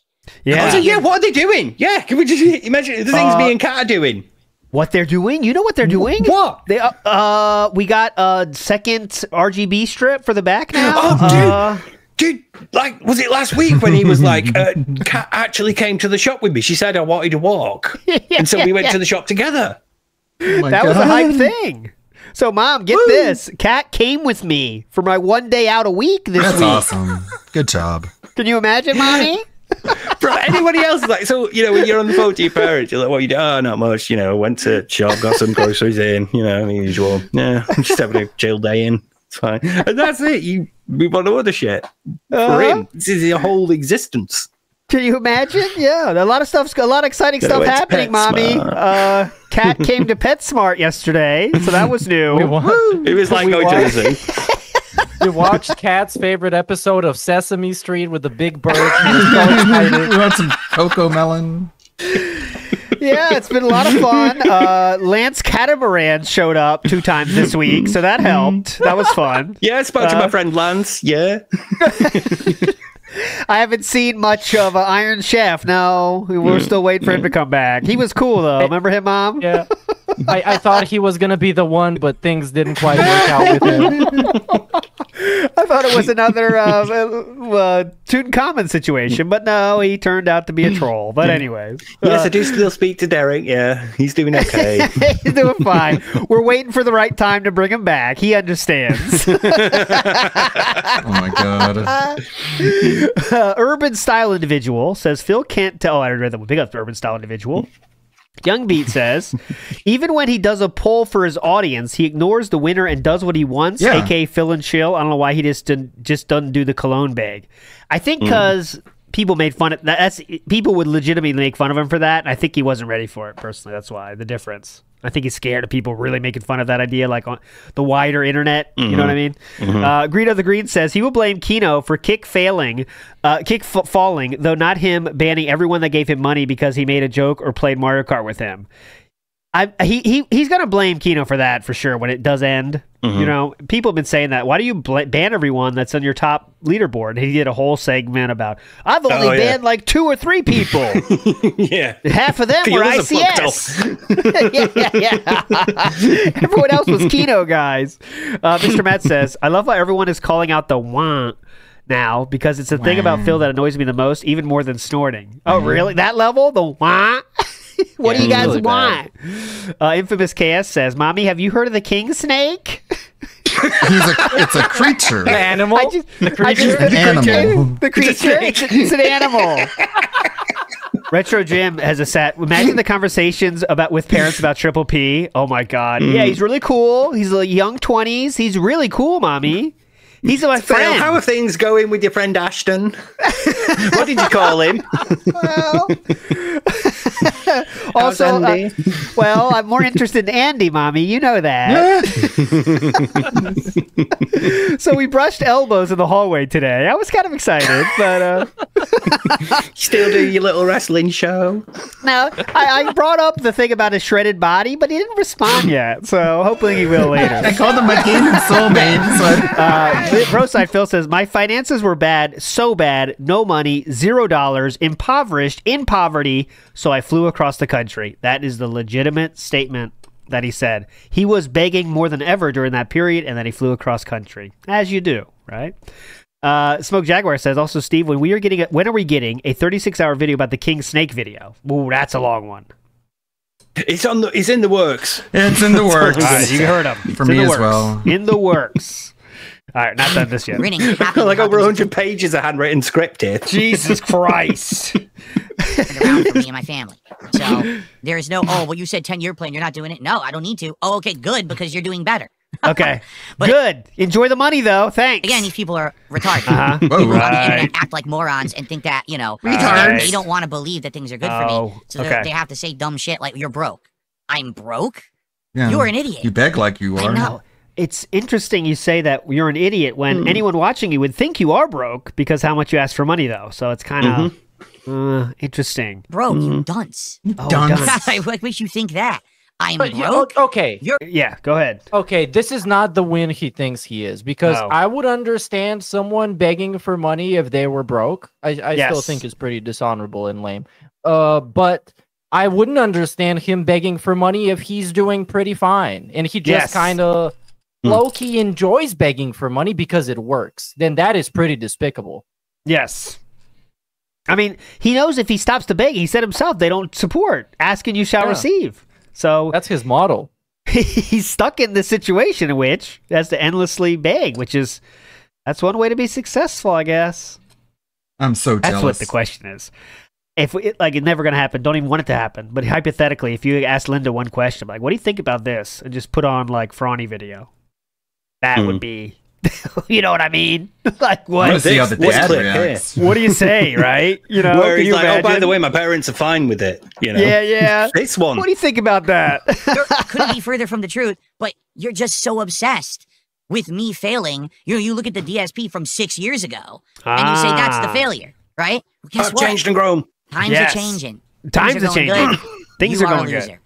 Your obsession has exposed your own shortcomings, and you're a Huh? fucking pathetic failure for Oh. obsessing Or about his own me when you could shortcomings. be improving your own life. Yes. What? Get on his A level. lot of those you- words, a lot of this shit, it sounds good as a part of a wrestling promo until you start thinking about the words that he's saying and thinking about what they mean, and then they just Yeah. don't mean anything. Yeah, It's you like could they're just not like mutually exclusive, though. Sorry, just quickly. Like, Yeah, go ahead. Watching Phil, following Phil, and self improvement are like things that you could do at the same time.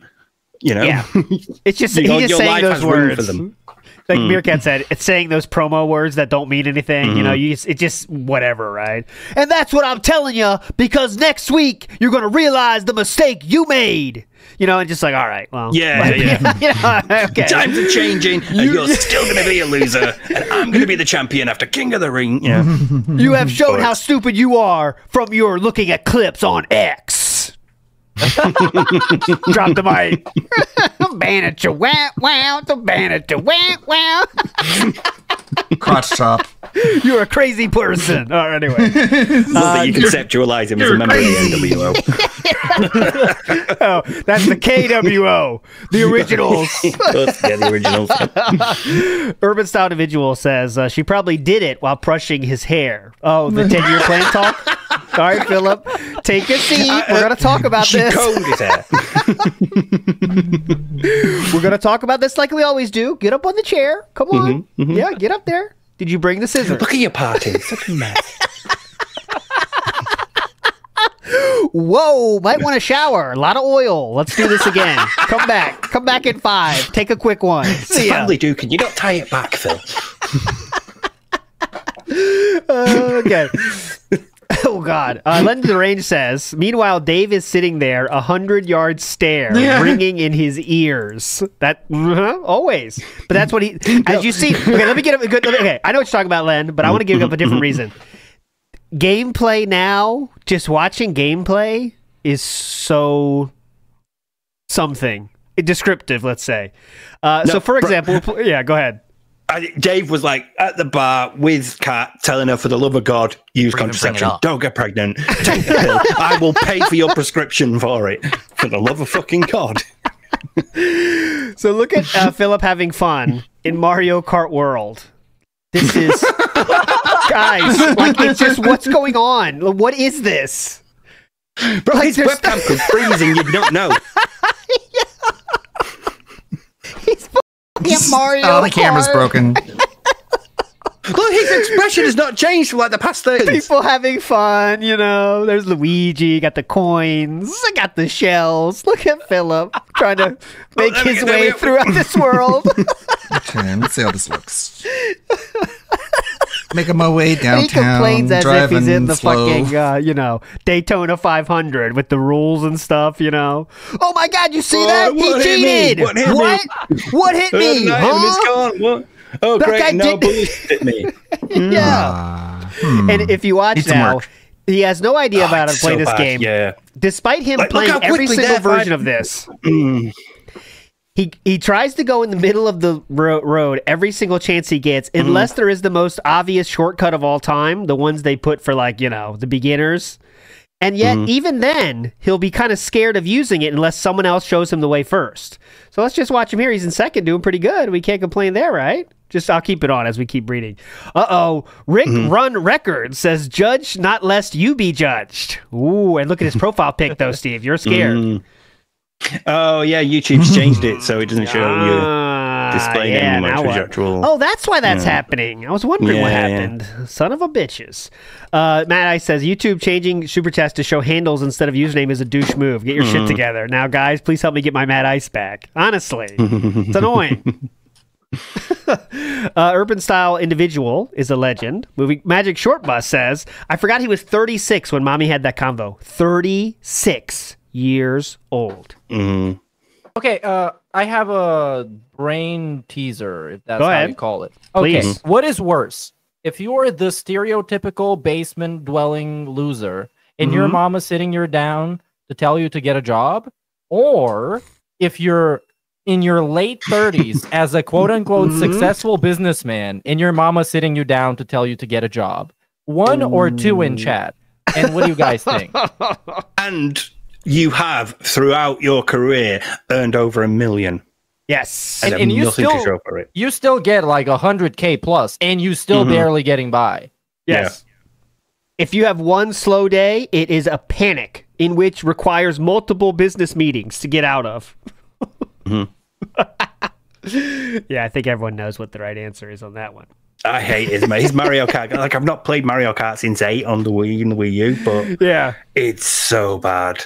It's not as good as Street Fighter, like to watch in response, but it's pretty close. No, but it's like to show the incompetence of gameplay. Like it's really good. It really is just no thought at all. And then he cannot engage with the mechanics. He doesn't understand them. His item management is terrible. His situational awareness is terrible. It's like he can only see like that much of the screen.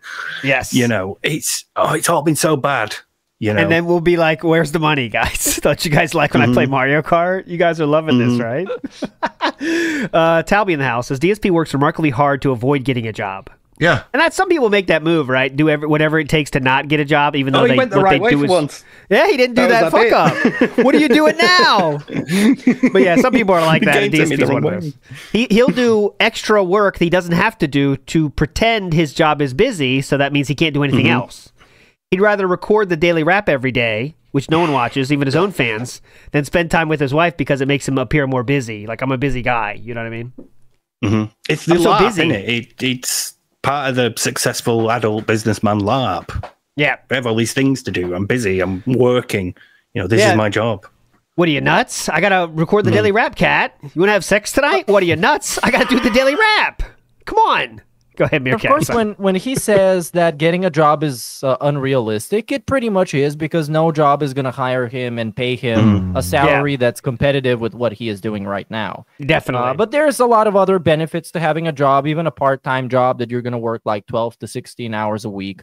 You get to meet people. You get to actually go outside, I guess. Yes. And just be in a situation that is challenging to you in some way, because without being challenged, you turn into DSP and you start degrading and you become more and more embedded in your comfort zone, and you just become like this. You start I don't know, degrading as you are alive. You start decomposing while you're still living, which is fucking suffering. Yes. And let's look at how he operates is all because he's never interacted with a single person for how long now? That's why he is what he is now. Over 10 years, easily. And speaking of, he's got like over a decade in his resume as well. Oh, nothing. Yeah, to get you anything would be good. All right, real quick. This might be stupid, but this Koopa here drops a nice banana, but it's like miles ahead, and he could move out of the way. Let's see what he does here. Banana peel there. Up ahead. Dropped. You did. He just said you did. But, like, I mean, you hold it for a while. You don't have to be right behind him. No item again. Wow.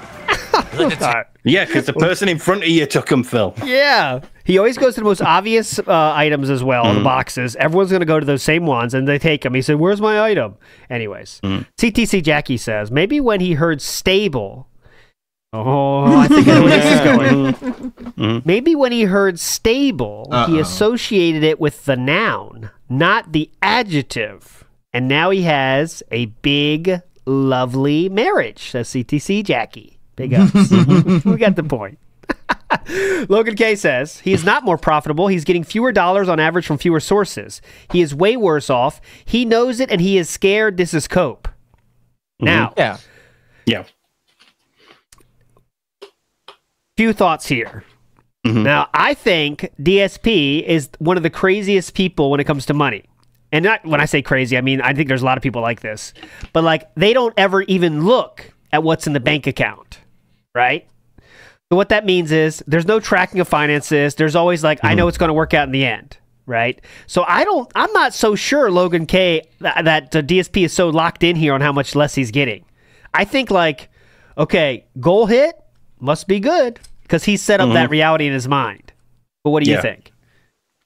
I agree. That's how he's like framed things so that he could say, I am successful. And it just carries on the delusion. It validates his delusion, and he doesn't have to look at his life and go, okay, let's see how much I'm spending here. Wow, that's a lot. Let's see how much I'm spending here. Wow, that's even more. If I cut them and them, I could save that much. There's none of that. There's just, it will always be there because it's always been there so far. Yes. So because look, if you really look at how much you good shortcut. Oh, that is a shortcut. If you it's in the middle of the races. If you that's why. If you don't look at the money you spend while doing your vices aren't as fun. You know what I mean? Yeah. It's more if fun you're tracking how much you're spending on it, kind of kills the vibe. You know what I mean? Right? Yeah. And especially like somebody like DSP that I would say is a gambler's personality. You don't go to the casino and count every penny that you spent because that ruins the vibe, like you guys said. Yes. Something I have to add to the previous conversation. Nowadays, he's almost exclusively speaking in copes. Like, I don't think he's ever been as mentally as buck broken as he is at this point in time. Yes. And the reality is that none of that shit fucking matters to me. It doesn't matter to me if people give him a lot of money because he will still act in ways that I find to be funny and I'll have something to say about him and I'm going to laugh at him. And I don't care if he doesn't get money because, well, then he's going to be more outrageous and funny. Yes. So it only, like, all the stakes are on him. And all of this shit only matters to him, and he's saying all these things just to make himself feel more comfortable. Yeah. Let's see. I guess, in a way, it's kind of bait, because he's saying these outrageous things, and people get mad at him for saying them. But the reality is he's just saying them for himself. Yes. Yeah. To reassure himself. Yeah. Reassuring things are going great. Everything's going great. If you haven't noticed, guys, things are going great. Look at all these new upgrades. You see? RGBs. Yeah. I got yesterday. He did the so stupid. He was talking about his fucking lights, and someone said, "What's the light setup?" As all kicklarpers do, they say, "What's the light theme?" You know, because they made him believe that people understand the light themes, even though it's totally fucking mean. So he said, "This is Volcano. It's going to be red." And Dude, get this. How long you have to go down this trail? Okay, so he said this is called Cyber Rain. Okay, it was orange and red. Cyber Rain. So he said this is what he did. He got a Cyber Rain, and then you know how the Cyber Rain, he explains it like the Matrix. The Matrix is very specific colors, right? Yes. I would say the text very falling down green color, and black, right? Yeah. He changed it to red and purple, and then said maybe you could recognize it as the Matrix, but it's just palette swap. So they changed the colors of it. My God, it was red dude. And purple. And it's RGBs, by the way. So it's just little red going. He said, I don't know if you guys can tell. This is Cyber Rain. It's like, what? Cyber Rain? It's purple splashing red. He thinks you can see RGBs as if they're a movie. You know what I mean? Like I know I'm sounding crazy, but I promise you, this is what he did. I'm trying to get it. I don't have RGBs here. Pretend this is RGBs. Pretend my finger is an RGB light. He said you can tell from the lights along this that it's Cyber Rain. Cyber Rain? From a single line of RGBs? What the fuck? That's what happens when you don't deal with any people for 16 years. You start saying shit like this. Like you can tell what it is. Damn, I thought it would be Cool Ocean this week. Yeah. Cyber Rain. Yeah, he thinks they're hologram projectors. Yeah, that's a good way to say it. He thinks they're hologram projectors, and you can see it, right? You know, they project an image that you can watch. Kid Willis has a sad thought. Says he'd pay his mom when she's in her coffin and then snatch it back. Ooh, says Kid Willis. Svar says he'll work Cat to death before he does a single hour of honest work. Oh God, yeah, that, yeah. She has an extra income. He didn't point that out. The same Allegedly. stream. We don't know if she's still working. Yeah, we don't know. We do not know that. But the same stream he announced he had a girlfriend, he did announce it'd be great that she'll be a second income. So that's fine. Yeah. The same exact she'll come on stream. streams as well, so we could do streams together. I can monetize her that way too. You guys believe this? She loves to cook and clean. That's awesome. Yeah. She loves doing that stuff. That's fun. That's fun. Matt Ice says, well, since Phil is doing so well, surely he can pay his mother back now that he's doing amazing, right? That's we talked about that one, Matt Ice, but yeah, he should be able to if you're doing so well. Think about how happy that make mommy. Think about it. All right, 2 more things we got to play before we're out of here. This is a FGC fun, let's say. Some FGC fun, and definitely everything's going to be true that he says here, right? Let's go. Let's see what's going on over in the FGC. Every once in a while, I like to poke my head over there and see what's happening. As you know, what he means every once in a while, poke my head in, it means he checks Twitter every single day for things to react to. Here we go. I'm a very unique position because even though I'm well-versed in fighting games and I have a wealth of knowledge about them, I'm not part of the FGC. I stopped caring about competing and traveling and that grind life. I just don't care. I'm much more happy as a variety content creator on YouTube. Yes. And it's funny because the FGC hates me, even though I've literally never done a damn thing to them. Well, they actually, did you know that the common person in the FGC actually believes that I am permanently banned from tournament play and cannot attend a tournament? That is not true anywhere. That probably was a comment that one Twitter person said, and then that's truth. But okay. I've never heard of that before. No, yeah, that is not something that's anyone said ever. Where did they get that He's idea? An LTG, I have no though. clue. What? Is an LTG banned? Yeah, he is banned, but he was also accepted like a Lifetime Achievement Award. So figure that one out. Okay, yeah, LTG is definitely banned. I've never been banned from a single tournament in my life. Award. I could go wherever I want right now. It's just about a decade ago, if you remember, I'd say it was around 2012, 2013. I decided I just didn't want to do it anymore. Yes. That I didn't find it. Oh no, it led to the range. Thank you. He presented that award. He didn't win that award. Thank you. So he's banned, but not from presenting awards. Okay. I didn't think it was going to make sense. I was becoming a variety creator on YouTube, and I was enjoying what I was doing, and I wanted to put all my time and effort into that. But the FGC actually says shit like that. Like, yeah, Phil's just permanently banned. You said that your back injury was a reason for you to stop going to tournaments and things around 2007, 2008, Phil, not 2012. Yes. But okay. Yes, this is all true. All true. Because no one likes him. And like, actually, that's not true at all. You're just an idiot. Oh, I'm an idiot. I didn't all that shit about people hating me, that's not true. You're an idiot. Thanks. You like to believe toxic memes. Yeah. Like, what are you talking about? What are you talking about? From? Where did that come from? You know what I'm saying? Like, what? I didn't consider that I'm an idiot. Let's see what's going on over it. It's like, I just want to. Okay. It's like, I just want to play a game and have fun. You can't even do it anymore because the FGC is too try-hardish and such fucking losers. This is different. So this has changed. But they spoil all these games before they're even out. And what a great game, right? Fucking fuck this game. Fuck the camera. Fuck what? Fuck who? Fuck who? The game. Oh, come on. Then. I just want to play a game and have fun. You can't even do it anymore because the FGC is too try-hardish and such fucking losers. But they spoil all these games before they're even out. And what a great game, right? Fucking fuck this game. Fuck the Cannon Brothers. Fuck everyone who fucking is involved in putting out these awful collections. And fuck the FGC for pretending like they're good. Oh, fuck them all. They're all I thought you didn't say anything bad about the FGC and don't even think about losers. Them. Huh? But, to be honest. Yeah, please.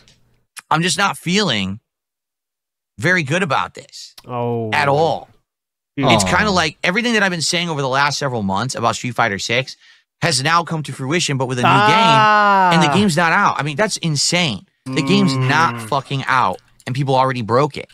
And people already know these top strategies. Look, I did it. I did it too. Look, here we go. Post up your videos of doing the 100% combo. Yeah, it's a shame that games can't be patched in it. Yeah. This is again. Unreal. So if I go ahead. This is again. He is mad because he failed to adapt to something, much like direct capture and a bunch of trends and the modern landscape of streaming. He failed to adapt to this because this was inevitable. This was going to happen. And he was either going to be the guy who posts those videos day one, or he was going to be the guy who watches them. And he decided to be the guy who watches them. Remember, he did try to capitalize on them, but people made fun of him too much. People made fun of him too fucking much, and no one liked him even then. And we're talking 2008 and 9. His videos were getting posted. I'm not sure exactly of the years, but 2008, 9, 10, that kind of time. They were getting posted on like message boards for Street Fighter, and people were saying, please don't post this guy on these forums. All he does is bitch. I mean, that's what they said about it. And so he couldn't do it and be successful doing that part. So then he said, all right, fuck this. I can make more money just playing fucking games. Why not do that? I wanted to enjoy this game. I had to be there. The moment that the beta released, I had to start playing it. I couldn't have a life. I couldn't have a family. I just had to sit there playing it. I had to play it for 2 straight days, sweats coming down my forehead. I got to stay with the meta, man. I got to stay with the meta. I got to make sure that I know everything. Oh, look at this. Assuming. Oh, look at this combo. Cancel. Oh, TJ. Oh. No. That's not fun. Okay. That's fun for 0.001% of people who plan on maybe one day. Which is funny because still he like went, 100 million people. Sorry. Yeah. Which is funny because he said games are too easy now. Right? That's what makes fighting games bad, is that they're too easy. But this is also fun for a very small portion of the population. I'm confused and also, here. It's not supposed to be fun if you're a competitive sports person. I'm including esports in this. Like you ask fucking LeBron James if he would like to sleep in until 11 a.m. or wake up at 6 a.m. to do exercises and practice. Is that fun? But no, when you actually are competitive and you want to achieve something that other people can't achieve, you make sacrifices that they're not willing to make. And DSP was just not willing to make the sacrifices. And he's blaming the people that were because he is washed up and he's trash. Yeah. Go ahead. It's like, do you want to get up early and adhere to this really strict athletic diet and lifestyle, including restricted diet? Or do you want to beg people for $1,500 so you can order a pepperoni pizza from Papa John's and say, oh, it tastes like pizza? Yeah. Ooh, flavor. It's like Meerkat said, there's ways to do things that are fun, and that's cool too when you're in your leisure time. But if you want to take a competitive level, you got to do some things that are fun. And that could even be during the game, right? Like, when you say you're playing soccer. If you're playing on the weekend with your friends, you're not going to sprint 100% of the time. But if you're in a competitive situation in which your team might win or lose, you might run out that ball full sprint, even though that's not the funnest option. But that's what's going to help you win the best. And that's what people are doing in the competitive scene in fighting games. But I want to remind everyone, too, that a lot of people are getting stupid about this. There's no stakes. So I don't know what you guys are even talking about. Because there are no stakes. Yeah, so what? Actually being a tournament player and winning and doing something with the game. But when that meta gets exposed and everyone decides to do it because it's easy to replicate, you've ruined it for everyone. I'm not even kidding you. I would bet that people doing that actually cost the game sales. That if that meta wasn't exposed, if the shit was more interesting, there was more variety to it, there was more fun, more people would buy the game. Why is it that Street Fighter 4, before the era of the meta being exposed instantly, you know how many people care about the meta? Like, really, really, man. The percentage of people that care about... There's so many words you could say to the average buyer of Street Fighter 6, like, from the meta, and they have no clue what you're talking about. Like, what? It's just people want to play a fucking game. Man. Sold more fucking copies. Than modern fighting games. Why can't modern fighting games get to the numbers of Street Fighter 4? You tell me. You tell me. There's obviously a problem. There's a renaissance of more fighting games now. That's why. Yeah. It's pretty easy to figure it out. It's just that the FGC doesn't want to admit it.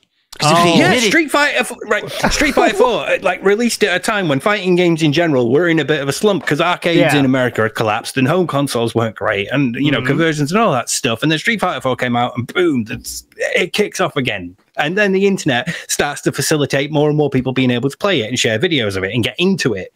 And because it's becoming more popular, more people start making fighting games. So there's more of them. Yeah. What does he want the FGC to admit? I'm not even sure about that. What could the FGC possibly admit here? Problem. What? It's pretty easy to figure it out. It's just that the FGC doesn't want to admit it. Because if they admit it, then they realize their entire culture is broken. The entire culture of the FGC based on this internet hype monster bullshit. Post everything up, expose everything, get it out there. Blah, blah. It's a failed mentality. You can't do that with anything you're not part of it? Ruin the competitive nature of the game. There's no fun.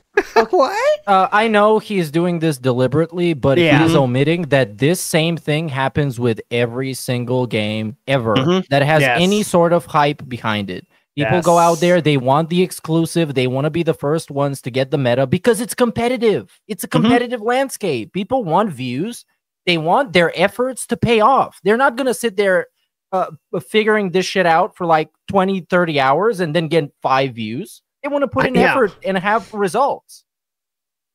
Yeah, it could be anything. It could be like how Call of Duty gets hype before every release, you know, and then there's that for a year, and then the cycle repeats. And Fortnite. Oh, look, new skins, new things in Fortnite. Season 5. Rocket League. Oh, look, King Jad can't beat Prophet. Or vice versa. I can't remember. Sorry. Laugh. I'm not challenging them. So now your game won't fucking sell, and it's your fault. The game won't fucking sell. Like someone said in chat, this was Telling the people best-selling how to play Street the Fighter game ever, makes right? it so they don't want to 5 million buy the copies game. sold at the very least, as Fort Worth raised. But yes, that's why your games don't sell. But they are breaking out the summer clothing, by the way. sold that as well. Meerkat, I know you're interested in the summer style clothes. I know you've probably seen that artwork, haven't you? What the photoshopped face on Daniel Craig? No. Street Fighter 6 releasing summer clothes soon, brother. You want to get in on this? It's on the new ground floor. costumes of Street Fighter 6. New costumes, brother. Oh, now spicy. Yes, definitely.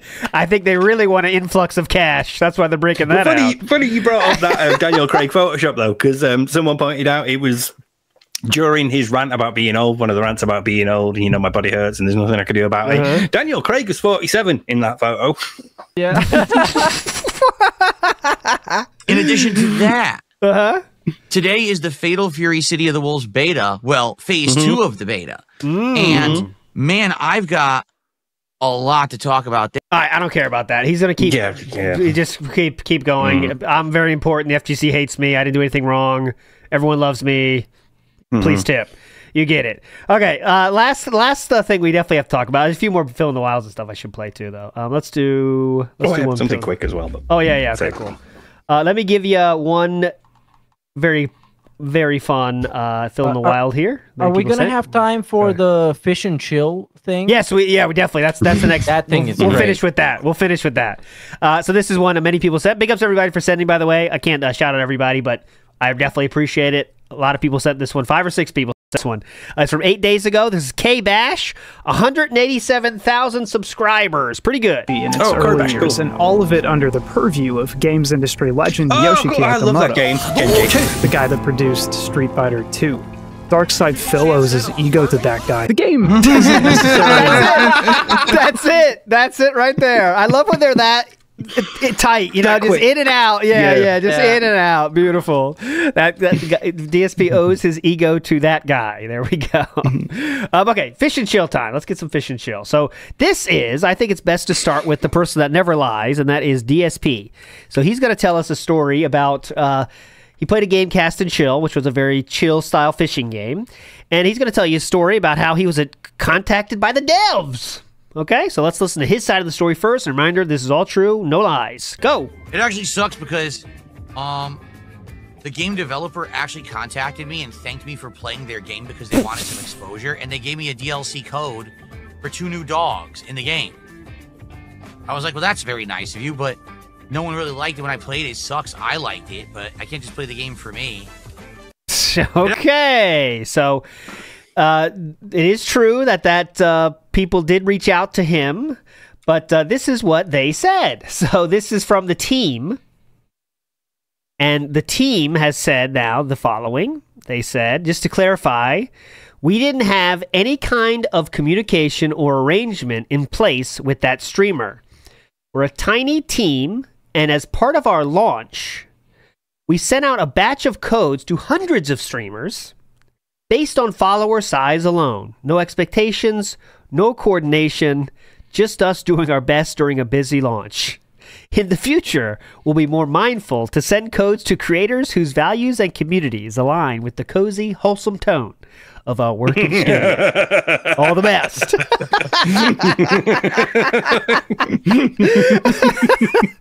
So Philip, as usual, made it sound like they rolled out the red carpet for DSP Gaming. You know, Cast and Chill. DSP Gaming, thanks so much for playing our game. Thank you so much. Since you are DSP Gaming, we have a special exclusive offer for you. You know, and that's how Philip tried to spin it. But go ahead, Steve. Yeah, I just thinking, like, can you imagine them getting that message back? Hey, thanks for, playing the game. We really appreciate it. We're a small studio and it really helps. Thank you. And he's like, well, I enjoyed it, but, my audience thought it was shit and didn't want to see me play it anymore. So, God, I can't play it myself, guys. I mean, can you imagine saying that? I enjoy it. Yeah. No, yeah. Great game. Doesn't bring in the tips, though. What do you expect me to do now? I can play it for myself?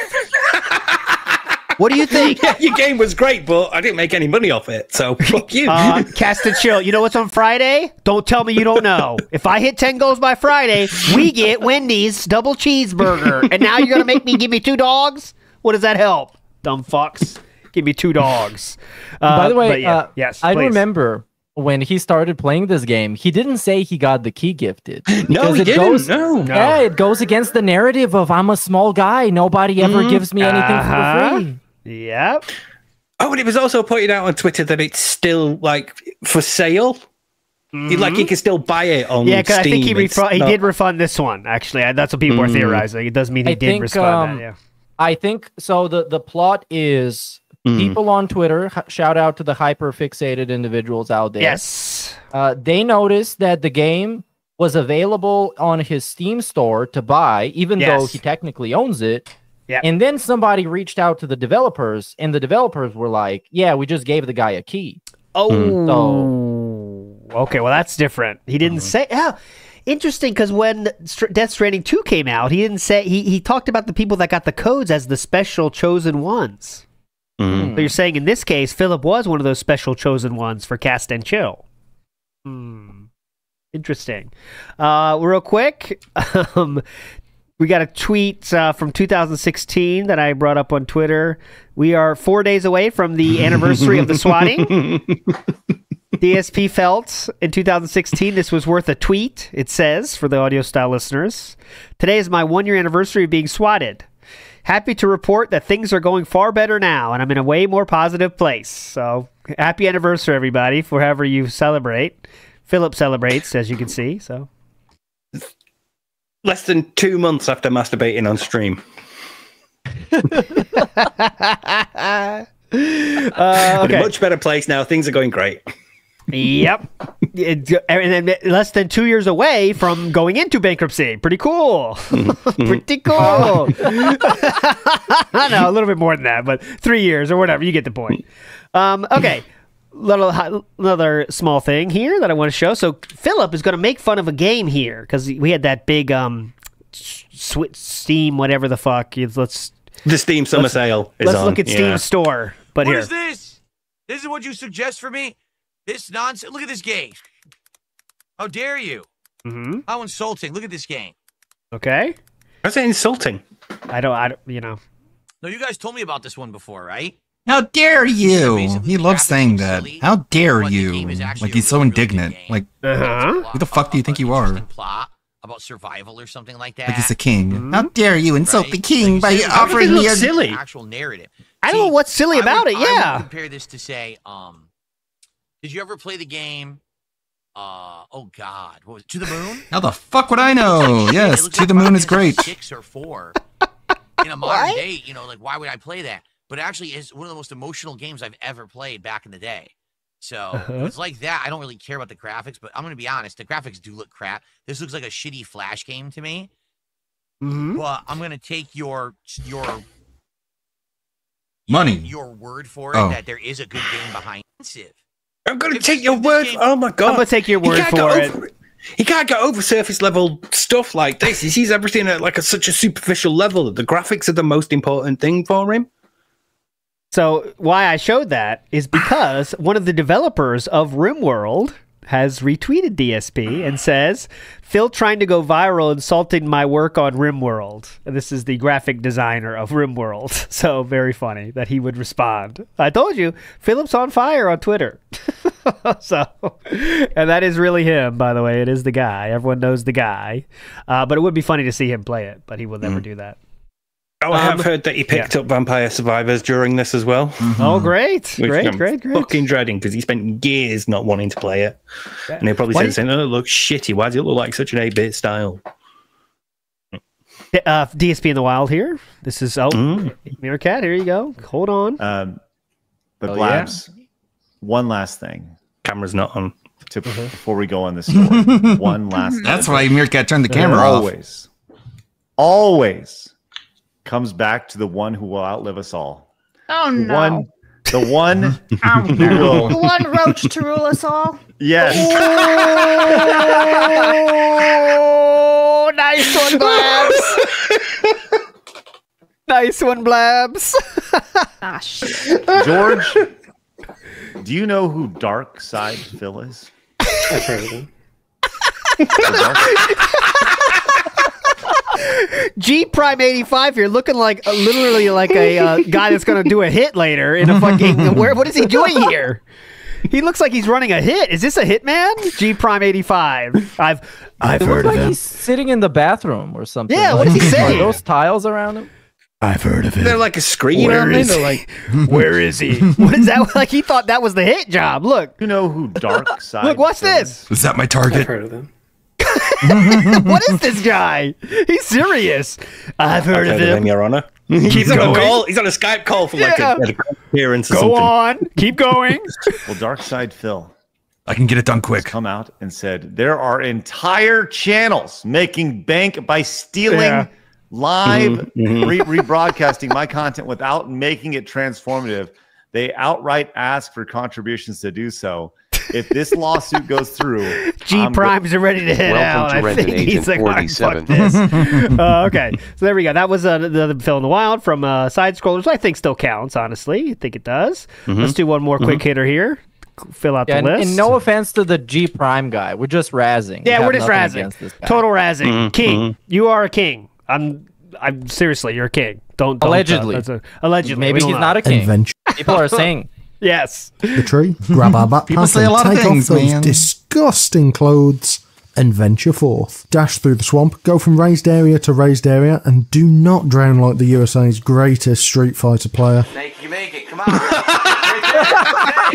Oh my God. And head to Dramatic. This is Sarando, 26,000 followers here, and he says two-parter, the best Street Fighter player in America. He says he chooses to say it that way. What a king! Disgusting clothes and venture forth. Dash through the swamp, go from raised area to raised area, and do not drown like the USA's greatest Street Fighter player. There you go. Right there. Snake. Oh my God. Snake! Okay. Oh my God. Last one for the day. I know there's more, but we can't just play them all night. Here we go. This is Boogie on the thumbnail, at least. Get a taste, please. Man, the e-begging is crazy with these guys. They didn't even start the show, and they're already asking for money. I mean, damn, dude. Not even DSP dared so much. And by the way, it's ridiculous how everything... That's it. That's it. Even DSP doesn't beg that much. Someone did show this one as well, visual style. On Reddit right now. Shout outs to Cerulean on this one. Pirate Software, if you've heard of that name, is in the news again, let's say. And his live stream fail picked up one of his streams. And the top rated comment with 1,000 upvotes is saying, Pirate is becoming the new Dark Side Phil. Never does anything wrong. It's everything else that does him wrong. So there we go. And then the person under that says, all we need is him coming clip. So there we go on that one. Let's see. And we also have Cerulean here, which made a banger tweet that took off massively. And it was about Death Stranding 2, and it says, found HoloLive member Usada Pekura in Death Stranding 2 about 16 hours in. She's part of the main story and required to progress. Dave is going to hate this game. Who is As Dave? you can see, it got 3 million views. So, I mean, this is a big hit tweet. So as you can see, the second line though says, Dave is going to hate this game. So I'm going to scroll down now, and we'll see a lot of people are saying... sounds like a Dave problem. Let's freaking go. I cannot wait. It's who the fuck is Dave? Oh, come on. Where's the Dave Burnell? Who's the hell? Who the hell's Dave? Who is Dave? Who is Dave and why does his opinion matter? I don't know who Dave is, but I don't like him already. Dave who? Why are we on a first name basis with DSP? DSP, why am I delivering pizza to some anime girl? Who is Dave? Who's Dave? Who is Dave? Very funny. About the Subway thing, Meerkat, you broke the news that unfortunately something happened with Subway. Could you please explain to the people what happened to our Subway shenanigans? There has been an attempt to stop us, to deplatform us, to take away our God-given right, our constitutional right of free speech. Yes. A couple of Subway tweets ago, they started hiding our replies. They had the audacity to stand up against the hyper-fixated army. Assholes! I was pissed. Let me tell you, I was pissed. Hiding them. They hid them from us. They took it from us. Some suggested moving on to what was the place he went, Steve, that we suggested we should go to? Oh, was it Wendy's because of the Taki fries? And they Taki replied fries. to Review Bra. They Yes. commented under his video. Yes, the official So- account did comment on Review Bras video, but not Phillips. But I'm happy to announce, thanks to all you soldiers, they are not hiding our replies anymore. The only hidden replies on this one are a Subway worker attacking a customer, and your employee pulls a gun, and the POS manager lied to predict. Okay, so that makes sense why they would hide those. They're not.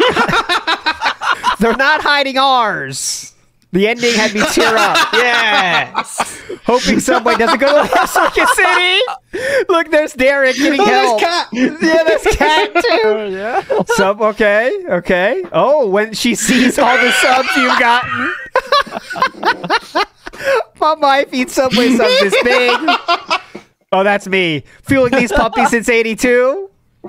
Mama Polecat chimes in. Oh, yes. Oh, that was Deep the chocolate. cut. This is pushing the bar. Oh, it's a lot of humans eat chocolate the wrong way. What you want to do with chocolate is move your head into it, not the chocolate to your head. A lot of people do this incorrectly. Okay? Keep that in mind, guys. This is correct form for humans.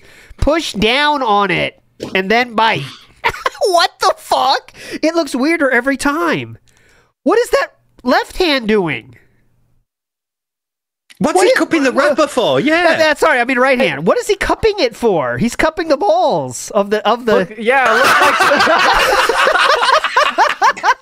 like the balls. Cradle the balls. That looks kind of instinctive. It looks very well practiced. He's giving this a hawk too. You don't want them just hanging there free balling. You got to give them support as well. Give him a tickle.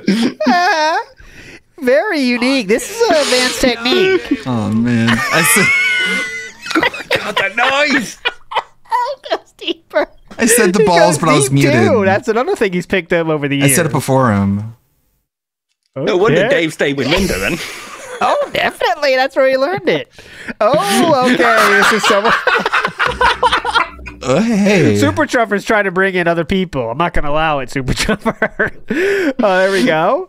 We have a Happy Gilmore release. Do you think it's time for DSP2? Happy birthday. Yeah. I heard one of your subs and my hands broke out in rashes are using real fuel. Okay, fueling. There we go. Devour. So, there you go. Duty with the Subway working. I hear this guy loves your sandwiches, and he grew up a few blocks away. DSP Gaming. Oh, Mario Faker. I think he has autism clip. I think there we go. Autism.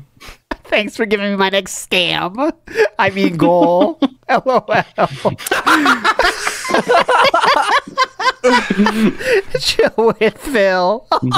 Unhappy tryhard. Unhappy tryhard. Happy Gilmore parody. Great. Okay. It's a British comedy called League of Gentlemen. There you go. There is You're my a wife now, Dave. Chief. Chief Phil. Just tap it, tappy. Okay, underdog. You know, somewhat a small-time guy myself. Okay, we should stop. Oh, again, that was the hand. So there we go. There's Dave Bennell. Cry about it. There you go. Eating. Let's get some freaking support for all my content. All right, enough is enough. Yes, that's Wolverine Doll. You'll see him tomorrow, by the way. Hell yeah. I know another underdog you can fuel. It goes so fun. I hope this never ends because it is fun and we could literally go all day looking at those. Okay, big ups to Mother Freya, who says, it's my favorite Detractor podcast. I especially love Steve at the end of the Endorphin Rush music video. Remember your part in the Endorphin Rush music video, Steve? Which one was that? That is the Endorphin Rush was last year's Ka-Ching in the Ring from Misery Merchant. Oh, is it last year's? And that's the one they was the final song, I believe. Here we go. Sorry, my head's torn between Move It and that one that was like really heavy metal. Here we go.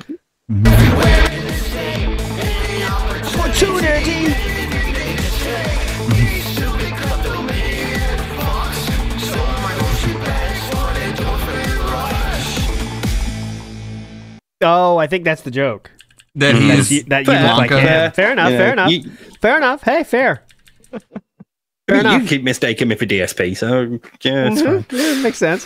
Modelbird says Subway's Toasted Buns tweet was code for their support for the true winner of the band kick names. Big ups, Modelbird. Stay strong. That's why they started hiding replies, so you knew how it felt. You get there eventually. GBRC says Phil said so much himself. 10K is what his mother gave him, and he still went bankrupt. So how much did he dump in WWE Champions? Oh, it was 10K. Was it 10? I remember him really? saying 10K, 5 digits. I don't remember that. And I remember. From my memory, the official story was that he needed around 16,000 in total, and then he begged like for 2 weeks straight. And after he was done begging, the rest of that amount, which is, I don't think it was a disclosed amount. I think it was like a vague amount of money. No, I know he was asking for 17. Bob Haskins saying he was asking for 17, but that was the total. I think that was that the of Green everything. Bar? Yeah, so that was the total. Yeah, the Save total. the House marathon, wasn't it? So that's. Can you imagine $17,000? God, I still went bankrupt. Got on this payment plan and still went fucking bankrupt. Well, there's a lot of guys. Within less than a year. Have you seen how many wrestlers there are, Steve? I mean, it's operate a household of There's wrestlers. a lot of them. They make more every year, you know? Yeah. GBRC says that Phil gets a job soon after he catches a beating. Wow. He might talk back to some people, but yeah. Oh, he will even more get his persecution complex validated and his victim complex, and he will only become more of a hermit and more of what he actually is. Yes. Yeah. Mr. Gorow says, wait till he live reacts to Season 4 of Street Fighter 6 skins. Oh, yeah, definitely. I personally can't wait. But I've heard there's no jury. What's up with that? Come on. You want money or not? Capcom, do you want money or not?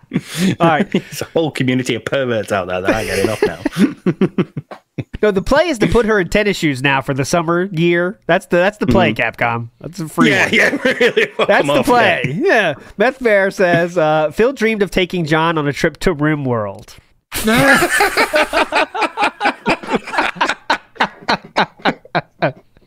Well, pretty good. Maybe so. Big Beppo says G Prime is the goat for some funny art. Oh, okay, there we go. We again not making fun of G Prime. I was making fun of that single response he said where it sounded very serious. That's it. Mr. Lawcow says DSP is also. There you go. DSP is also on fire on TikTok, or maybe that's just me. Love the show as always. Young out and free Crest toothpaste from Fantastic Mr. Sam. Big us, Mr. Lawcow. Yeah, TikTok. He's going on fire with TikTok with those fucking gaming journalist things. Oh yeah. People are adding it. Yeah, people are going back in time with them. It's very fun now. People are searching because they don't know what's going to go viral next, so they think they're onto something. Like gaming journalists actually know more about gaming than he does, and they're better at video games on average than he is. So it's actually insulting gaming journalists Yes. Bro, I love Which is that. good. Right as I like you that. said that, he got battered by like 6 other people, and then his controller ran out of batteries. Let's see. Here we're going, boys. Here we go. I mean, that is so obvious. Okay, we're not going to do this so you don't play analysis, Yeah, but look how fucking obvious it is. Behind them, yeah. So he's on a track right now, which means you're kind of locked in. You can get off, but you're locked in, so you know you're going to do whatever grinding, in front of you. Yeah, so he is literally going to run into the person ahead of him since he is spamming his King Shroom. There's Right the there, bomb. you can see the ba-bum. There's the bomb. All right, keep going. Let's just keep pumping that puppy. Here we go. Boom. What happened? I don't know what hit me. What happened? I don't know what hit me. No, it's good. Look what I just said. I don't know what hit me. Boom. Boom. No, it's good. Look what I just said. Look. Oh, no. No. Oh, no. Now let's get a clip. I have my controller plugged in. That's why it stopped responding. Oh, my God. Great controller, huh? That when the controller is plugged in and it hits full charge, it stops working. Great third-party controller there, buddy. Definitely want to pick that one up. Second you plug it in, it loses control. It's got a dodgy connector, so it's not charging.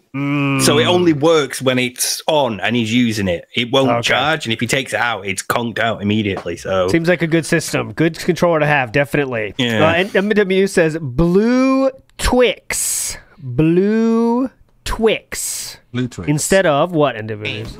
Blueprints. On today, quite frankly. Uh-oh.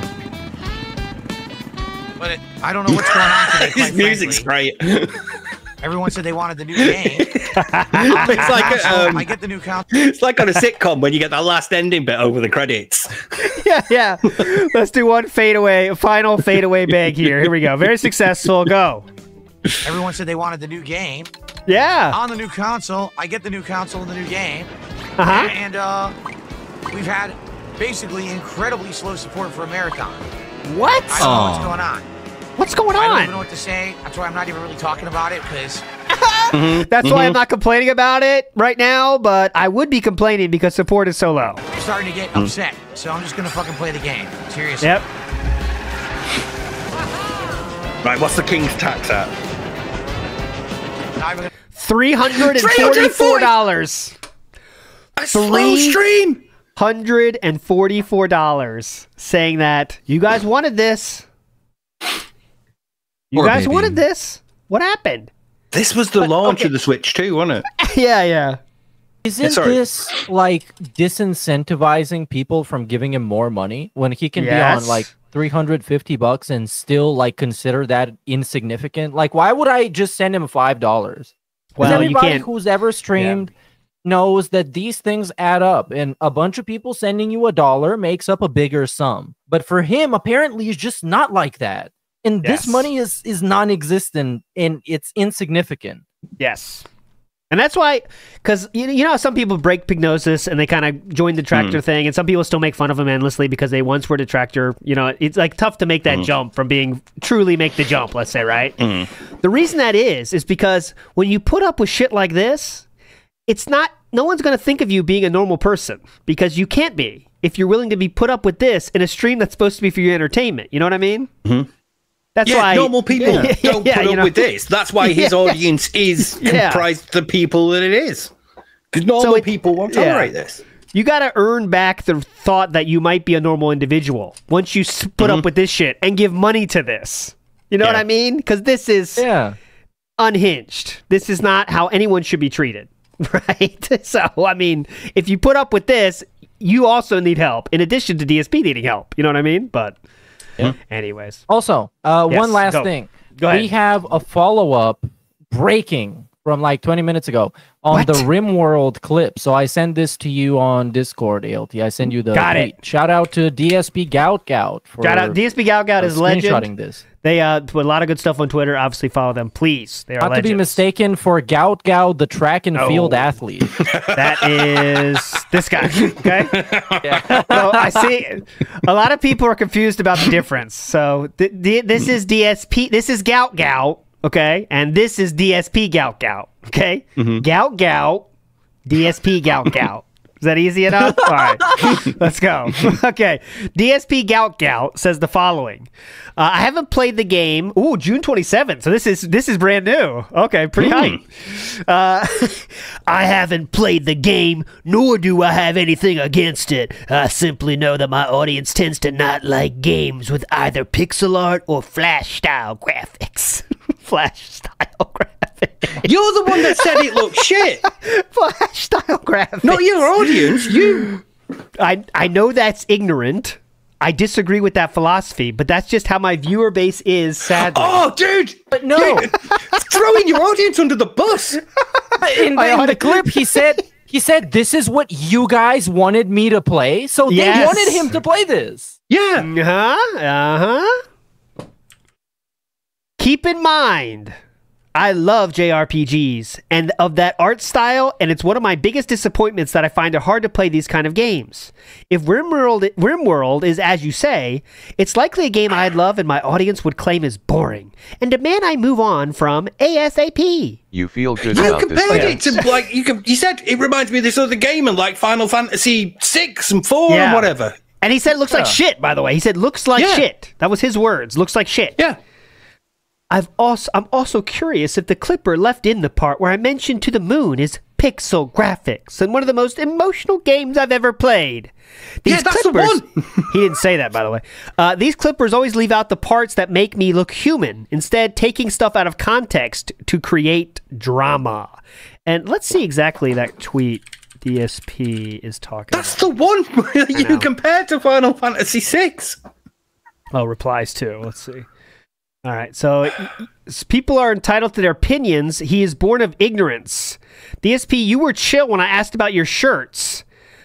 So let me lay for you a foundation. RimWorld may have simple graphics. Oh, this is Madam Savvy. Where'd you get your shirts? From the shirt Not store. that Savvy. This is Sir Savvy. And 41,000 followers. That is why Sir Philip Sav. is responding. Yeah, this is Sir Sav, not Savvy. That Sav. So here we go. This is wow. Okay, is not implicit in the robbing of Tour 2014. No. I think People are entitled to their opinions. He is born of goes ignorance. on DSP, you were chill and side-scrollers. asked about your shirt. Still didn't tell me where, but it was funny reply. So let me lay down you a foundation. RimWorld simple graphics. Blah blah blah. Blah blah blah blah blah. And I can't end the post without mentioning the mod community. Blah blah blah. Okay, she cares about RimWorld and is making sure he knows it. Okay. This is what the maker of the game also replied to. Obviously. I haven't played, and then Philip goes through those responses, and let's see if there's anything more. I don't really care so much about what was said other than the graphic bit. I just want to share my love of RimWorld. Convert anyone. You have not lived until you've enslaved your entire tribe and turned them into a milk farm for your dairy, bar, hotel. Okay, so she's still having fun. And that is it. Let's see how everyone else is taking this. Dwarf Fortress, Crusader Kings sort of emergent gameplay things where, shit keeps happening, You can see why people stick with games like that. There's no convincing. I need blah blah blah blah blah blah blah blah blah blah blah. Expect you must give him money, 150 for him to love a game. Yeah, okay, nothing much there, but it's brand new, so it's very recent. But Philip on his off day, deciding to respond to this in the middle of his day. Hope It's he's not having his a good off day of course. today. There we go. One thing that tomorrow. Steve wanted to show, right? And then we'll get out of here. Is I think this is important. It's not necessarily DSP, but it is adjacent, and also I quite like important. Speedball, important. Mike Bailey, and Vita Scott. So Here we they're go. cool people. Okay, Derek, So- what's happening? What's going on here? What's the deal?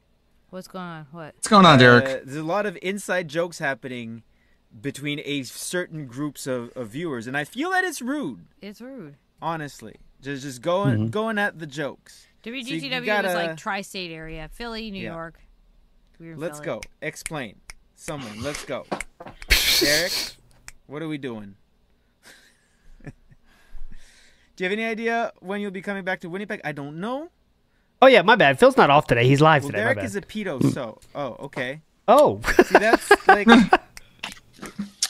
I don't know. Well, Derek is a pedo, so Was that? Yeah. Because I don't want to end it now. I don't even know. Person in the chat. Yeah. Someone they're talking about. Yeah. Yeah, like if someone in the chat is He's a live right shoot now. pedo, then we can't just make jokes about Shoot ice pedo. cream. Yeah. To be fair, Not even a work pedo, a whole shoot pedo. He's a shoot pedo. That's the worst time. It's guys, it's not his gimmick to touch kids. He just actually does. Can't have shoot pedos, guys, honestly. For those who don't know, Mike Bailey is a wrestler and Vita Sky is an announcer. So okay, shoot being a wrestling term. Shoot pedo. Right? Okay, so this is like an actual thing. Like, hey, this person should not be a member of this community for these reasons, instead of just chiming in and saying bullshit. You know what I mean? Oh. Okay, so Mark. Yeah, so he was banned. He did get banned. Yeah. He did get banned. It's amazing that did not take years of pressure from the audience, as well as PPP, Ashton, and the founder of Kiwi Farms to do that. Listen, they just did it. We don't know. He might have had Triple P messaging him behind the scenes or something, telling him to ban Derek. We don't know that. So there we go. Looks like he's ranting about something. Oh, let's he looks see. salty. Your head's like. Oh yes, he is. Uh-oh. Yeah, he is. Oh no! Red for Kansas, Colorado. What the fuck was that? 67 new states. $50 from Kill Yourself? Okay. What the fuck, dude? Oh, look at that! I think it's based on that super chat. I think it's the super chat. I think it was $50, but I think it was negative. Let's see. What the fuck, dude? I think it was Nebraska negative. and Kansas. Okay, so it shows that I have the like. Oh, he's checking the DLCs. Keep ignoring the trolls. Yeah, So that's where's what the he's American told troll what he's driver doing. So $50 super chat from Kill Yourself says, "Hey DSP, hope you're having a great day, man. Keep ignoring the trolls." That's kind of not directly trolly, but kind of trolly. Let's see where he goes. It's retarded either way. All right. There you go, dumb fuck. Hope you're proud of yourself. Let's see here. Retarded dumb fuck. Ralph did a $5 super chat. Says, "I'm an Xbox fan. Okay, I don't Is care the about this. pain I'm feeling with a Sega fan. That's right. Anyone who in the console Care war about my crash, video game opinions, in that Darkside order, Phil. if they were- Okay, I'll pretend to. Thanks for the money, dumb fuck. Didn't Panasonic have? It wasn't technically. 3DO, yeah, Phil. And when they did, they kind of overly. He's talking Might about go back too far. Oh God, no! Time, but sadly, Sega was two-headed. Okay, Sega. Thanks, gaming journalist. It had a controller that was like, Yes, thank gaming journalist. It was kind of a sinking ship. Sony took over at that time. He's explaining the Dreamcast. I went to Fucking hell. Toys R Us. I don't think Had he's. so many awesome new features.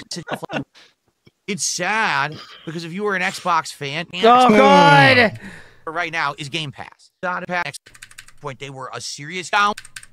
Gearheads like Phil Spencer and Oh, there we go. See, it was Phil Spencer shit. once again, they need to gut that company and rob. Okay, don't care. They don't have Need to to spend throw the any money CEOs out and to shoot actually 'em. Get anything, And he's There's still no going. Actual feeling of investment or risk in anything that they've ever done, and then you throw them immediately into the helm of a company. You should throw him into a helm of a Okay, I'm not lava reading this. pit. Anyways, Yeah. Steve, final words, please. We'll see you again tomorrow, everybody, for the King of the Ring. What time are you thinking for that, Meerkat? We should set it now if we can. Same time as today work, or 2 p.m. maybe Eastern? Same What do you time think? as today is good. Yeah, sounds good. Cool for you too, Steve? Yeah, it's cool for me. All right, we'll do the same time as today, 1 p.m. Eastern Standard Time tomorrow. Same time as today. We'll do it tomorrow. Any final words, Steve? Go ahead.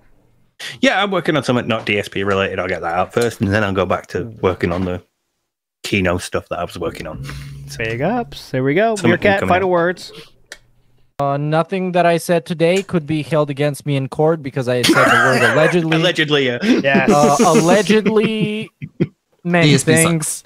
Thanks for watching, everybody. Come back tomorrow for the King finals. It's going to be very exciting. As always, everything with me is last minute, so I'm going to make some songs tomorrow last minute, probably like Yes. 15 minutes before we start.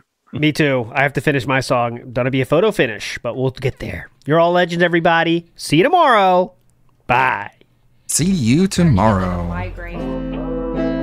Very nice. Let's see. What do we have here? We've got some short clips here. What is this from Cerulean? 18 seconds. This is the vacation shot that gives us something to work with? The tourist was taking a picture of this girl. What? So, enlarging the reflection in her eye. I'm gonna slide the image over. There's our victim. Okay. Fucking Stevie. What about this?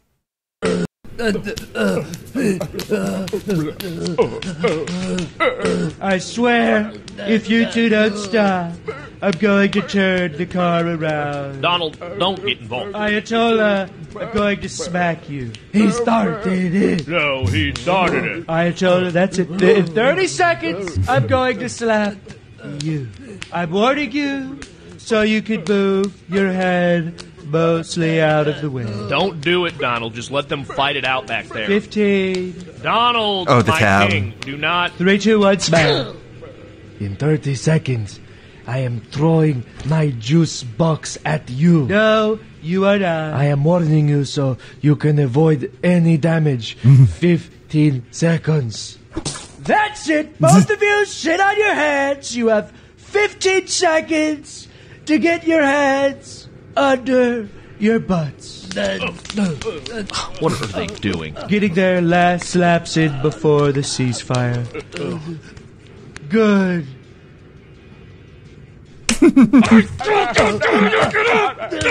No more seatbelts! No more seatbelts for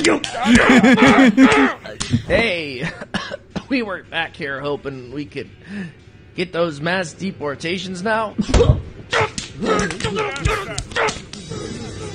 This crap is really distracting him. What? It's exactly what I voted for. Thank you. The tabs is what I'm not seeing. What do we got? Oh. No mercy. It sounds like some fucking violent porn he's going with, which I wouldn't be surprised, I guess. It is Gamer Stevie we're talking about. Enlarging the reflection in her eye. Bro, I thought Dexter is dead. What the fuck? Whoa. I'm gonna slide the image over. There's our victim. No mercy. Gets her first taste of cock in the mouth. That'll show her ass. Thanks, Stevie. Finding a sane DSP fan challenge. Level impossible. Let's see. Do you want to build up some more skip juice by watching this Bog Cron video? And then we'll watch the pre-stream live. Just wants to destroy some women or something. I guess. Where is the news Bogcron? Popped up. That's not my sub box. 12 whole hours ago. Dude is falling off. Let's see what he's doing. BRB.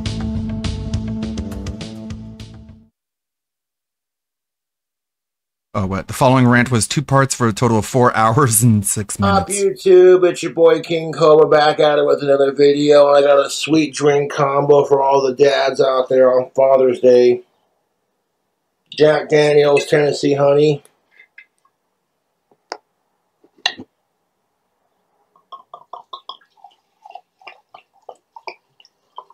And some brisk lemon iced tea. It's supposed to make like a whiskey sour with like whiskey tea kind of combo.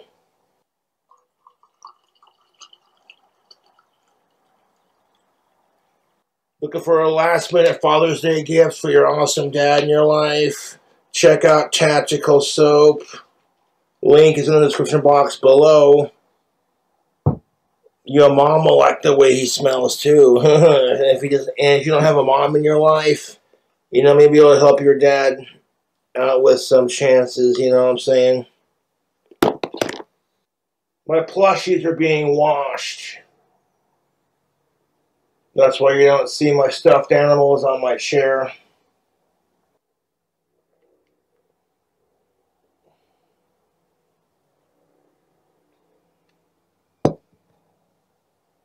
Oh, that is fucking tasty. So I hope you all have an amazing Father's Day. You know, shout out to my dad. He's pretty freaking awesome, you know. Like, my dad royally saved my ass buying me this house. And because he's the landlord, I can't get kicked out. And that really pisses off my YouTube trolls. And they love to give me shit about it, too. They're like, oh, your daddy's blah, blah, blah, blah, blah. And I'm like, you're just mad because your dad won't buy you a house. Pissing off people on the internet, I'm good at doing that. Classic Cobra video response. And how can you avoid a fight with your woman? Good communication is more important than good sex. You know, like, I've gone 6 years without getting laid, so, like, sex ain't shit. Gender psychology, I find it to be very fascinating, like I said, but also incredibly frustrating. And that's just it. Sometimes sorry doesn't cut the cheese, you know what I'm saying? And if you're using the word sorry to avoid conflict and to resolve it, then I don't see a problem with it. But if you can't see sorry when it actually counts... Like shut the fuck up, Siri! I wasn't talking to you, you stupid bitch! I hate when fucking Siri does that shit. I didn't say hey, followed by her name, so therefore I don't... Oh my god, I hate when Siri does that.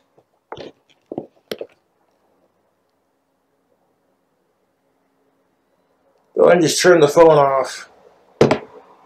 No, dude, I fucking hate when Siri does that. If I didn't say hey, followed by Siri, then I don't need her assistance. And with it being Father's Day, I raise my glass to my dad and to all the awesome dads out there. Cheers. And if you're looking for a last-minute Father's Day gift, check out Tactical Soap. Coupon code King Cobra no longer works, but I'm sure they might give you a code if you check out the website. The link is in the description box below. And if you use my affiliate link, I do make money off of it. Not much, but it's a little bit, you know, a couple cents here and there. It adds up, you know, and I appreciate Scott Carr allowing me to continue to be an affiliate. What makes Tactical Soap so special is it makes of-age women horny. And it's made of all-natural chemicals. You know what I'm saying? Like, basically it's chemical-free soap. It doesn't have any harsh chemicals. And it's designed to boost your testosterone, boost your confidence. And I don't gotta get laid to appreciate what Tactical Soap does for my life. When women respond, generally speaking, Josh smells good. It's like, yeah. Yeah. That's pretty much it. Basic male logic. Okay, this is why it's broken. This is what we gotta do to fix it. This is what we need to fix it. How do you get the stuff to fix it? You know what I'm saying? I have some Tennessee Honey Jack Daniels. This stuff is delicious. This is for 21 and up. Jack Daniels is my favorite whiskey company of all time. That's the sound right there of a good time. And I have that mixed with a splash of this brisk lemon tea. Yeah, I did cheat on my first girlfriend, and I regret it. I got a big old helping dose of karma for it, too. Going 6 years without sex, and then when I finally got a girlfriend after that 6-year dry spell, she was the fucking worst human being on the planet to date. And I haven't cheated since then or before. Like, I haven't cheated since I dated Stephanie. And I refuse to cheat ever again because I ruined a good relationship. You know, if I were to, for example, his most powerful if I were to fucking sit here and like take my Bic lighter and burn my hand with it, you know, and go, why does my hand hurt? Well, what's the root cause of it? Because you were stupid enough to burn your hand with a lighter. You know, one would think, well, if that hurts, quit doing it. You know, that's just, you know what I'm saying?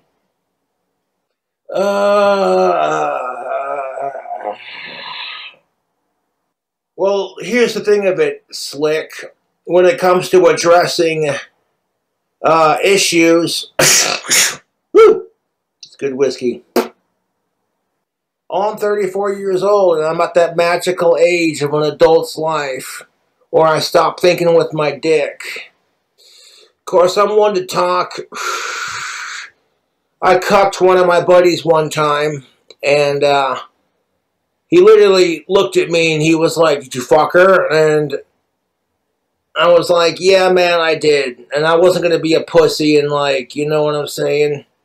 And lie to him. I owned my shit, because that's what men do. We own our shits. And it's like, he started crying, dude. I felt so bad for the guy. And I was just like, ugh. Like, oh, she made you your favorite prosciutto sandwich. Sweetheart white toasted bread, olive oil and infused mayo on both slices. Bottom slice gets 2 packets of prosciutto, some freshly cooked thick cut bacon, some mozzarella cheese, some red onions. The top bun gets freshly ground black pepper, cilantro, garlic salt, and onion powder. Sorry I farted. Oh, smells like gender relations. Ugh. I've established myself as a content creator and I make good money doing my thing, so I have a job.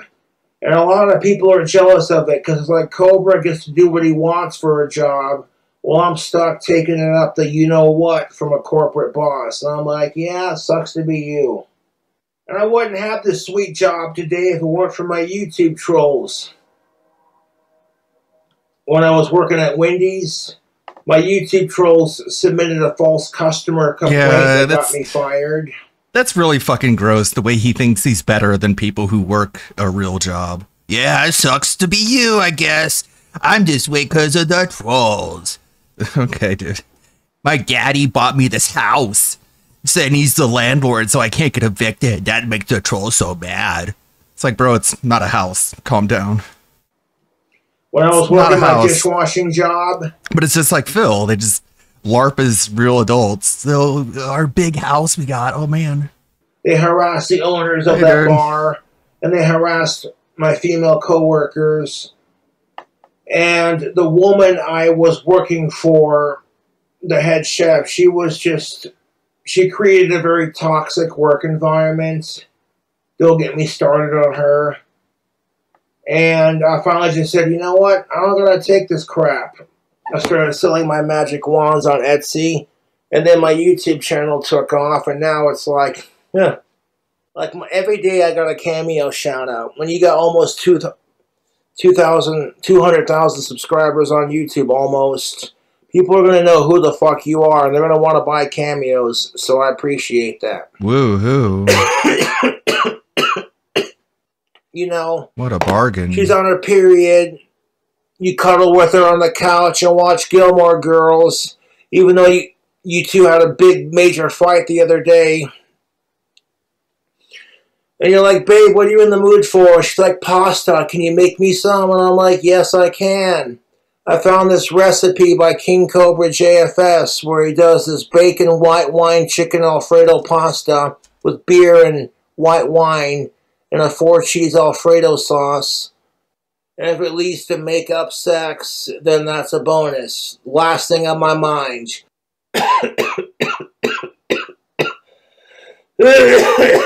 Shit. No, I keep the door empty and the window wide open when I smoke indoors. And as a result, the rest of the house doesn't stink of tobacco. It's not a house. So there's that. Also, isn't it yours? Sounds like Clint bought that thing knowing that you were going to die in it. And once you did, he wanted to be able to sell it and not lose any money on it. If it's yours, why can't you smoke anywhere? Why do you have a rule that you can only smoke in one room? This whole you want to date the bad boy. What a badass. What a you grown want up. to date the bad boy.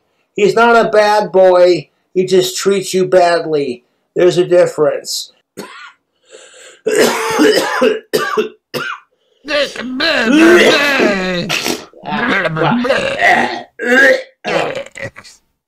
Thanks. You can just mute the microphone. Excuse me. No. Because you made no attempt. No idea how long this video is going to be, but I'm drinking, I'm celebrating Father's Day, and doing a gender rant, so... Celebrating Father's Day? Because it takes balls. It takes balls to admit when you're wrong. And that goes for both genders. Yeah. Why I want to say it again. Not good just communication is more important than good sex. Bless you and... Oh my god, dude. Excuse me? No. What's the word? How the fuck would I know? It's not confirmation, it's... Affirmation. Hell! Compromise. There we go. That took him a while, it seems. Huh? What's the, the word? What? Like Cubs, you doing okay? And others, yeah. Yeah. Yeah, you know. Compromise. Compromise. Is that the word?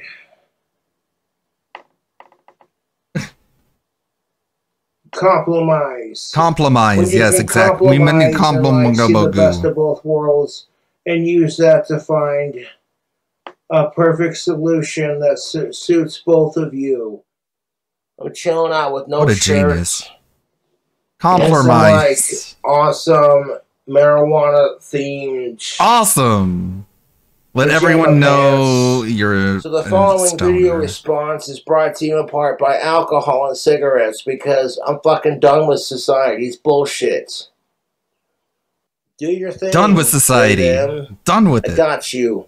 You got a straight ally on your side. You have a straight, heterosexual, biologically gendered ally. Hell I yeah. prefer the term biologically gendered because I feel like the term cisgendered or sissy is a derogatory insult towards people who are cisgendered.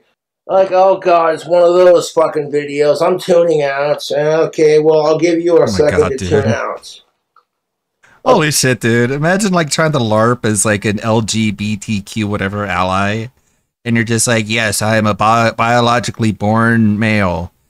And they're like, well, that means you're a sissy.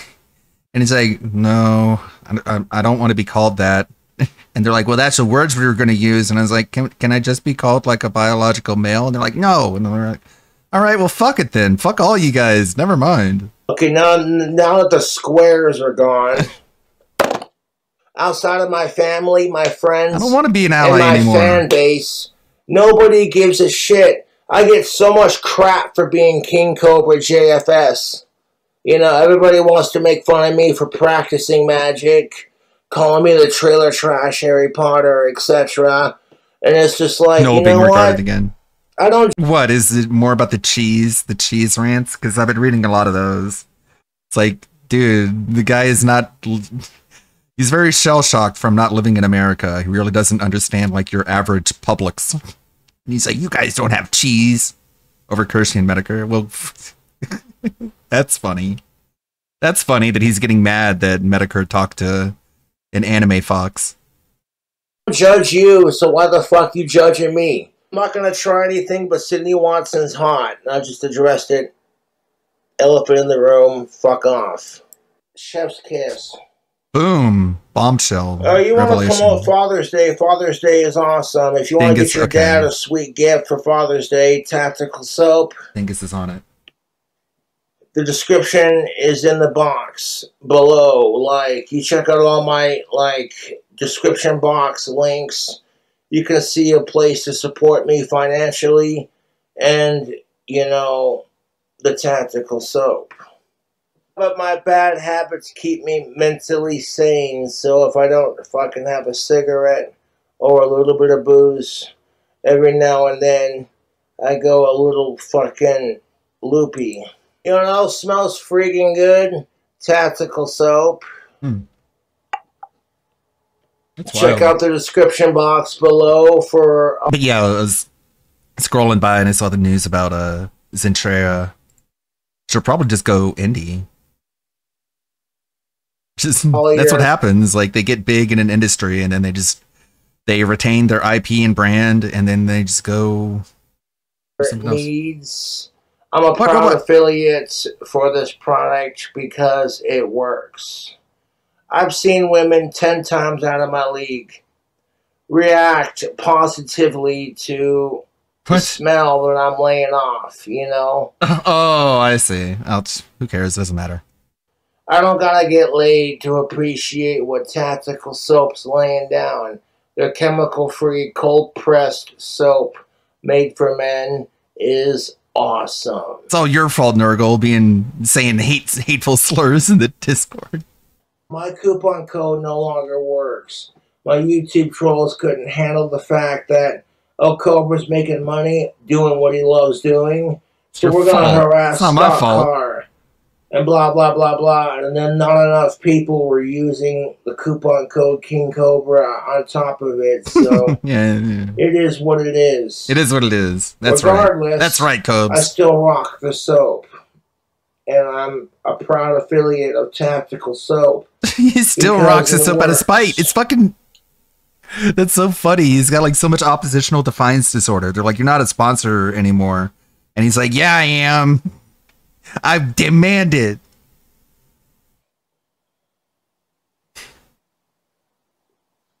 I heard it explained like, I don't give a shit about the RGBs, LGBRs. Can't be canceled. I don't give a shit. Oh, I'm sorry, the alcohol burns.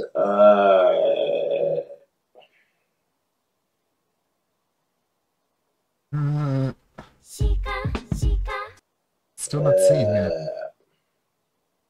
Let's talk too much. Everybody wants love and acceptance and equality. Yeah. And that's what makes us human. To a point.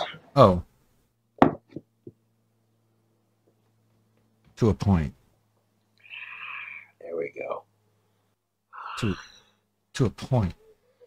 Drink combo got me a little schnocker at the moment, but we'll press on. Like, as long as you're not a goddamn sicko, who gives a fuck what you're sticking your private parts into? You know? What? Oh god, words. Oh.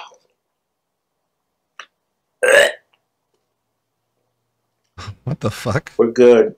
Oh shit. Put that down for a minute. Oh shit. Guessing he's doing this live, huh?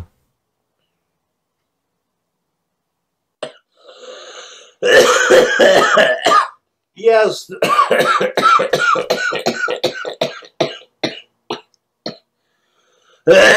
Excuse me. Like, I've been known to put on black lipstick and eyeliner because it accentuates my goth look. It has nothing to do with my sexuality or, like, you know, who I am as a person, so to speak, because I idolize bands like Cradle of Filth, Ozzy Osbourne, and Black Sabbath, etc., or Alice Cooper, you know. When I was a kid and I started the whole Cobra Demon thing, I was told it's just in your head, and like, you know, you're full of shit, basically. Because when I was a kid, you know, I'd watch Sailor Moon, I'd watch Tenchi Muyo. Shut up. Let's see. I don't know if I could. I don't know how much of this I could play on Twitch. I'm sure he's gonna. This will be probably my most controversial segment of all time. I am unironic about that. I'm going to piss so many people off in so many different ways that but no, I'm bored. It's like, bro, like this is locale logic, man. People calling you a retard doesn't mean you're pissing them off. They just think you're a retard. Two very different things. Oh my god, I said really retarded takes that are really stupid and ridiculous. Wow, I can't believe I made you guys so mad. That's just like such typical locale cope. Okay. It's such obvious locale cope. It's ubiquitous. So, first things first. How do you not like identify that behavior right away and be like, oh wait, that's locale behavior? You own Kiwi Farms. This account, Girl on a Mission. Look. It's, oh my god, so many people just, that's their automatic cope. Like, oh my god, look at how people are mad at me. Like, they go on Twitter and they just say the most dumb fucking stupid retarded thing ever. And then you click on the tweet and the immediate tweet underneath it is like, LOL, I made people mad. Looks like your average run-of-the-mill Amberlynn verse A-log account. Just a name referencing Amberlynn Reid, a picture of Amberlynn Reid eating pretty standard, pretty typical Kiwi Farms fem poster. Like, why can't you just be like, I said something dumb? 2019, the site was hacked. And Just say, yeah, sorry, I said something associated with stupid. accounts was leaked. I'll do better or something. As we know, there are Or double down and just be like, no, I'm right, fuck you. Don't be like, oh man, your emotions are out of control. now as a result Looks of like this it's my fault. in particular, this user ignored my warning that was on the registration page and has been for a very long It's just time to the not register. issue with of personal absolute email address. responsibility. I said that before the hack because I knew we would always be a high-risk target for a hack. Uh. And not to us. What is called rice, and you're like, I thought that's this what a was rice the eater VTuber looks like. stuff. You think about having that gram of rice, huh? Well, you're gonna look like Amberlynn Reed. Who did I give shit for? Oh, I gave the VTubers shit for the Elijah Miller stuff. So I guess I gotta eat shit for. I don't having even know Sean who that Baltimore. is. What can I say? That's just how it is. Second, we have a second clip from Catboy Ranch Dressing. Very appreciated. Great user, by the way. Yeah. Who found this clip, so I guess I might as well play it. Lolly Gang represent. Before I was a hag. Before I was a hag. This is an April Fool's joke, by the way. I was a fresh 18-year-old Foxu. Still legal, right? Hello. Real Elon Got her. Powers. Oh my god. What a scandal. Need correction. You need correction, chat. You. Oh, she even does the oh man. The need correction is like a it's like a lolicon thing. It's like, oh, there's bratty little girls in the shows, so it's like they need correction. They need to be punished by being raped. You are the I understand. one who needs the correction. I see. Like, what the fuck is this take, man? I thought Josh had already, like, you remember those guys that were banned off a Kick, like Sneeko or something or whatever? And they were, like, trying to make the argument that if you were like, turning your head to look at the girls walking home from high school, that you were a pedophile. And Josh was literally like, do you guys not know what a pedophile is? Like, how do you go from that take to like, this is pedophilic? It's like, you understand lolly, like the literal definition of lolly is that it's sexualized. How is this sexualized? Okay. How do you look at that and you see There you something go. sexual? Like, what is wrong with I don't think I need you? to say anything about that. And then, so the reason why this is even brought up is that Kershaw was on with Medicare. The Medicare announced the stream, and there was some, what's the word? Trepidations. People were somewhat trepidatious. You had the people that were big anime fans that like Jim, that are super. Lolly happy to doesn't need to see be another sexualized. VTuber You know being what put I on mean. Spotlight, just like Pippa Pipkins was. Then you had everybody else who's like, what the fuck? Because even with the Pippa Pipkins thing, years ago when he was doing his final stream, he declared Pippa Pipkins would be his heir to the Jimothy throne. No. Which was mostly a joke. I think she also. No, he said that about Randbot. He said Randbot would be the next Medicare. Or did this happen after that? So called in by Discord or something, and he did a like a group chat with fans and just like let people talk to him and stuff. And I think Pippa was one of those, and she got really Oh yeah, I meant Lolly, like short for Lolicon. sentimental about it. But even then, that was like a small part of a larger stream. So talking to Kershaw was a whole stream dedicated to having one guest on who was a VTuber. So this was a first, and people were somewhat trepidatious about all that. I asked why the Pippa Pipkins thing didn't piss people off like this did. Josh said it was basically I a was little joke. bit confused, but Wait, okay, I'll rewind. trepidatious. You had the people correction; they'd be punished by I see about that. And then so the reason why this is even brought up is that Kershaw was on with Medicare. The Medicare announced the stream, and there was some. What's the word? Is it before that or after? You are the one who needs the correction. I see. Okay. Well, there you go. I don't think I need to say anything about that. Then don't, because your take is going to be dumb. Because I was a little bit confused, but then I think the consensus was that number one, it was a smaller part of a larger stream than number two, that because it was his goodbye stream, it was kind of washed over by just the sentimentality of what was supposed to be his final video. which obviously did not happen. So on the stream, when I talked about this being announced, I asked Jim if he was going to ask Kersha about the lolly pussy eater thing, which was she The did pussy a licking collab lolly, with a couple other independent VTubers, one which of is them was voiced by called Sawa, Moonman, by the way. I think. And Moonman in game went by Lolly Pussy Eater, and then they went on about lolly pussy eating for a couple minutes. I asked Jim to ask about that, and he actually did. And he said she said that it was a joke, and therefore they moved on. Okay, It is a joke. So this is Jim also joking about this. It's a very funny joke, apparently. I'm not a professional comedian. Okay, so I don't know what's a funny joke. You don't know anything. That's the point. This was another funny joke that Medica went off on at the end. I gotta sell this magical fucking powder. I gotta get me some anime tits. Holy shit. I'm gonna make an avatar of a fucking 6-year-old girl with double D tits. That should appeal to all of you. They're like, oh, she's using a lolly avatar. I'm gonna be the most lolly avatar you've ever seen. Hi, my name's Jimathea, and I am a 6-year-old girl with giant tits. Buy my gamer subs. Buy my game. I want to buy a house. I want a second house. Buy my gamer subs. It's Yes. totally normal. I'm 8,000 years old. There's It's a nothing wrong. very typical joke. Let's do a small break.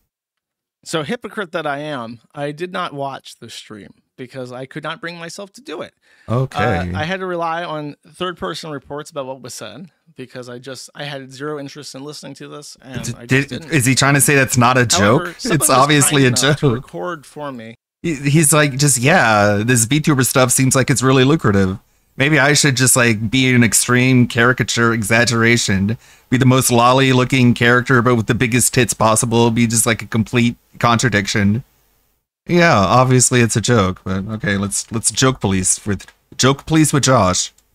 The live chat, and they It's obvious what the went joke ahead and is. Made a little visual rendering, let's say, of the most common words said during the Medicare stream with Kersha, and they rendered this so that the most common words were the largest in the diagram, and this is what it looks like.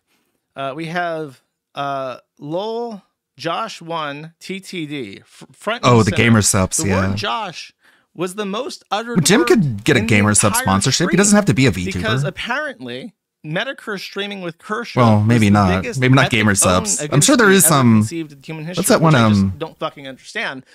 But What's that one is there that it Rev is is. with? And Chibidoki. Pizza is mentioned quite a bit. Lolly's showing up.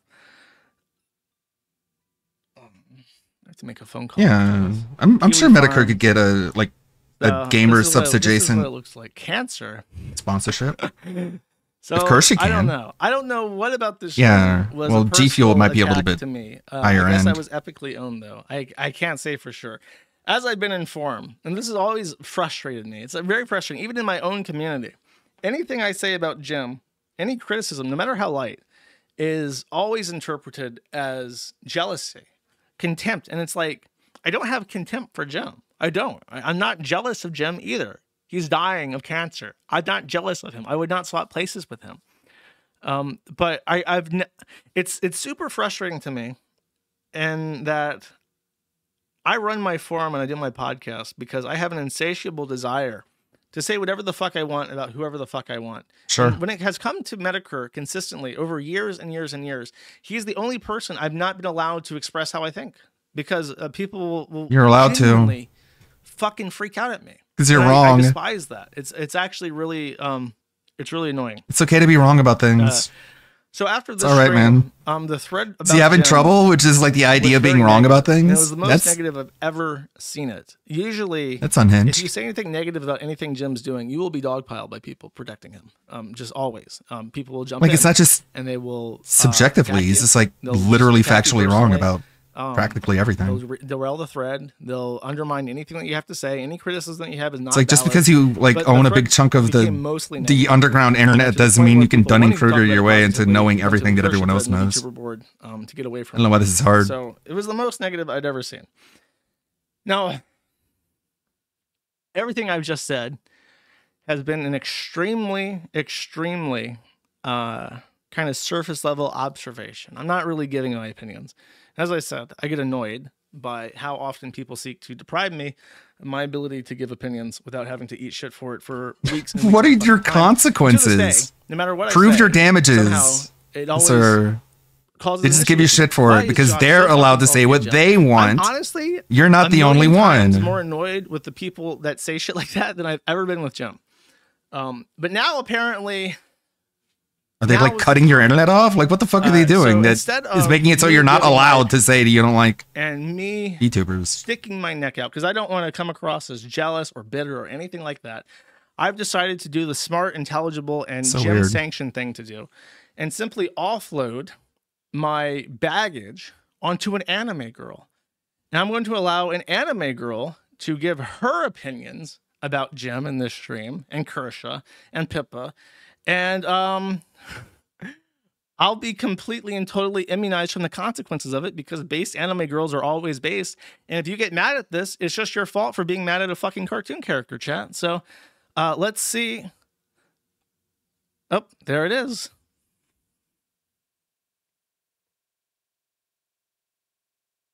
You okay? You gonna get to the joke? You gonna start the funny, or did you mute it because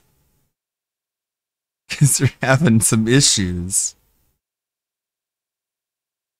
Just a bunch of question marks in chat. Huh? What? Fail?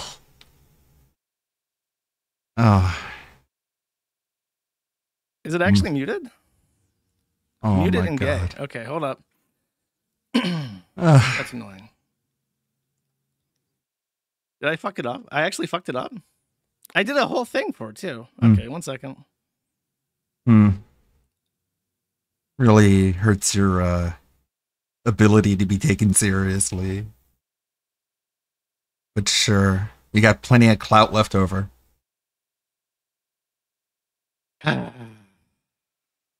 Such is life. No, you're gonna suffer for it. Shouldn't Hold up. take this I long. I have to fix my Discord chat. Uh-huh.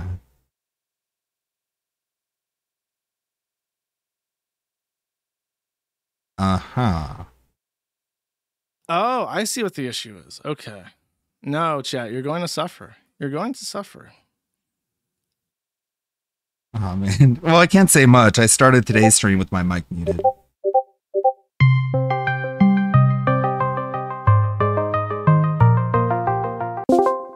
Konnichiwa! Hello! It's your favorite VTuber, Doki Doki Chan here. I am a based anime girl. You know, I am super based because I don't like niggers.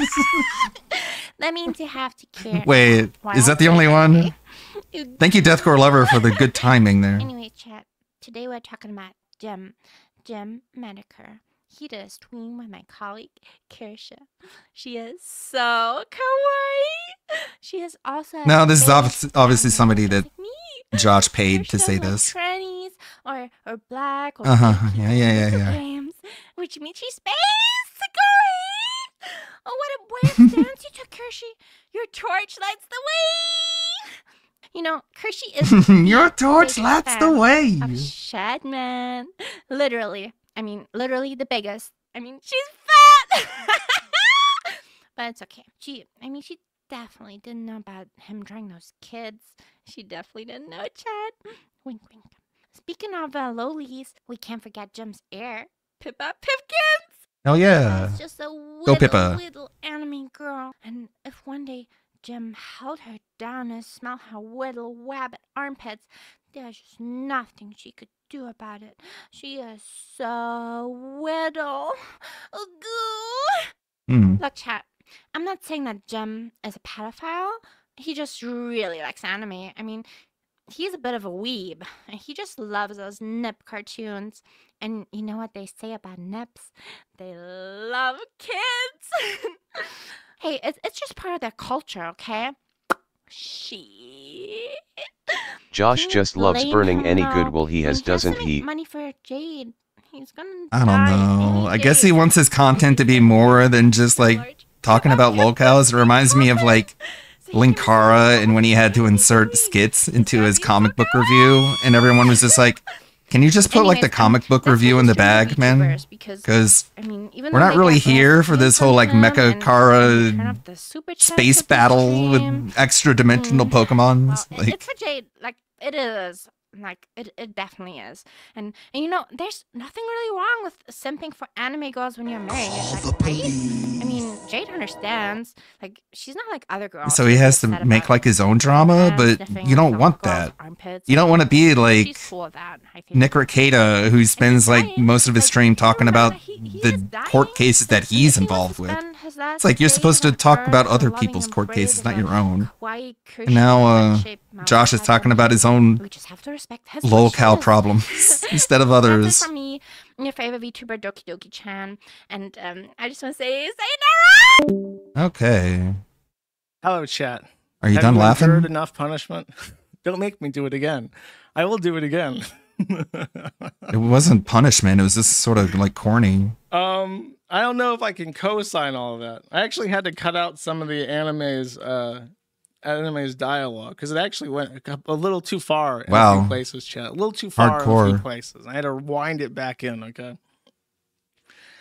She said the N-word. I mean, I guess, as I said, I have nothing to say. I just let an anime say it for me, and therefore I'm in. And therefore, you can pretend like you don't have shit opinions. You know that lovely note, chat. Let's go to the money. Okay. Let's look at the money zone and collect the money, chat.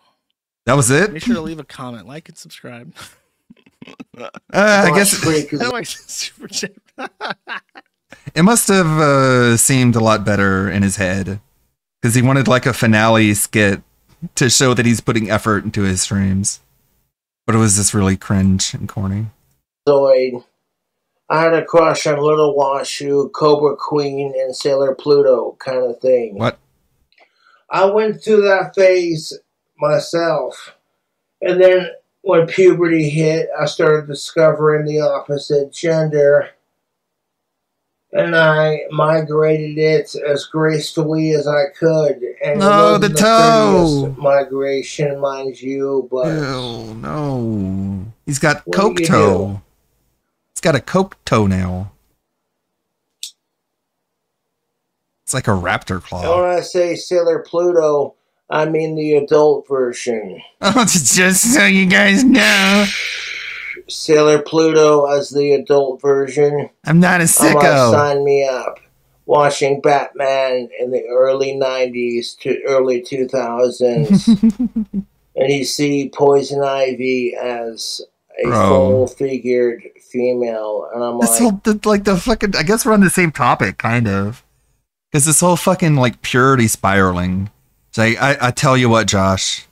I get to be allowed to watch VTubers. But I'll tattoo on my forehead. Whenever I'm talking about any fictional character, I'm talking about when they're aged up to legal age of whatever age of consent is in my state. Like you want everyone to just make that disclaimer, like Cobra just did. By the way, when I mention Sailor Pluto, I talk about I'm not a sicko. It's like fuck all that, man. I don't have to deal with that shit. Fuck you. yes. But that's neither here Just so nor you there. guys know, I'm talking about the 18+ version. Also, fucking Irma Thorman. Yeah, I like Diva, but just so you guys know, I'm talking about the 18+ version. Like, oh, that's hot. Because as I've stated on my channel multiple times, kids are more precious than rock and roll. Sick and tired of My everyone sickos blaming are Trump more for miserable everything. than Ozzy You're just Osbourne. mad because your candidate didn't make the presidential list. And I'm like, okay, so we're going to blame Trump for everything because we're mad at the world. You're stupid.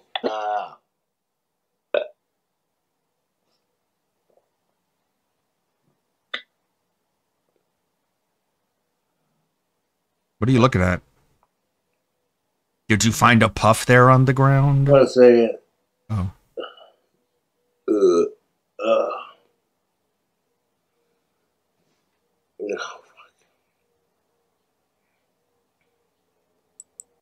Cheers.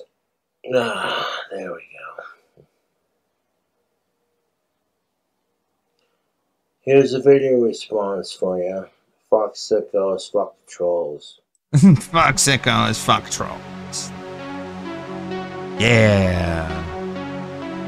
Fuck sickos. Just so you guys know, every girl I say I like, I'm talking about the version that isn't creepy. Oh man. Okay, Theo. Papa Polecat. Yeah, the fake Papa Polecat. Cool. Because I don't know if you recognize me. I've been I'm hating on you for a assuming while, this but is I a realized rapper my and issues with not myself, so I'm the being a actual jerk. guy. Fuck, we're not even through the pre-stream yet. Okay, all right. I keep putting it off, I guess, subconsciously. Because I just don't want to hear it. Okay. We'll be able to watch it at like 1.5 or something. Oh, it's already over. Cool. Let's see. Yeah, I forgot he was streamed today too, because you had that being said. Oh, these terrible fucking slides. Terrible slideshow. Concluding playthroughs and a lot of chill vibe. Trump.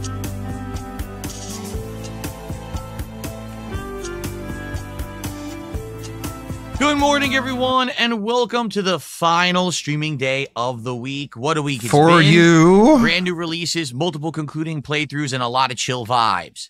Today will be no exception because we've got more Death Stranding 2 More and an Death Stranding. epic Friday Night Fight stream that I'll tell you about in just a few moments. But before we get to all of that, we've got a great podcast because today I'm going to be live reacting to updates regarding the entire Capcom gaming lineup. Street Fighter 6 has a new DLC coming out featuring Sagat. And Pragmata swimsuits. has a brand new update explaining the game. And Resident Evil Requiem has a lot more information available. All of this came out yesterday. And so today on the show, it's time to give it a look.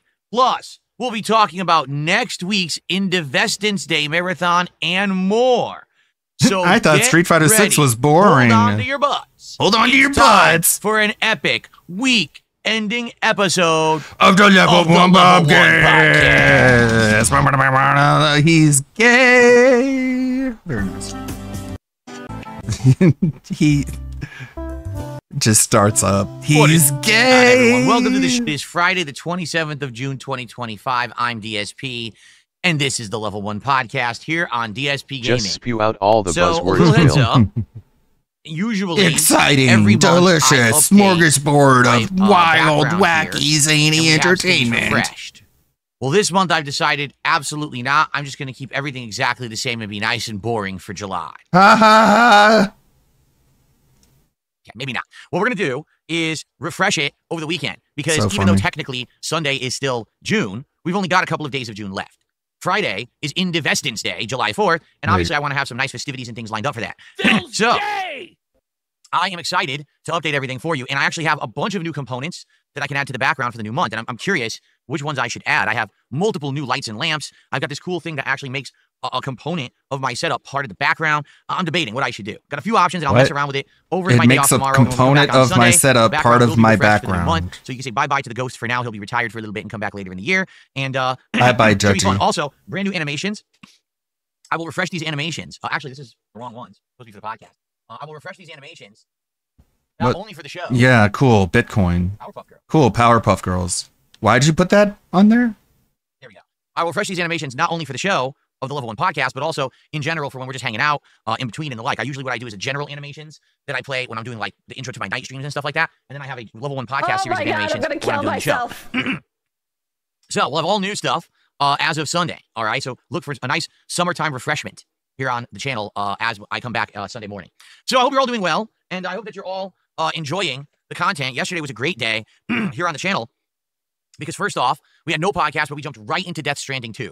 I'm going to give you my summarized thoughts about the game this morning, but no. I'm not comfortable doing a first impression style video yet until we play it today. And the reason being, yesterday was the cinematic intro, the initial first gameplay, but we haven't even fought the BTs yet. If you don't remember, the BTs are these creatures coming from the afterlife, monsters that are out to hurt people, and they're really creepy, and it's a gameplay element that's different from just the carrying of packages across the landscape and or avoiding raiders. So until I actually get the BT gameplay in, I don't really think that I can do a proper first impressions of the game.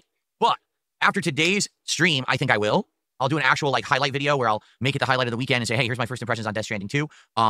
So expect that. But today, another awesome session, and I'm going to tell you a little bit about the game so far in just a moment, okay? Take your time. So that was great yesterday. It went well. We had good attendance. People were very interested in my initial impressions of the game. The game looks gorgeous, ran really well, and, you know, looked great in my footage, and all my parts got claimed. Nice. That's right, because the game used licensed music, which I'm not opposed to. The music actually was really nicely executed in the game. I thought that it had a good usage in the way that it was, you know, crescendo of lyrics and singing at certain parts of you doing gameplay and stuff like that. But because it's licensed music, all the videos from yesterday are already claimed, and I can't make anything on them. So it is what it is. It is what it is. If you are so far enjoying the Death Stranding 2 playthrough, I hope that you will support it in some way. Whether you like it, you leave a comment on it for engagement purposes. Whether you would maybe think of doing maybe a tip or something like that, dropping by a stream, saying hello, doing super chat, giving a sub on Kick if you're here, something like that, because I make absolutely nothing on the videos, right? What a shocking twist that in 2025, yeah, broken system would, you know, misappropriate ownership of videos to people who don't own them, and then people who actually work don't get credit for it. It's not a big deal. The videos don't have tons of views. I have to touch this strap. I wasn't expecting nothing ever gets adjusted. I said to you. He just touches this it. particular playthrough wasn't going to do well because and there it is. Remember years ago, Death Stranding 1 also didn't do well. All right, and people actually told me within a few streams to stop playing it because it was boring and stuff like that. In this case, I kind of know what I'm expecting. Hold on, I had to make sure it's still there. Because people are already watching the game on someone else's channel because the game's been out since Monday for certain people, or because people are watching the people who steal my content and watching it on their channels instead. Whatever it is, I don't really care. I just want the streams to do. I thought they was illegal. Streams are really where I get my support for it, make a living. So as long as the streams are doing well, I'll keep it in the rotation. But I obviously would like your opinions on this game as we continue to play it. Today we will definitely. I thought I was committing violent crimes. But after that, I get the feeling it's going to start to feel more samey around the 3rd and 4th streams. So let's see how it goes. Thanks in advance to anyone who sticks around and supports. But you're welcome in advance. Initial impressions coming in just a little bit, and an actual full-on first impressions video will be coming later tonight on the channel as a highlight after I've played today's stream. Okay. Yesterday, the notable thing that happened on stream yesterday was actually last night. We did a summer sale stream on Steam. That is like a tongue twister. So basically, Steam's summer sale began yesterday. Phil, remember and you said you don't care. Previous years where I wasn't a PC gamer, now I am. I mean, so I can do that too, Phil. Look. Affects me in a good way. You know, there's a lot of games on Steam that people have mentioned over the years or said, hey, would you try this one now that you're a PC gamer? And I'm like, well, we'll see. But now this one. Cheap. I haven't played Village yet. Vampire Survivors. I actually bought Black Mesa, the complete edition. The game's completed, and now I can actually play it from start to finish. It's a good one. The Beginner's Guide, which is from the makers of Stanley Parable. Geez, let me think. Oh, Star Wars Battlefront 2 from back in 2017. The complete edition has all the content, and I guess it has a reinvigoration this year. That's cool. I think I got Harvester. I got a bunch. I like 5 or 6 different small. I keep thinking about getting this one. Kind of throw in and do for like late night streams every once in a while. It's very rarely is it on sale. And I also bought a big DLC pack for American Truck Simulator at like 6 different states, including Texas. Okay. So between all of these states, we're gonna have a lot of content to do. You bought Trucker DLC? Really awesome. So I hope that you guys will join me for future Truck Sim streams now that we've invested in the game and majorly upgraded what we can do in it. It's going to be pretty neat. I can drive through Texas. Awesome. So it was a great chill stream. We talked, we hung out, we talked about games. Well, another thing that we actually determined, which is kind of interesting and important, we were talking about moving forward some ideas for marathons, because as you know, Indivestance Day is a week from today, right here on DSP Gaming, and we're going to talk about that in a minute. It's going to be a very exciting, fun, chill marathon stream where we're going to have vests and hats back for the first time in like a year. It's going to be neat. But moving forward, we have to have ideas for some other marathons, because I usually do one a month. And you know, when you get to the end of the year, it's usually easy to figure out. In October, I always do a Halloween marathon. In November, I always do a Thanksgiving time marathon. And in December, we always do a Christmas event, right? But what about in between? What about August and September? Well, taking a look at some of the stuff that on Steam, we came to the determination that one of these months I want to do Me and Alfred Mega Man used to play Rageathon Part Dokapon. 2. For those who don't remember, back in January, was it? It was either January or February. I think it was January, but it could have been February. I did a Mega Man marathon where I bought the Mega Man Legacy Collection. And while I was sitting here very inebriated, I attempted to play through Mega Man 1, 2, and 3. I got it done, but it took a long time because it was pretty rough trying to do it while I was inebriated. Particularly, Mega Man 1 is a very challenging game. Okay? So, this time around, I want to play Mega Man 4, 5, and 6 and finish the Mega Man Legacy Collection in a marathon setting. Again, while inebriated, it's going to be very challenging, but it'll also be really fun. So that's going to be one of the marathons I'm going to do over the summer. The other marathon, if this is something that's up your alley, and I'm curious because obviously I want to bring this up with the general audience here on the show, would be a bad games marathon. Meaning, me intentionally playing games that everyone kind of collectively agrees are quite bad, just to have a few laughs. And there's a sequel, for example, one of the games that I bought last night on Steam that is historically bad, and everyone has kind of taken a stab at over the years, is Big Rigs Over-the-Road Truck Racing. Okay? It's really bad. Just chasing crumbs from AVGN. And everyone since then has kind of looked at the game and played it and laughed at it. I've never played it before, so for me, it would kind of be an interesting and fun experiment to mess with it, and it was like $4 or something like that, so I got it. You can't really make other games, for example, games Bad Rats. entertaining. Apparently, it's a really Phil. bad game, and I have that because you guys had told me to get that on Steam previous. It's another one we can check out, okay? What? But I'm curious what apparently is a really bad with it, and it was like $4 or something like that, so I got it.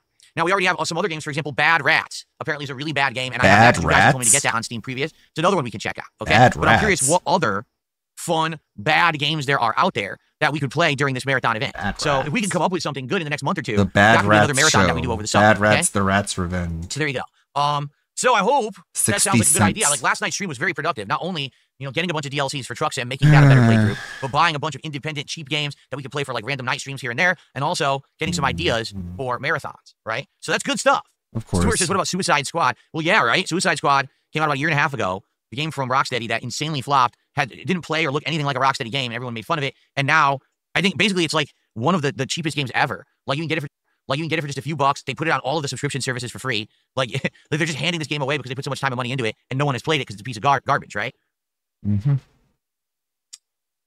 So, Welcome to the party. Awesome. We had a great time last night. So yesterday's streams went really, really well. All right. So I'm excited for today. Really, After this really? podcast, we're going to do more Death Stranding 2. As I've said, we're going to fight the first BTs. My mom doesn't let me drink alcohol. We're gonna It's go on from there and see bull what he takes crap. us. Thanks, I hope that you guys will Clyde stick around Baxter. For Death Stranding 2 You after needed the to podcast know ends. It should that. be a good time. Tonight, on Friday Night Fights, I got a good one lined up for all of you. All right? Do We you are playing remember Capcom versus SNK2, Earthworm Jim okay? game? But I'm going to be facing off against good players. Unlike the previous streams where it was just me facing randoms, tonight it sounds like I'm facing the gauntlet. I'm apparently facing at least 2, if not more, people who are actually good at the game from back in the day. It's going to be Tony B and VDO are definitely facing me tonight. God, I fucking hate his chat. It's so exhausting just mentally to read what the fuck these people are saying. As a senior accountant on a volunteer basis for DSP Industries, I'm always present at the end of the fiscal week to analyze results and variances. Analyze the hot end of a fucking cannon. Unless something changes between now and the night stream. And then there may be another 1 or 2 people who I face depending on if we can make it happen or not. All right? So Friday Night Fights tonight, unlike the previous streams where I'm beating up on It's fucking randoms, this one I'm larpers. actually playing good players who more than... Like Big Pig Papa Phil is a fucking actual pay pig too. So this is like a deep, heavy, just like heavily invested pay pig LARP. Like, dude. Likely you're going to Phil is going to war tonight. Don't miss it. Blow your head off. my ass. These guys have played this game historically a lot over the years. They're actually quite good at it. So maybe I'll learn a thing or two playing against them tonight. I just hope for good connections. You never know what's going to happen with these games, but we'll see what happens, okay? Now, the thing is, I've been playing a lot of CVS 2, so maybe I'll do decent. Maybe I'll do better than I've been doing than like when I was playing these guys in Marvel 2. Remember when you only drink for Christmas? Now it's 2 to 3 times a week, days off in every marathon. That can't be good for a recovering alcoholic. Well, you gave him $5, James. You know where that $5 is going? More alcohol. Good job, idiot. We'll see. You know, because I've been practicing a lot. Hopefully, we'll see how it goes. All right? Good stuff.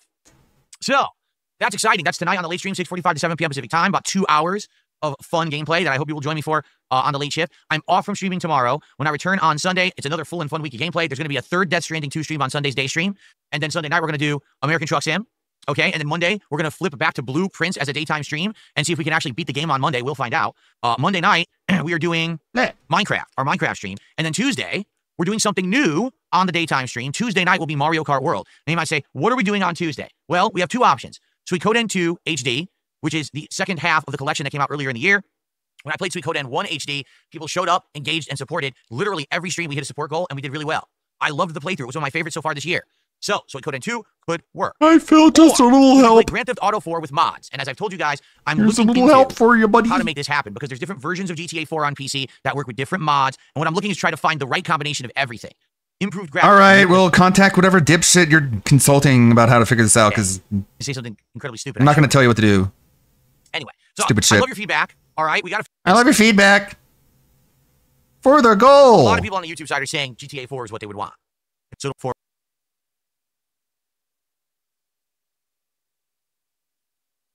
the vibe I am getting is GTA 4.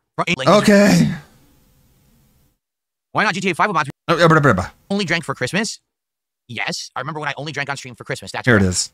Now it's 2 to 3 times a week. No, it's not. Now it's 2 times a week max whenever I'm doing the driving game. You know, American Said Truck 2 to Sim, 3 and now times. we've added Taxi Life. And So each night he's I'm drinking 2 White right. Claws. He's correct.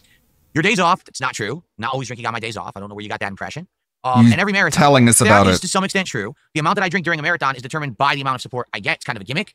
You know, when you say you only used to drink on Christmas, you're right, but that's also because we didn't do marathons. Now we do a marathon once a month, and it's a very special event, and people like it. So people like it, so I get to drink however much I want because people like it. Okay. A lot of people said they want me to drink.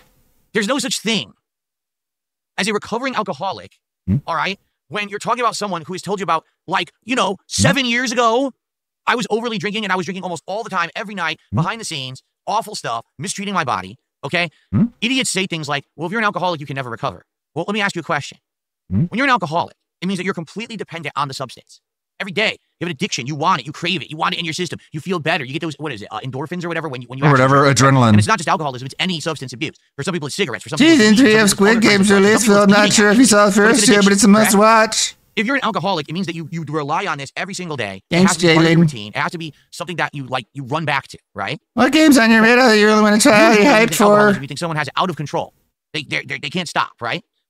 Get to the I will point. tell you, there were times in my life when this was absolutely the case. Okay. There was times during the 2000s, So- and there were times during the 2010s when this was the case for me, where it was out of control, and I was acting in ways that I normally wouldn't because I was under the influence. It was actually hurting my lifestyle, my body, my Like what? relationships with people. Absolutely. I've told you this stuff, right? No. What's hilarious about this is that people say, oh my God, wait a minute, but you were an alcoholic. You're drinking?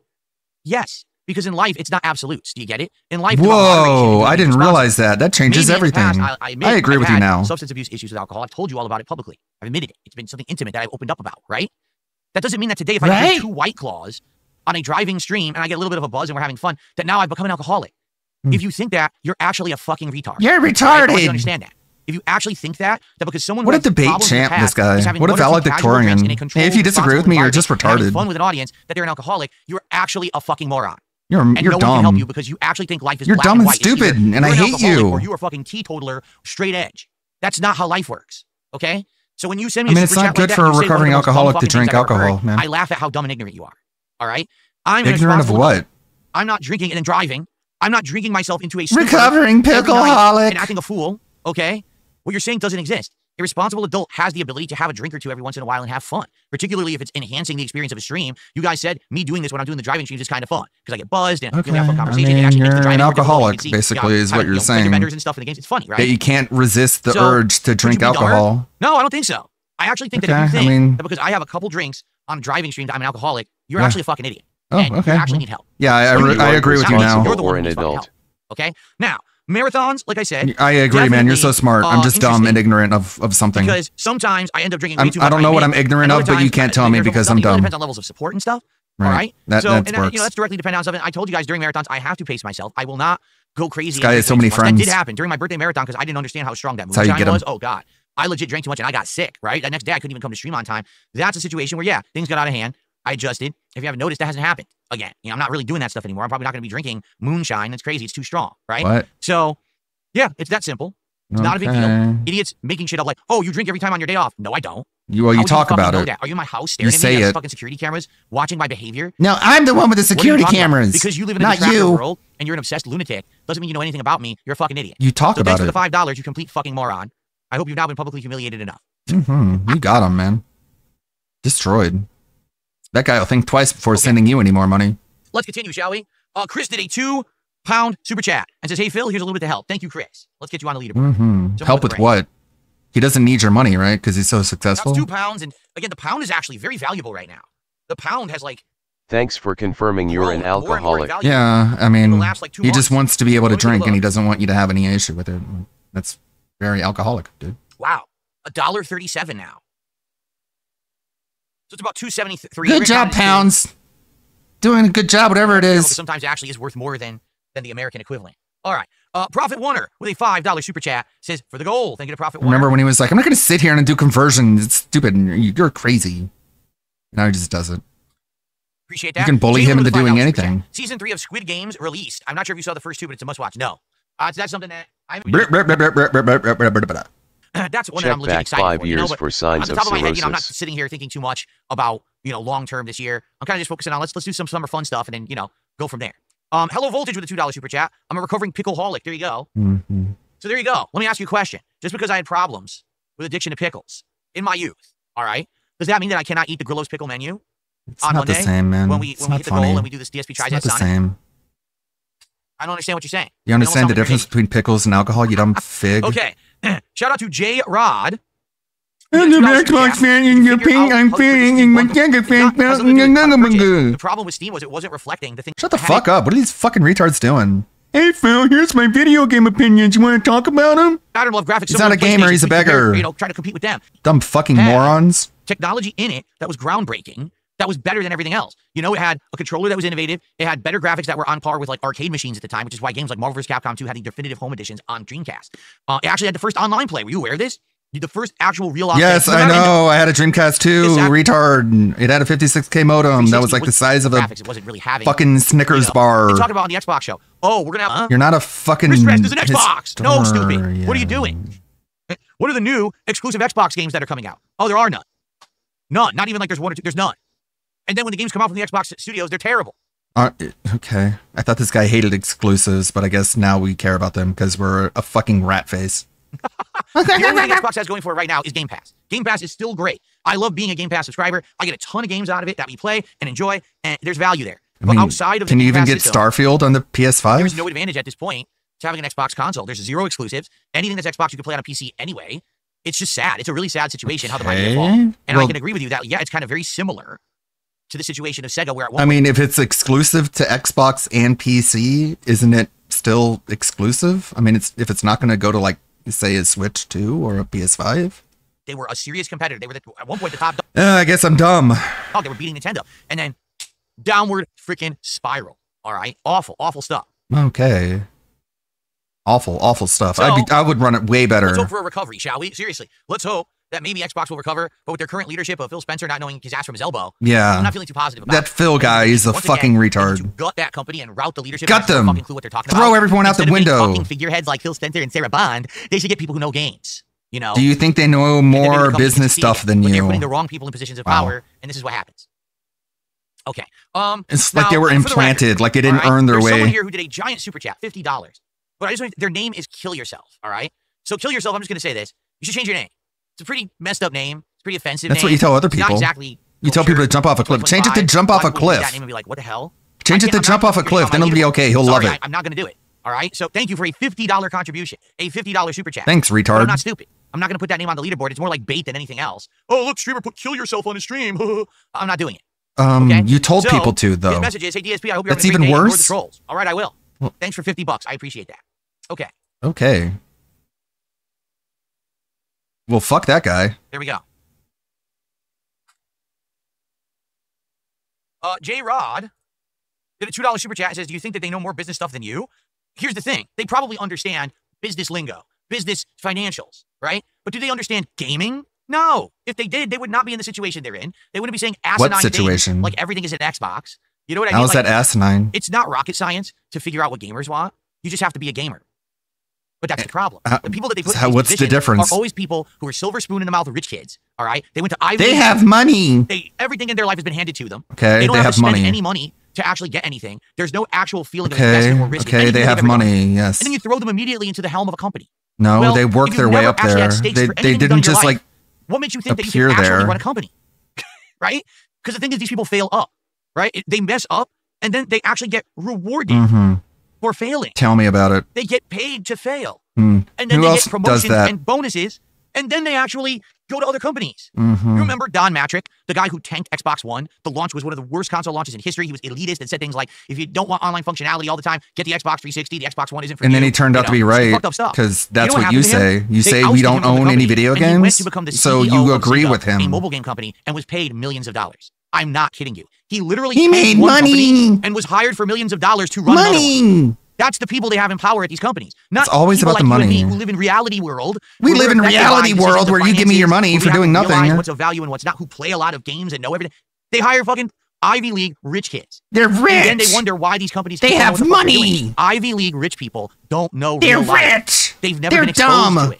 Because they don't have to work like I do. So what makes you think they? Because they had money, and so they don't struggle, and struggle makes people smart and good. Remember that? The rich kid who literally he's rich. Got into a horrendous car accident, maiming and killing other people, and his legal defense in court was affluenza. Because I'm affluent, I've never been exposed to responsibility, therefore I shouldn't be held responsible now either. What? But that's the reality these people live in. No lie. That's the reality they live in.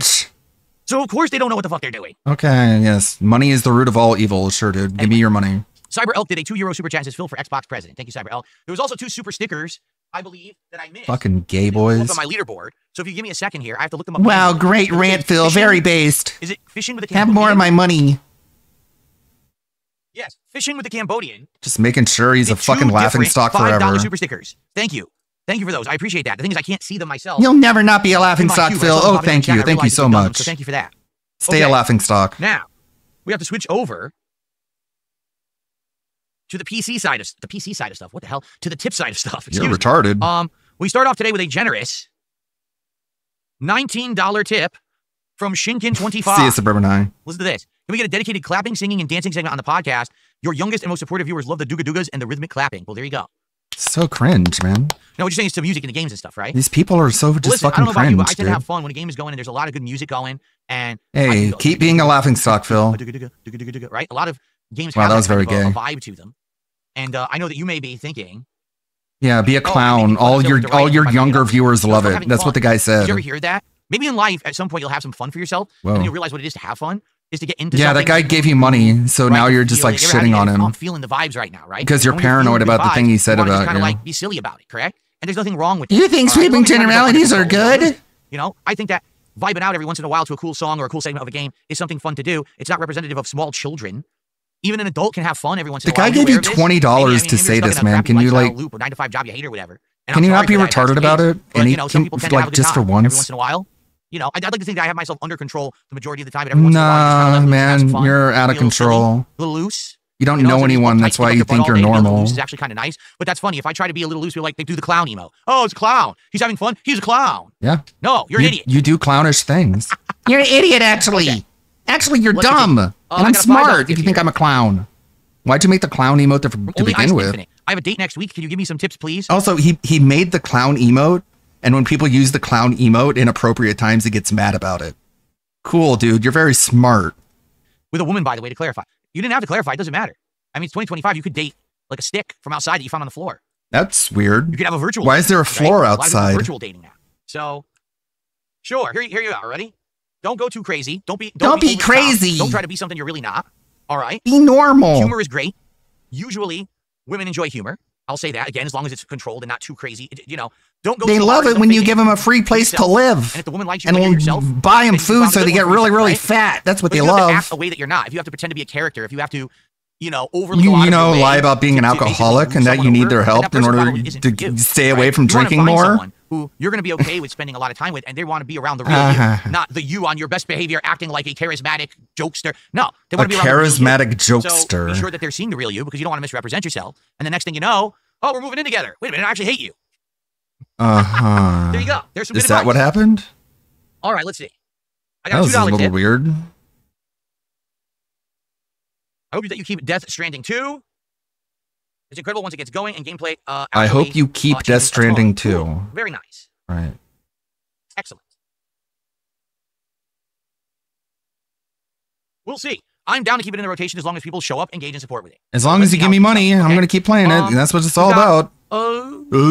J Rod did a $2 super chat. Do you think sweeping generalities are good? Yes, in absolutely every single circumstance, without any exceptions, sweeping generalities are absolutely amazing. Such you should use an it in eye roll. absolutely every opportunity that you can in your life, no matter what. Goes right without over his exception, head, Sweeping of generalities course. are the way. Yep. Very nice. Yeah. Thanks for $2. Totally missed the point. Whatever you mean by Net that. Shooter, 37 months as a supporter here on the channel. Okay, Thank you, add Net that Shooter, to the so much for your ongoing leaderboard. support. Very nice. All right, so Oh, folks, no. it's time to talk about next Friday briefly. I just want to let you know what's coming up so you know what to expect next week, okay? 1 week from today. 1 week from today is Indivestance Day here on DSP Gaming. sweet. There will be a fun marathon of festivities. All right, what are said festivities? Well, number one, we're going to start around the usual time, and we're going to have some summertime fun. That day, my wife is going to be making a spread of summertime Probably. food, which we will try for a... I don't know what they are yet. feast We of the haven't king really talked during the about course it. of the show. We're not sure exactly what yet. She has alluded You to use making generalities about the homemade gaming macaroni. companies. She did this a couple years ago, and it was absolutely outstanding. So Yes, I yeah, absolutely so did. we'll see what 100%. she comes up with, 'cause What's your obviously I point? shop for the Anyways, ingredients thanks for the tomorrow on money. my day off. You're an idiot. So there you go. So that's great. So we're going to have that. Now, basically, the event is twofold. The first half of the event, very pragmatically and matter-of-factly, is a closet clean-out. Why? I cleaned out this closet 3 summers ago. Why? Pretty weird. It's been 3 freaking years since I did that. Why? Doesn't feel like it does it, Why is right? But cleaning 3 out a years ago- closet 3 years ago, I like cleaned out my closet. It was content? a huge mess, right? There was all kinds of junk and shit in there. When I cleaned it out, we found a treasure trove of cool stuff. Fan art from back in the day. No, we didn't find anything. It was all garbage. It was literally just boxes of shit. I'm very appreciative of that. Yay, and you guy gave me money because it was really weird and gay. For the first one of the marathon. And so I'm going to wear that until more support comes in, is to see the money. Okay, dude. Right? Here, we could do I can see what Suburban High was feeling. Double vestments. You can see the angles, a hat and vest from 2 different angles. Whoa, I can see a hat and a vest from 2 different angles. Holy fucking shit, my life is complete. What the fuck was that? What in the world? Whoa. Silly gimmick was, while all these other streamers were doing streams where they were actually having sexualized content of, ooh, ASMR, and oh, if you send me a contribution, I'll write your name on my arm, and then I'll take my top off, and I'll jump in a hot tub full of Jello. They can't take their top off, Phil. That's nudity. That would get banned. While they were doing all of that, I was... Okay, I guess you're just talking about Rich, because that's all you think about, you fucking big... But it really... Anyways. They have silly things like they have alcohol... A summer... Yeah, why does everything have to be sexual, Philip? Is it cleaned out so I can actually use it for stuff now? Because that's the problem. My floor, I got switch 2 shit over there on the floor. I have nowhere to put it. I want to clean out the shelving and everything. So now I have... There's this garbage everywhere. More shout outs. Cool. Dwayne Zapane, who did a $5 super chat, says, write my name on your arm. No. Get fucked. Dwayne, great $5 super chat. Why do you give him money just for him to tell you no? Or you just like, okay. Also, a couple tips have come in. Let's take a quick look, see if they're trolls or not. Yeah, this is going to be funny. I'm going to report back to Reddit. And they're all going to give me up votes. Woo. That's a troll. So what I want to do now to end the show.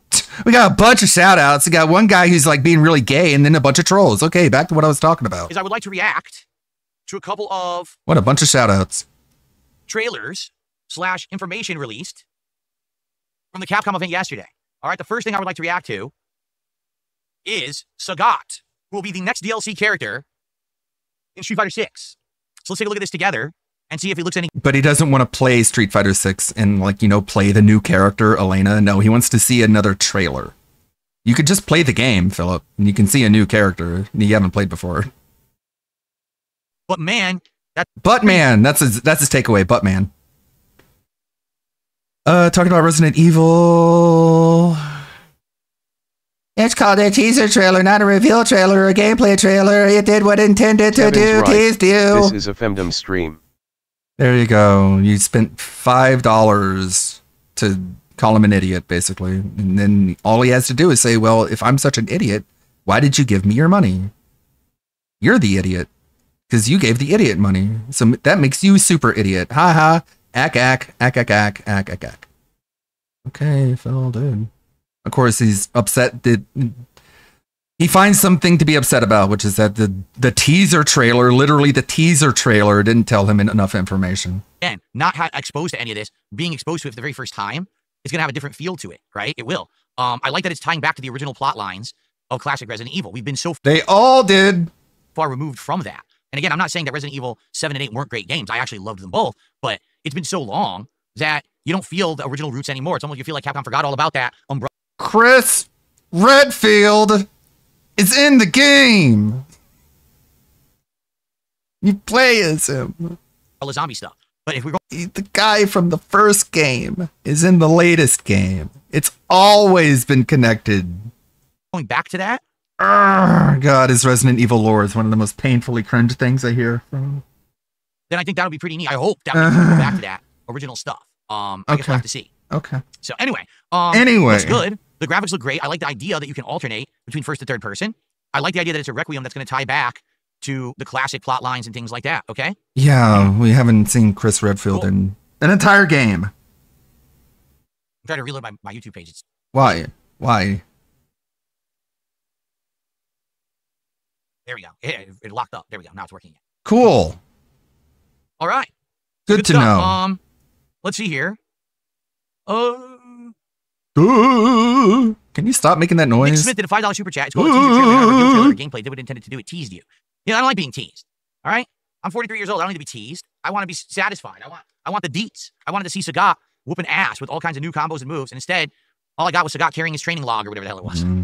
I want instant gratification. But if anyone else does, they're stupid and immature. Will I play it in first or third person? Requiem, a good question. I don't know. Oh, hey, he can turn away from the microphone. Oh. He just doesn't want to. Having one person send you $100 is a very sustainable business model, Phil. Faking goals to line the marathons with your schedule won't magically bring in the thousands. The miserable broke bum for years, and said Capcom almost never thin-skinned releases old outfits. man. And now they're like, oh, outfit 4 for everyone. They're in a skimpy bikini. Like, what? Skimpy? What? Why? Why? Pretty weird. What? I think you're pretty queer. They're in a skimpy bikini. Like, what? What the fuck? Why? Why the fuck not? Releases outfits. I think you're fucking gay. Money, which is hilarious because people have been asking for actual outfits for years. Also, he's what the fuck? There's skimpy outfits. What about the men in like swim trunks? Are swim trunks skimpy? Or does that not even register in your mind? You're only offended by the women. Because you're only talking about the skimpy ones. Everything else is okay? And Capcom almost never releases outfits. And now they're like, oh, outfit 4 for everyone. They're in a skimpy bikini. Like, what? What the fuck? Why? 1, it's the summertime. 2, you're gay. Pretty weird. If wisdom starts at level 1, then is the level 1 podcast beginning or the final loop disguised as day 1? I think you need to swallow bullets. True wisdom is not something that's handed away. It's something that's earned or learned. Therefore, I'm not going to tell you. You just have to figure it out for yourself. Because then, when you do... Not funny! ...on the guy. But for the little that I've seen of Kevin Hart in movies and comedy, I don't think you know... Okay. No, I have not watched any WWE since WrestleMania. I don't have any immediate plans to go back to watch it, so I don't know anything about what's going on with WWE right now. That's what a fake fan would do. But I thought we were all sitting... us and Gahuli, the big fat potato, you and him were calling PPP a fake fan. Because he said if he's not going to do a wrestling show, he's not going to watch wrestling. You literally said the same thing, and I guess that means you're a fake wrestling fan. No, he's a real wrestling fan because he plays mobile games. Right now. Turn away. Ron Johnson's crispy today with the shirts. Thank you so much. Looking crispy. Spawn Killer says, are they not bringing back Rose for Resident Evil 8? From what they said, the DLC for Resident Evil 8 is the end of that plot line. That Ethan and his daughter Rose are gone. They're written out of the storyline now. They had 2 games in the DLC, and that was it. And now they're moving on to new stuff, supposedly. I guess they realized they wrote themselves into a corner with the whole mold storyline. You know, when you have an entire town full of werewolves, vampires, ghosts, it's like Halloween. There are no ghosts. There aren't any ghosts. We've been over this. I think you might have written yourself into a creative corner, and you got to hit the reset button, which is what it looks like they're doing with Resident Evil Requiem.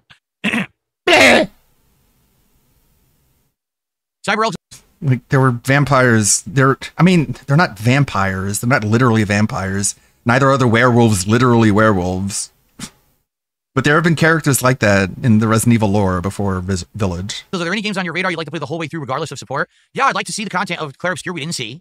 I'd like to one day play... Oh, you guys didn't give me enough money to see more of Claire Obscure. Well, too bad, Phil. I guess you have to play it offline then. Play Lost Odyssey. I'd like to... Lost Odyssey. Dude, Lost Odyssey would go so fucking bad for you, Phil. Have you even thought about this? I guess not. Yeah, I'd like to see the content of Claire Obscure we didn't see. I'd like to one day play Lost Odyssey. I'd like to play... That's this fucking white whale, man. Lost Odyssey. And it's so weird because not a whole lot of people have played Lost Odyssey, and I have. But that's only because I had a cracked Xbox 360, and I can just burn every game I wanted, so I played every game. Metaphor. You notice they're all RPGs, right? Like, whenever I want to play an RPG, it seems like people are not down for it, and it sucks, because I think RPGs are relaxing, they're fun, they're interactive. It's a great opportunity to do an awesome playthrough, but sadly, the audience doesn't really bite for most Coming RPGs. soon, Beavis and Butthead and Call of Duty. Game that people complained the entire time that I was playing. So, I don't know what else to say. It's usually RPGs are the games that I'd love to play that no one cares about. It sucks. Yeah. What a great business model. You can only play games you don't like. Awesome. That's what I want my life to be. Did I run on PSP? Yes. What was my favorite game on PSP? Final Fantasy 7 Crisis. Tic Tacs. I only owned a few games. I had Patapon. I had that. I had a Metal Slug game. I remember that. I bought like a Metal Slug collection game that I liked. I only had like maybe 5 games for PSP. I did like them, but I never really used it that much. I bought it mostly because there weren't any wrestling games. Really good, so I bought it, and I was like, I don't know why I bought it. It was a waste of time and money. What a waste of time. I'm not a gamer. A nice handheld. I can't make money off of this. Why would I play it? What are we going to eat for dinner? What a question. What a generic question. Today we are eating homemade... Because you can't stop taking the bait and you answer it every time. So they troll you with it. It's going to be delicious. And you're too fucking stupid to realize it. Any plans to do DSP versus the internet again? No. No. As I stated, Okay, perhaps wow. if things end up slowing down or What a falling rude still with what I'm asshole. doing, which they're not, by the way. If you haven't noticed, I'm in demand all the time to play all kinds of games and stuff, so things are working out well with my new setup and everything. Like, we got more than enough to do, right? But if French. things ever do slow down and we get to the point where, man, we really need something fresh and new, you know, we could always start up the variety show that I talked about, where there's various different things and topics. Maybe I get caught up with pro wrestling on one show, and we have guests. You don't care about wrestling. Clear obscure that we could do some of the post-game. Yeah, I have to rely on when I get on screen. Yeah, but sadly, it means that there's got to be sacrifices. Now, every once in a while, if I announce something special like the Suikoden playthrough, people will, oh, Phil's actually going to do a classic from his past that he has passion for. We're going to come out, we're going to support that. And they did, and it worked. And I'm very You were appreciative of that. I really so am. fucking Sadly, creepy it's about not that, always gonna be but like okay, dude. There's going to be times when I want to do what I want to do. And Guys, you I gotta do it. buy in, There's not much because I this can is do a game about it. from my childhood. If you don't It's give me money for reality. this, I'm Reality. never gonna play a You can't classic always game do ever 100% again. of It's what gonna be you wanna do all AAA the time. slop, no matter what, from now on. No, it really isn't. I get it. Can't You're really weird about it. still playing. All right, so Okay. you know, but I can't do it all the time. You know. King Michael, how are you this morning? Good to see you. Well, this afternoon. Okay. One piece of the All right, folks, it is time to end the show and get set up for Death Stranding 2. I want to The say, temple. to end the show, thank you for an outstanding streaming week. You're I mean, welcome, this week, Phil. Tip-top stuff. I mean, Money, everything money, was fun. money. We had a Money, great money, time money. hanging out with each other, did we not? Tip skull, tip And in skull. addition to Money, that, money, money. Very well-supported week. In fact, so far, there was only one stream where we didn't hit a support goal, and it was the stream when I had to do a kind of shit that I told you guys. Bro, why do you even bring up the failure? Why do you have to sabotage your own happiness by being like, oh, yeah, we did one time though, you guys fucked up? Over the years, I always wanted to hear it. Okay, Thank you so dude. very much. Yeah. Off. Splooge all over yourself, man. Awesome. Really quickly. Did that work? It did. If you could bear with me for 1 second, I'll be right back, and then I'll figure out what we're doing next. Huh? Dude, the chair condom. You forgot the chair condom. You forgot to waste everyone's time by putting the fucking thing on it. Oh no, you got a shout out, Phil. Go, come back. No, don't leave us. I'm giving you money. Ugh. These guys are fucking horrible. They gave him $130 just for that. They deserve to be so ripped I know that off. some contributions have come in. I'm going to shout them out, but I got to go on break right now. No, So you you guys can don't. bear with me. I'm just going to play some highlight clips. When I come back, we'll do these shout outs. I'll get the green screen going and all of that, but I got to go on a break like right away. All right? Just- so I'll be right back, guys. In the meantime, enjoy just some say highlight clips hey, here. whoever thanks for the gifted sub. Who is next? Low tier go. Again, him trying to just pick fights with other content creators.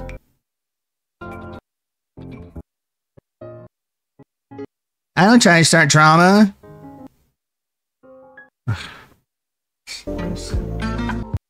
Do we have like anything? Rimworld makes fun of DSP. Oh, cool. Empty chair. Empty chair content. Oh man, that's worth at least $131. Guys, I have to go away real quick. Okay, I'm back. Now I have to go away real quick. Again. Wow, that's awesome. Really? You're gonna do this? I'm a hard worker. If you guys haven't noticed, everything has been great around here. Everything's been going so good. I almost don't want to skip ahead just to marvel at how long. Okay. Okay, well, I was wondering why there was no audio, and then I realized I had my TV muted because I'm an idiot. Yeah, you sure are. Everything should be working here. Let's swap over. Oh, let me think here. I gotta turn off the background. Here. Right. Wait, so now, let's see. Leaderboard has to go to the bottom. Okay, get fucked. How about Pop-ups are in the right spot. There we go. Gotta get the lighting off. Omegon talking about Hassan Malding? I am actually gonna do the green screen properly today, which I did not do properly yesterday. I goofed it up. Looking to get up to 7. Okay, what a great setup. God damn it, come on. Show up my history. Goddamn thing. No, you need to get through the ad before it'll show up on your history. Now? Here.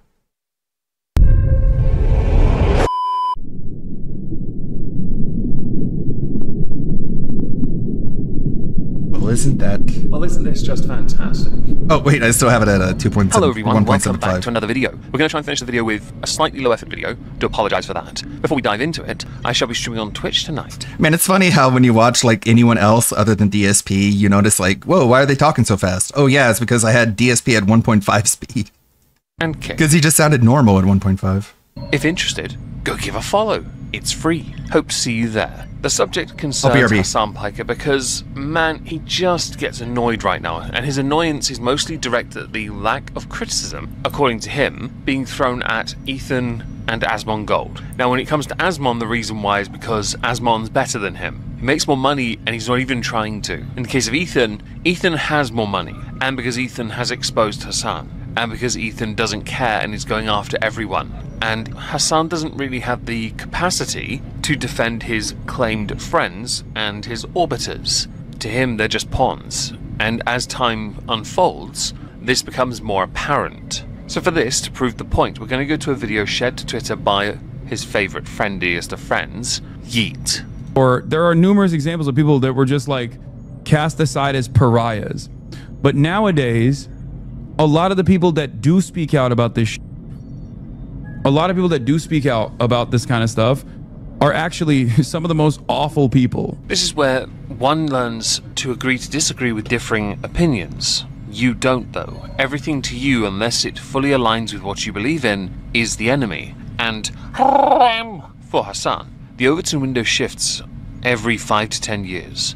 It's why we've seen a bit of an electric boogaloo, a renaissance to more anti-SJW mentalities. Not the community, but the perspective. Language that was not acceptable 4 or 5 years ago is now acceptable again. Free speech is constantly being attacked. Culture wars are apparently getting a folie à deux moment situation type deal. It's remarkably common for this to happen. You may well have preferred for these creators that were then shunned to remain shunned, but it speaks a lot about how insecure you are that you cannot understand, appreciate, or perhaps articulate a good counterpoint without simply ad-homing everyone that were once to you. This is where we know where the level is with you, because you don't have the ability to be able to coherently articulate a point that actually does dunk on the very people you despise. Although I do think your despising of these people is what's undoing you anyway. Right? It's Keemstar orbiters that rely on this constant cycle of toxicity. Keemstar orbiters? Just how relevant do you think Keemstar is these days? Many commentary types don't have much in the way of interactions with him at all. Keemstar is involved in lolcow stuff, yes, but I guess that's the only way anyone could be considered a Keemstar orbiter when you come up in discussion, as a lolcow. Commentary encapsulates a massive swath of the online space. Right now, it's like many different genres is under attack from farming for clicks, AI-generated crap that YouTube and many other platforms need to get act in line. They need to deal with that. But for as long as we people, exist, and you continue to present really stupid ideas, your really stupid ideas are going to be dunked on. As it should, by the way. So even the good side of commentary YouTube just basically stays quiet. This is fundamentally incorrect. Rarely is commentary quiet. What he means to say is, when it's something he finds contentious and believes needs to be raised as a more important point, there are not many aligning with his thought process. That should, if anything, be a massive warning for you as to what side of history you're on. There are going to be creators that will believe and align with you, but also you have to consider the following. Many of us commentary creators, we are slaves of views. We will go where the more contentious subject resides, and we will talk about that. So you being in the wrong is going to be more interesting for me, better for me as well. And since I do believe for the most part you're in the wrong, I'm going to go in that direction anyway, as a verifiable slop tuber.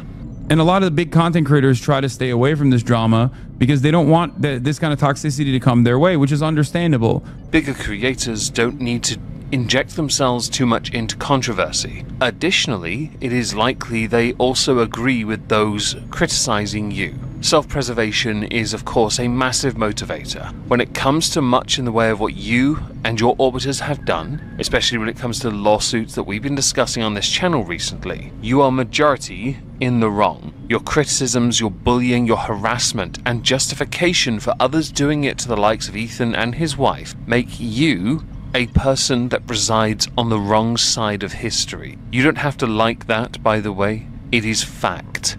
Nobody wants this kind of a psychopath up their asshole all the time. Because what Ethan is doing comes across to some as a bit much, to To the rest Why of us, does every it locale- looks like why does it somebody's always go to finally butts? pulling the trigger and going, "You've had your fun. Now let me Get out of just my show butt." you what it's like to be on the receiving end for a change." So, does it make him psychotic? No. It means you've hit the breaking point, and he's decided to show you what a consequence looks like. And I fully expect you, Hassan Piker, to be on the receiving end of one of those in the future, whether you like it or not. The reality is, you guys have, for years, indulged, humoured, bullied, harangued, harassed, stalked him. Ethan, that is. Everyone has a limit. Everyone has a limit. And it turns out, because of how Ethan has quickly turned this around, he has managed to make you reaction folk that do reaction content and don't react at all look remarkably pointless. The word grifter couldn't be more apt. But that's the problem. The less people push back against people like this, or even Asmongold, for example, for saying a whole bunch of insane things that actually make this space that we are. I like that Hassan was trying to dunk on Charlie Kirk on Twitter. He said that Charlie Kirk had a small face, and it's like, Hassan, that's so rich. It's so rich I could afford a mansion while calling myself a socialist. Occupy a less safe space. I'd love for you to be more specific, but there'd be too much dead air between your points. Additionally, I think when it comes to what Twitch is, a massive left-leaning echo chamber that has gotten so bad it's drowned out the majority of the gamers that exist on the platform. Hi, I play games there too. You'll find that now, because of the standards set by many of you, that there are going to be more creators that say what you don't want to hear. You can't exist in a safe space, echo chamber, cuddle box, padded cell forever. Sometimes you need to hear things you don't like. You think it makes things unsafe. Right now, the only thing that tickles me is that Tectone has been banned yet again, and when he raised the legit threats and concerns that he has been receiving, Twitch told him to ignore it. And they did nothing about them, those that are causing the problem, even when he provided the evidence to confirm it. So who's really unsafe right now? Well, it turns out it's those that have differing opinions to yourself. If I say anything untoward about you on Twitch, even with my smaller audience, I would likely get a ban. Why? Because you are a protected class. Not because of race, not because of gender, not because of nationality or faith. No, just because you're Hassan Piker and you're balls deep in Dan Clancy. For a lot of our fans that are trans or have undocumented family members or themselves are undocumented. They're here illegally. If you are a legal person in a country, you therefore shouldn't be here. You shouldn't be there. Afraid. You should be, because you are not. Yeah, you're not supposed to be here. There. Therefore, you should be found and removed. If you don't like to hear that, that is a you problem, not a me problem. If you cannot get there through legal means or channels, it's on you then, really, isn't it? To those who are LGBT, if you feel unsafe at what Asmongold says, I think you might be a bit too sensitive. If you're too sensitive to that and what Ethan says as well, you probably shouldn't pay attention to them that much. Then again, what they are saying resonates with a vast swath, a majority in fact, in the United States right now. It's applying to other countries too. It's getting bigger. People need to listen and they need to talk. Something which you're not very good at, in case you hadn't noticed. Or not white, you know what I mean? Like, I have no idea what you mean, but I love this idea you think that because someone's white, they can't understand what it's like to be on the receiving end of discrimination. That's cute, by the way. It's almost adorable, but because it came from your bored voice, it lost the edge. When none of us push back against these large content creators, and all of the big content creators that normally understand that this kind of thing is completely unacceptable, or even what Asmongold is doing is completely unacceptable. What is he doing? Silent. The only voices you hear, he's pointing out that if you're here illegally, you shouldn't be here. It seem as though everyone actually has this point of view. How dare he? Just in case you didn't understand, normal that, YouTube would because snap Hassan back at has him. overcomplicated something that is remarkably simple to understand. What he means to say is, I can't keep up with the fact that the political window and landscape has changed. And what is now acceptable, while not acceptable a few years ago, that gave me my edge and put me at the top of my game, has now put me in a position of threat and irrelevance. I don't like that because I have 10 grand shoes to buy. I'm a good socialist, everyone. This desire to constantly overcomplicate these more simplistic problems shows how you genuinely do believe you are a voice and authority, and therefore you are one of many that should be listened to, and not those who are, to you, I'll say it the other way, Ultimately, it doesn't matter what you think as much as you would like it to. Again, because you've unnecessarily complicated it, and because you guys are being found out. Because you can't accept you've been in the wrong, and you're being found out for that, you are falling quite badly. You're crashing out. You're so busy, so desperate to Auramax. Yes, I'm aware of what this term is now. Apparently you think you're a WWE superstar that spends far too much time on an entrance and not bothering to perform in the ring. Which does make some sense, because when you perform in your ring, your office, there's more dead air. Everyone actually agrees with Ethan, because the only people that I hear from are people who agree with Ethan, right? Have you considered, when it comes to reaction channels, openly admitting that they are going to misuse copyright and abuse fair use to make content where they do not do anything remotely transformative or add any commentary to it, that Ethan has a point and a leg to stand on when it comes to copyright infringement? It's why we obey fair use. Notice I'm using very short clips of you. I'm not taking you out of context, but I'm using very short clips on purpose so I don't misuse it. I'm adding commentary to point out you're wrong. You can't accept it, even though in this he is 100%, Ethan, that is 100% in the right. When it comes to fair use, he is right. You are not. Your reaction channels are so inferior to everyone else. Seriously, you're a blight in the online space. You are the very slop tubers you like to look down on. Or the only people that I hear from are people who agree with Asmon, and anyone who speaks out against Asmon is the recipient of an endless torrent of hate. Spoken with no level of irony, because you, like others, justified what Ethan had to endure for years. People will get criticized for their opinions in the online space. The court of public opinion is not swayed by what you believe regulation needs to exist for, which is what you tried to infer earlier, which is why it was so pointlessly complicated. I try to explain to people that this, like content creators, that this kind of silence in this circumstance unironically creates a less safe environment for everyone. Silence is violence, everybody. You have to speak out about my pet peeve, my political joke of the and eventually it'll be worldview. someone that you love, right? I don't think you understand Nobody how I commentary love works. wouldn't talk and act like you, man. You are a lolcow, as are many of your orbiters. Yeah, no shit. You are pinatas. You will remain as such for It a could be long you. time, for as long as your dumb beliefs. That's what every lolcow is like. Now they're making fun of me, but tomorrow it could be you. And it's like, I don't act like a fucking lolcow, so no. It could be someone you care about, though. I would tell them stop acting like a lolcow. Are at the forefront of your, quote, content. These people just have no empathy.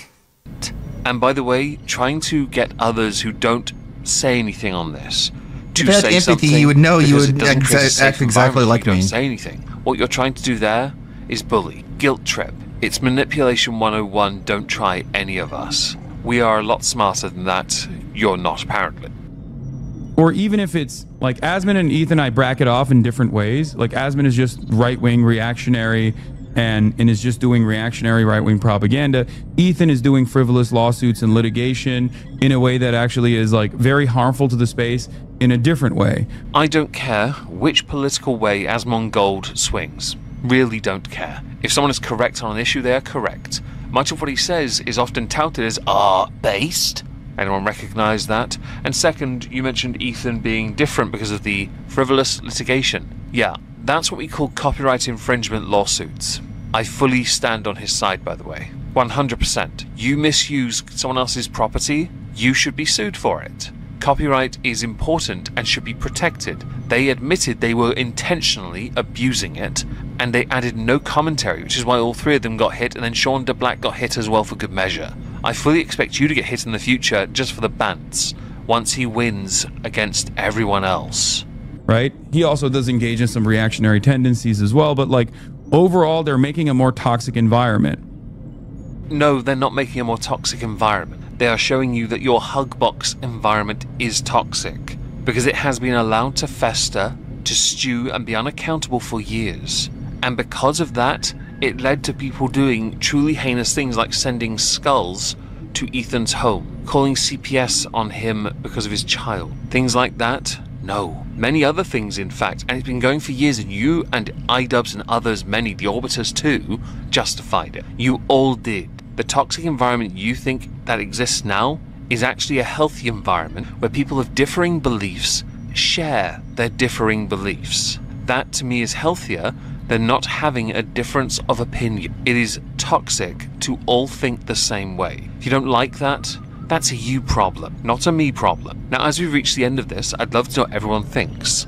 Please do let me know in the comments down below. Hope to see you on Twitch or Kick later, if not Rumble too, for maybe some politics, I don't know yet. Hope you have a wonderful day, and thank you all very much for listening. Thank you. Well, that is today's stream. Not the best, I'll admit. But we had fun. Reacted to some things. Kershey is streaming. Let's show Kershey some love because we're getting backlash for all sorts of dogs things. And then eat the dogs. That's I don't know, weird fucking turducken. All right, let's see. I have an alert here. Hold on. God, Josh should really stop trying to be like the anti-internet detective. So goofy. Thank you, Zarzabuza. Thank you, Pilot Jericho. Thank you, Dominic. Thank you, Billy. Thank you, everybody who stopped by and hung out. Let's go raid the Foxy Spice Cat Lady. You know what's funny is, like, I don't know. I don't think he hates anime fans. If he hated anime fans, he wouldn't have a website because they would all leave. Okay, Anyways. all right. I don't know how to copy people's names when I'm in special little streamer mode. I don't know how to do that. Is she trying to collab? Be seeing you around then. So, I guess I will Well, do may the that good blood later. guide your way. I guess I'll figure that out later.